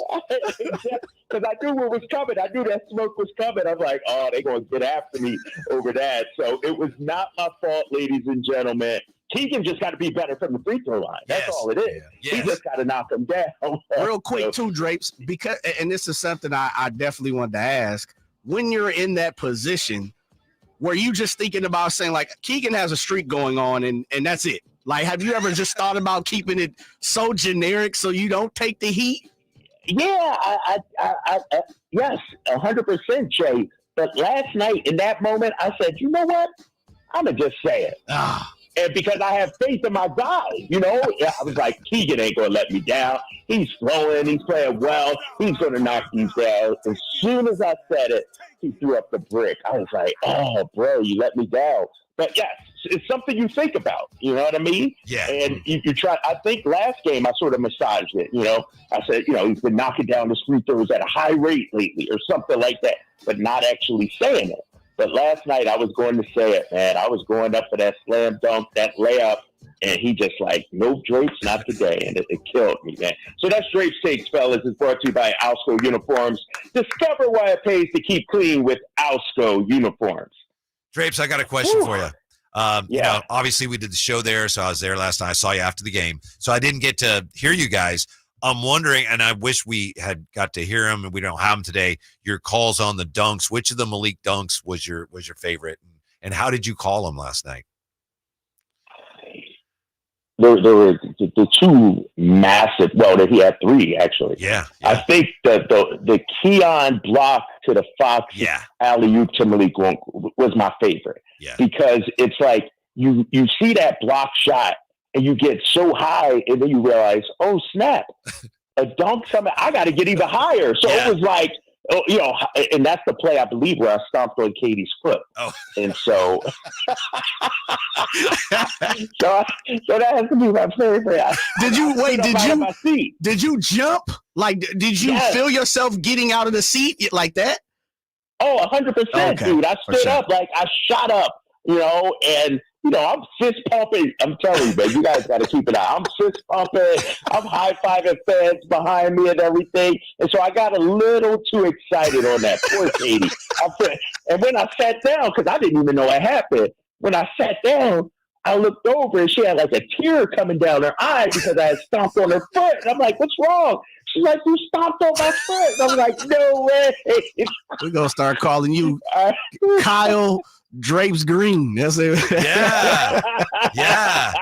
Oh, I felt so bad. And I saw her today, obviously, on the flight. I'm like, you good? your foot's good? She's like, yeah, everything's fine. Don't worry about it. I'm 100%. She's good. You got to be careful. She'll throw an elbow. No idea. You do it again, she'll throw an elbow. Yeah. You know what? I think during Malik's first dunk, she did give me an elbow. So I was just a little payback like the bad boy Pistons. I was like, oh, is that how we play today, Katie? I got something for you. But no, I felt so bad, man. Because, she had her nice little heels on and everything.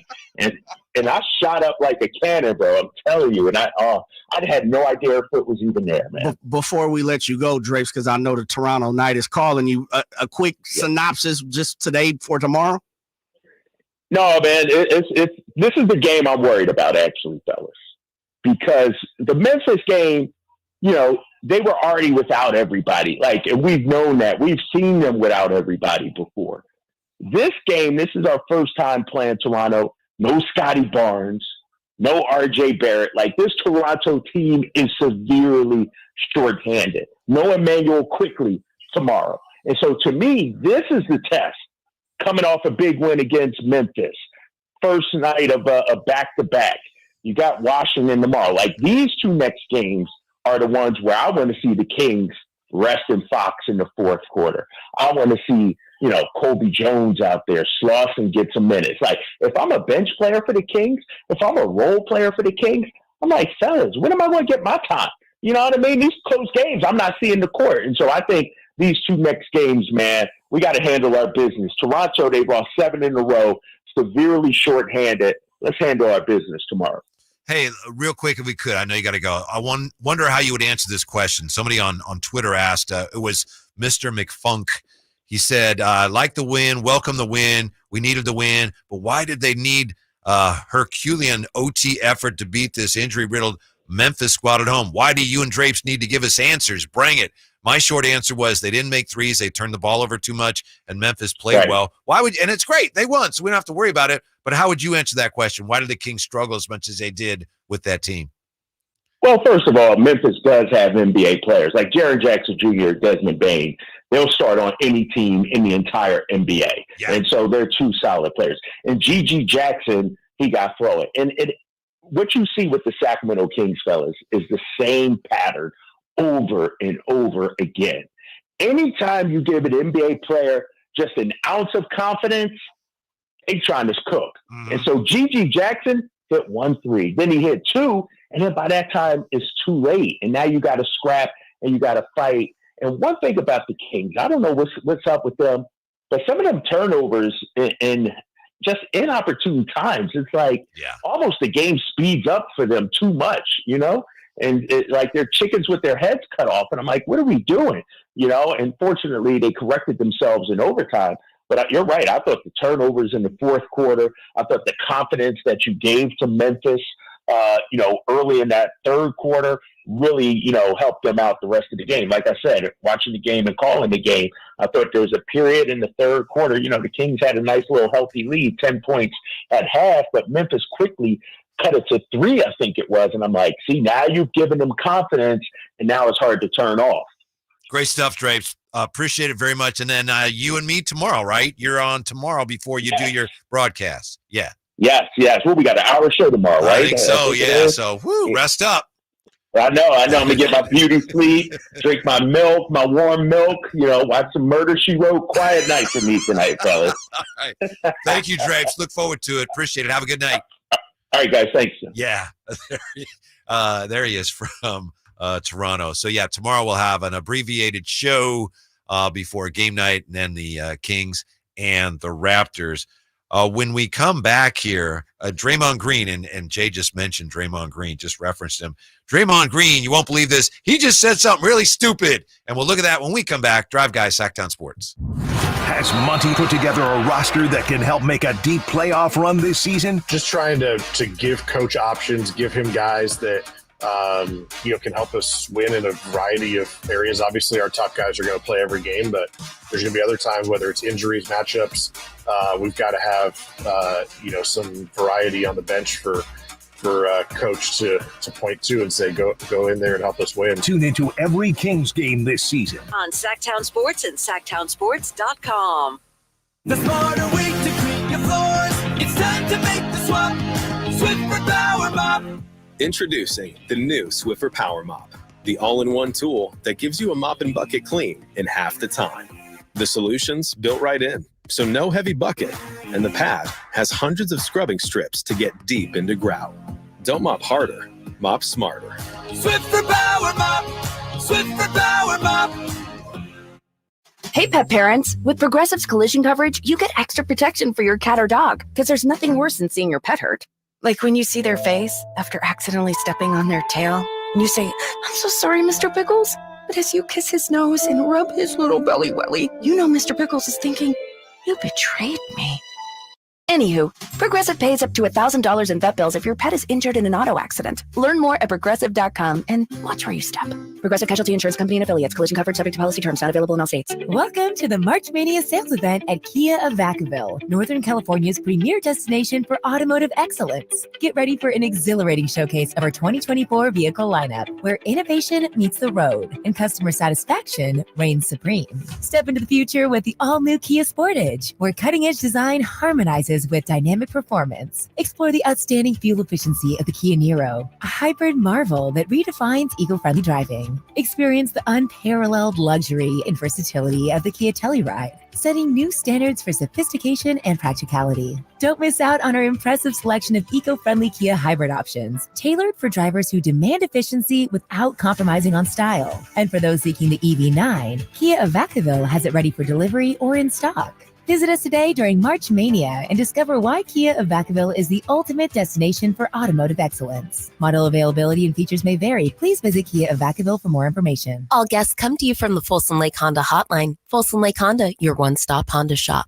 Shop Folsom Lake Kia during their spring event and save big on your favorite models. You can even buy with zero down on approval of credit. Shop your trusted Kia dealership for over 25 years and tell them DC sent you. FolsomLakeKia.com. Time to check out Capital Casino, conveniently located at 411 North 16th Street in downtown Sacramento. There's no sure thing. I'm Mark Fine, and in the KCRA 3 Weather Center, skies will stay clear tonight. Overnight lows will drop down to... Are you kidding me? Every swing is a risk if you bet. I can't believe that just happened. There's no easy money. Discover your There's dream no home luck. at Subcontractors United, your source for all home improvement needs. A talented team of home services experts is ready to make your projects a breeze. No more endless internet searches. Find your contractors in one place. Enjoy stress-free service absolutely free, with no hidden costs and no accounts to set up. Transform your living space into something extraordinary. Visit Subcontractors United today and experience the joy of hassle-free home improvement. Dream big at subcontractorsunited.com. I'm at risk for pneumococcal pneumonia. I have asthma. I'm at risk too. If you're 19 or older with chronic conditions like asthma, diabetes, COPD, or heart disease, or are 65 or older, you are at increased risk for pneumococcal pneumonia. Ask your doctor or pharmacist about Prevnar 20, pneumococcal 20-valent conjugate vaccine, a Pfizer vaccine that can help protect you against pneumococcal pneumonia in just one dose. Even if you've already been vaccinated with other pneumonia vaccines, Prevnar 20 may help provide added protection. Prevnar 20 is approved for adults to help prevent infections from 20 strains of the bacteria that cause pneumococcal pneumonia. Continued approval may depend on a supportive study. Don't get Prevnar 20 if you've had a severe allergic reaction to the vaccine or its ingredients. Adults with weakened immune systems may have a lower response to the vaccine. Side effects include pain and swelling at the injection site, fatigue, headache, muscle, and joint pain. For full prescribing information, please call 1-855-213-2138 or visit Prevnar20.com. Capital Casino has been serving the greater Sacramento area in the same convenient downtown location for over 20 years, with plenty of close-by, well-lit parking monitored by security staff and offering the most variety of table games in the region in a safe and friendly environment. Best food, best service, and the best action. That's Capital Casino. For more information on tournaments and gaming, check out their website at capital-casino.com. And please remember to gamble responsibly. 1-800-GAMBLER. It's time to trade in and trade up at Northern California's #1 Honda dealer, Stockton Honda. Whether you're shopping new or pre-owned, Stockton Honda has the selection and savings. Plus, get top dollar for your trade. Come in today or go to StocktonHonda.com. It's all a click away. Anytime, anywhere, it's all here. Stockton Honda.com. Number one claim based on 2022 total new and Honda certified pre-owned vehicle car sales from American Honda Motor Company's own one report. Country in the Park is back May 17th and 18th at Cal Expo with Brantley Gilbert, Dustin Lynch, Jay Cohen, Walker Hayes, and more. Tickets start at just $46. Country in the Park, May 17th and 18th at Cal Expo. For more information, visit CITPFest.com. Brought to you by California Army National Guard, Nature Wood Home Furnishings, and RVs of Sacramento.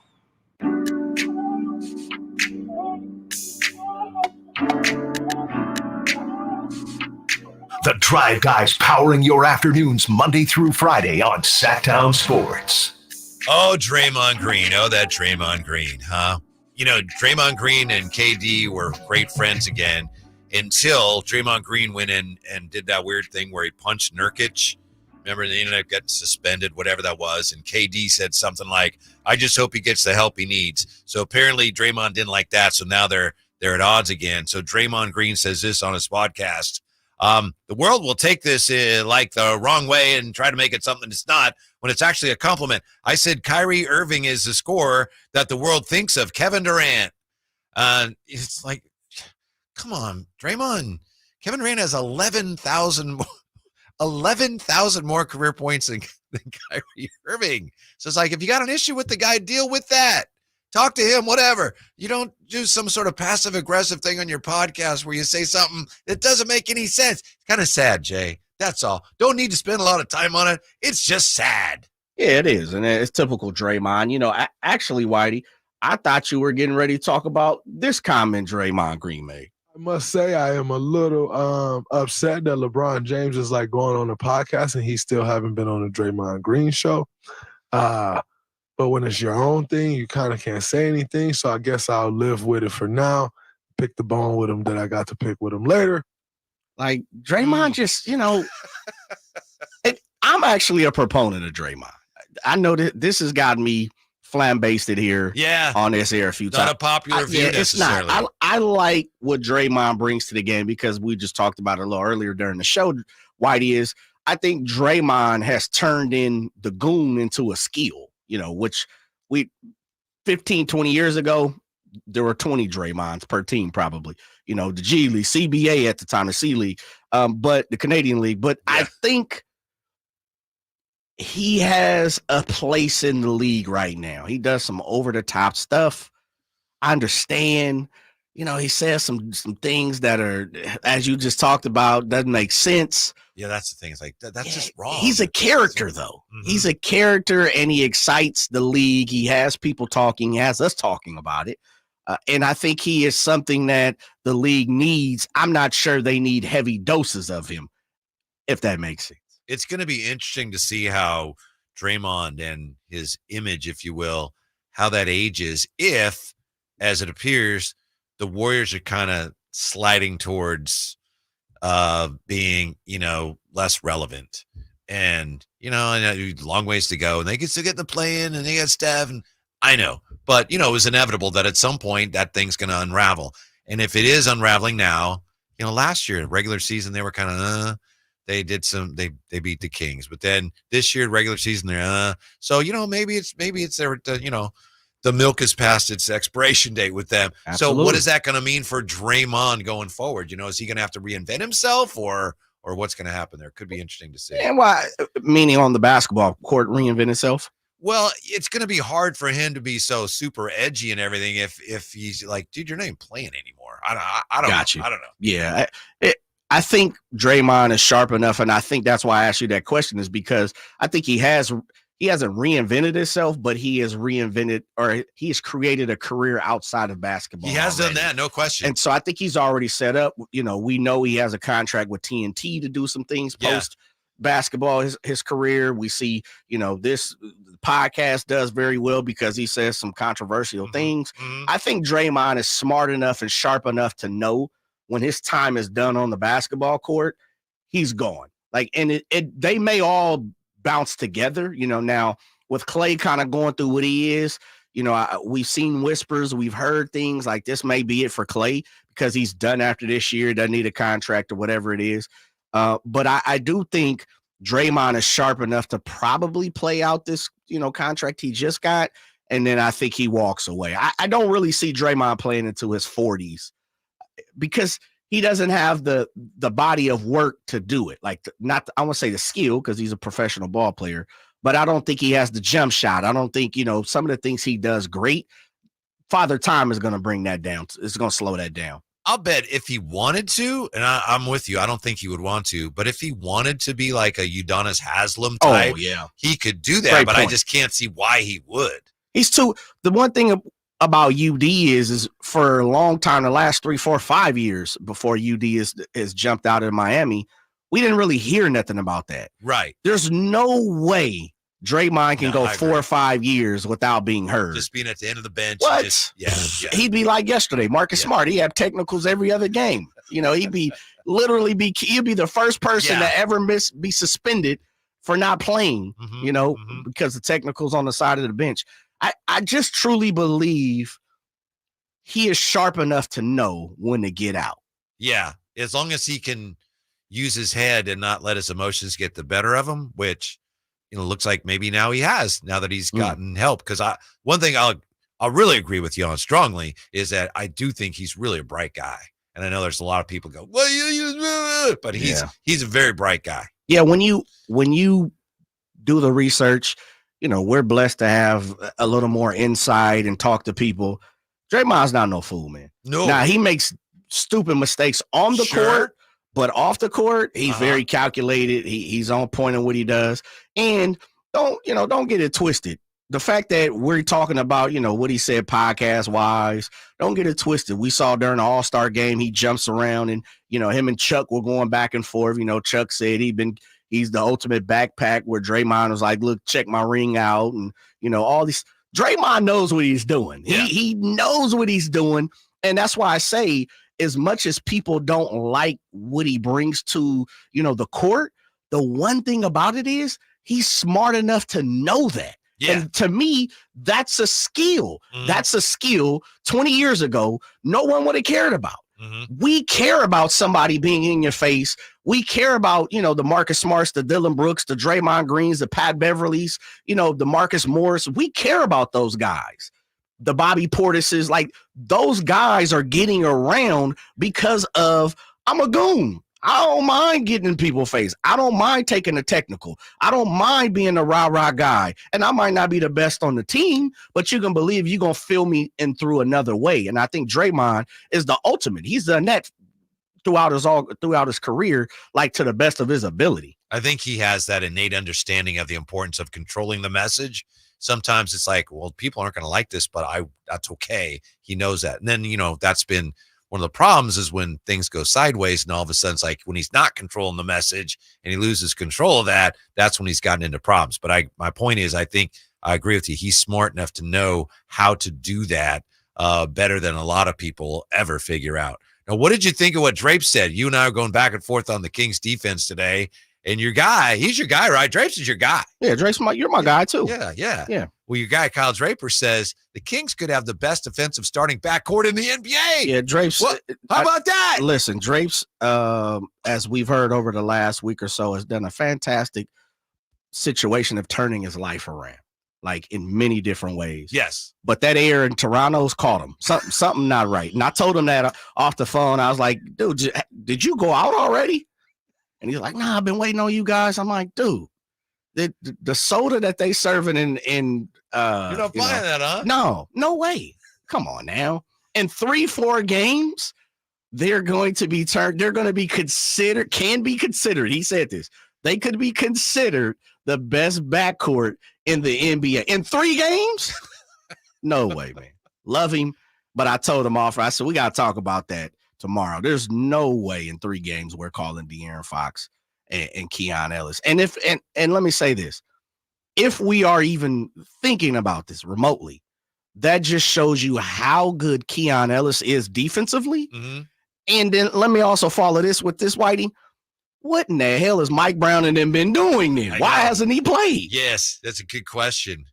Boy, Drapes is just not going to give up that whole thing that he's been trying to tell me about Keon, is he? He's not giving it. First like, oh, it's a joke, right? Oh, he's going back. He's playing that card again. All right, we'll deal with that. But I'm reminded here of years ago when Mark Jackson was coaching, again, the Warriors, not to spend so much time talking about the Warriors, but remember he said Steph Curry and Klay Thompson are the best shooting backcourt ever. Yeah. And I remember my first reaction was, get out of here. But then I remember thinking about it and going, so I do think what Kyle said about Fox and Keon Ellis being the best defensive backcourt in the NBA, I think it merits some consideration. No, you stop it. Whitey, 3. What you tell me right after, then who's better? You can't compare. I don't even anybody. You don't have to compare. You can't compare Steph Curry and Klay Thompson, who had already been a year or two when Mark Jackson said that. Like we could see these guys were elite. Yeah.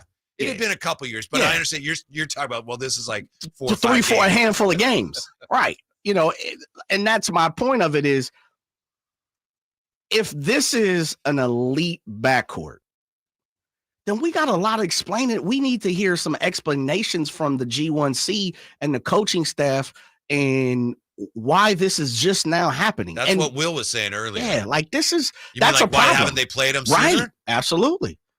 What this would be a huge problem. Now, if they pan out to be, the next 20 games, and then next year, like, okay, let's start to talk about it. But I'm not going to jump on that wagon for 4 games. Not me.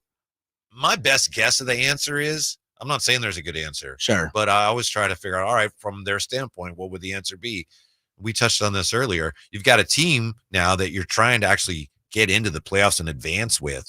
So you have a clearer idea of what you have, you think. So you have this Keon Ellis guy's like, hey, he's shown some promise, but we're not sure. You don't want to take a chance on him until you have to.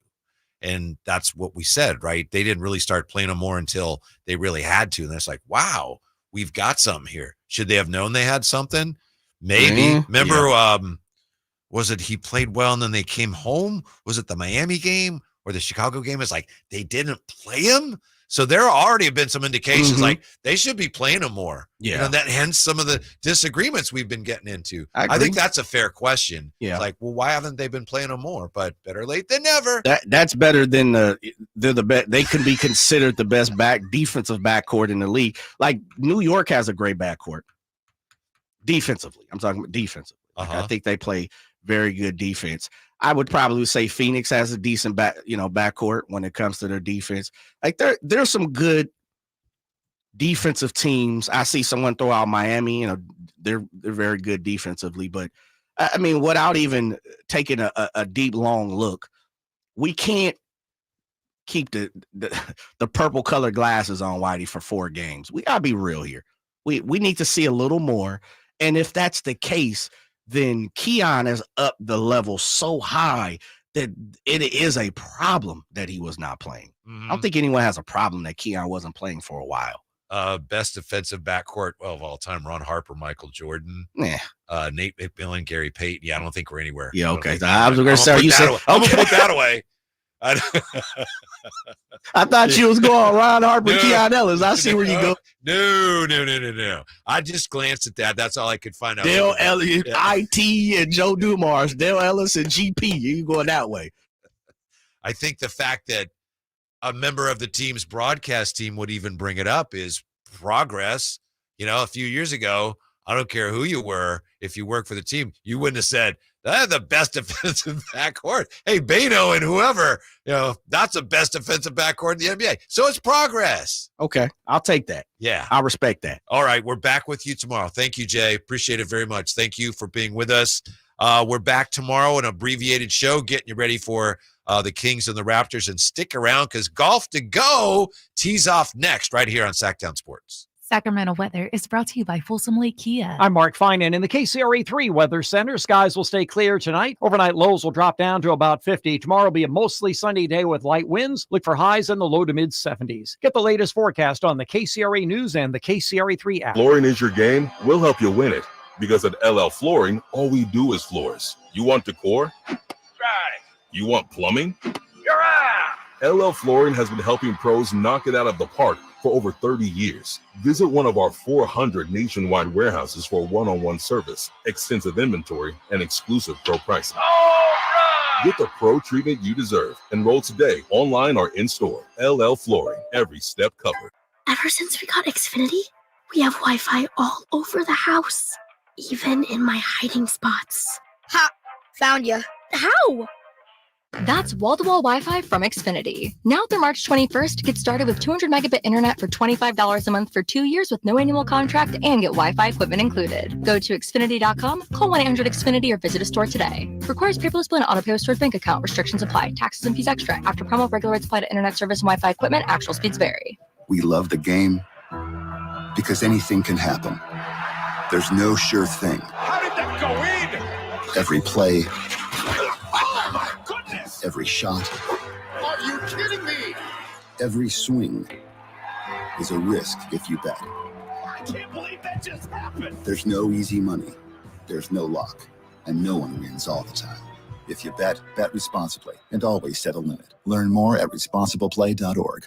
It's Carmichael Day with a Fire Wings announcement. The Floor and Road location now serves pizza, and oh my goodness, it's so good. Don't forget the Wings Day Wednesday lineup, 88-cent wings every Wednesday. You got 21 delicious flavors to choose from and the perfect fast casual eating establishment for the entire family. Save time and order online. Go to firewings.com or download the app. Find a location near you, order online, and earn rewards. Fire Wings, just wing it. Ulta Beauty's semi-annual beauty event is happening now. Unleash your love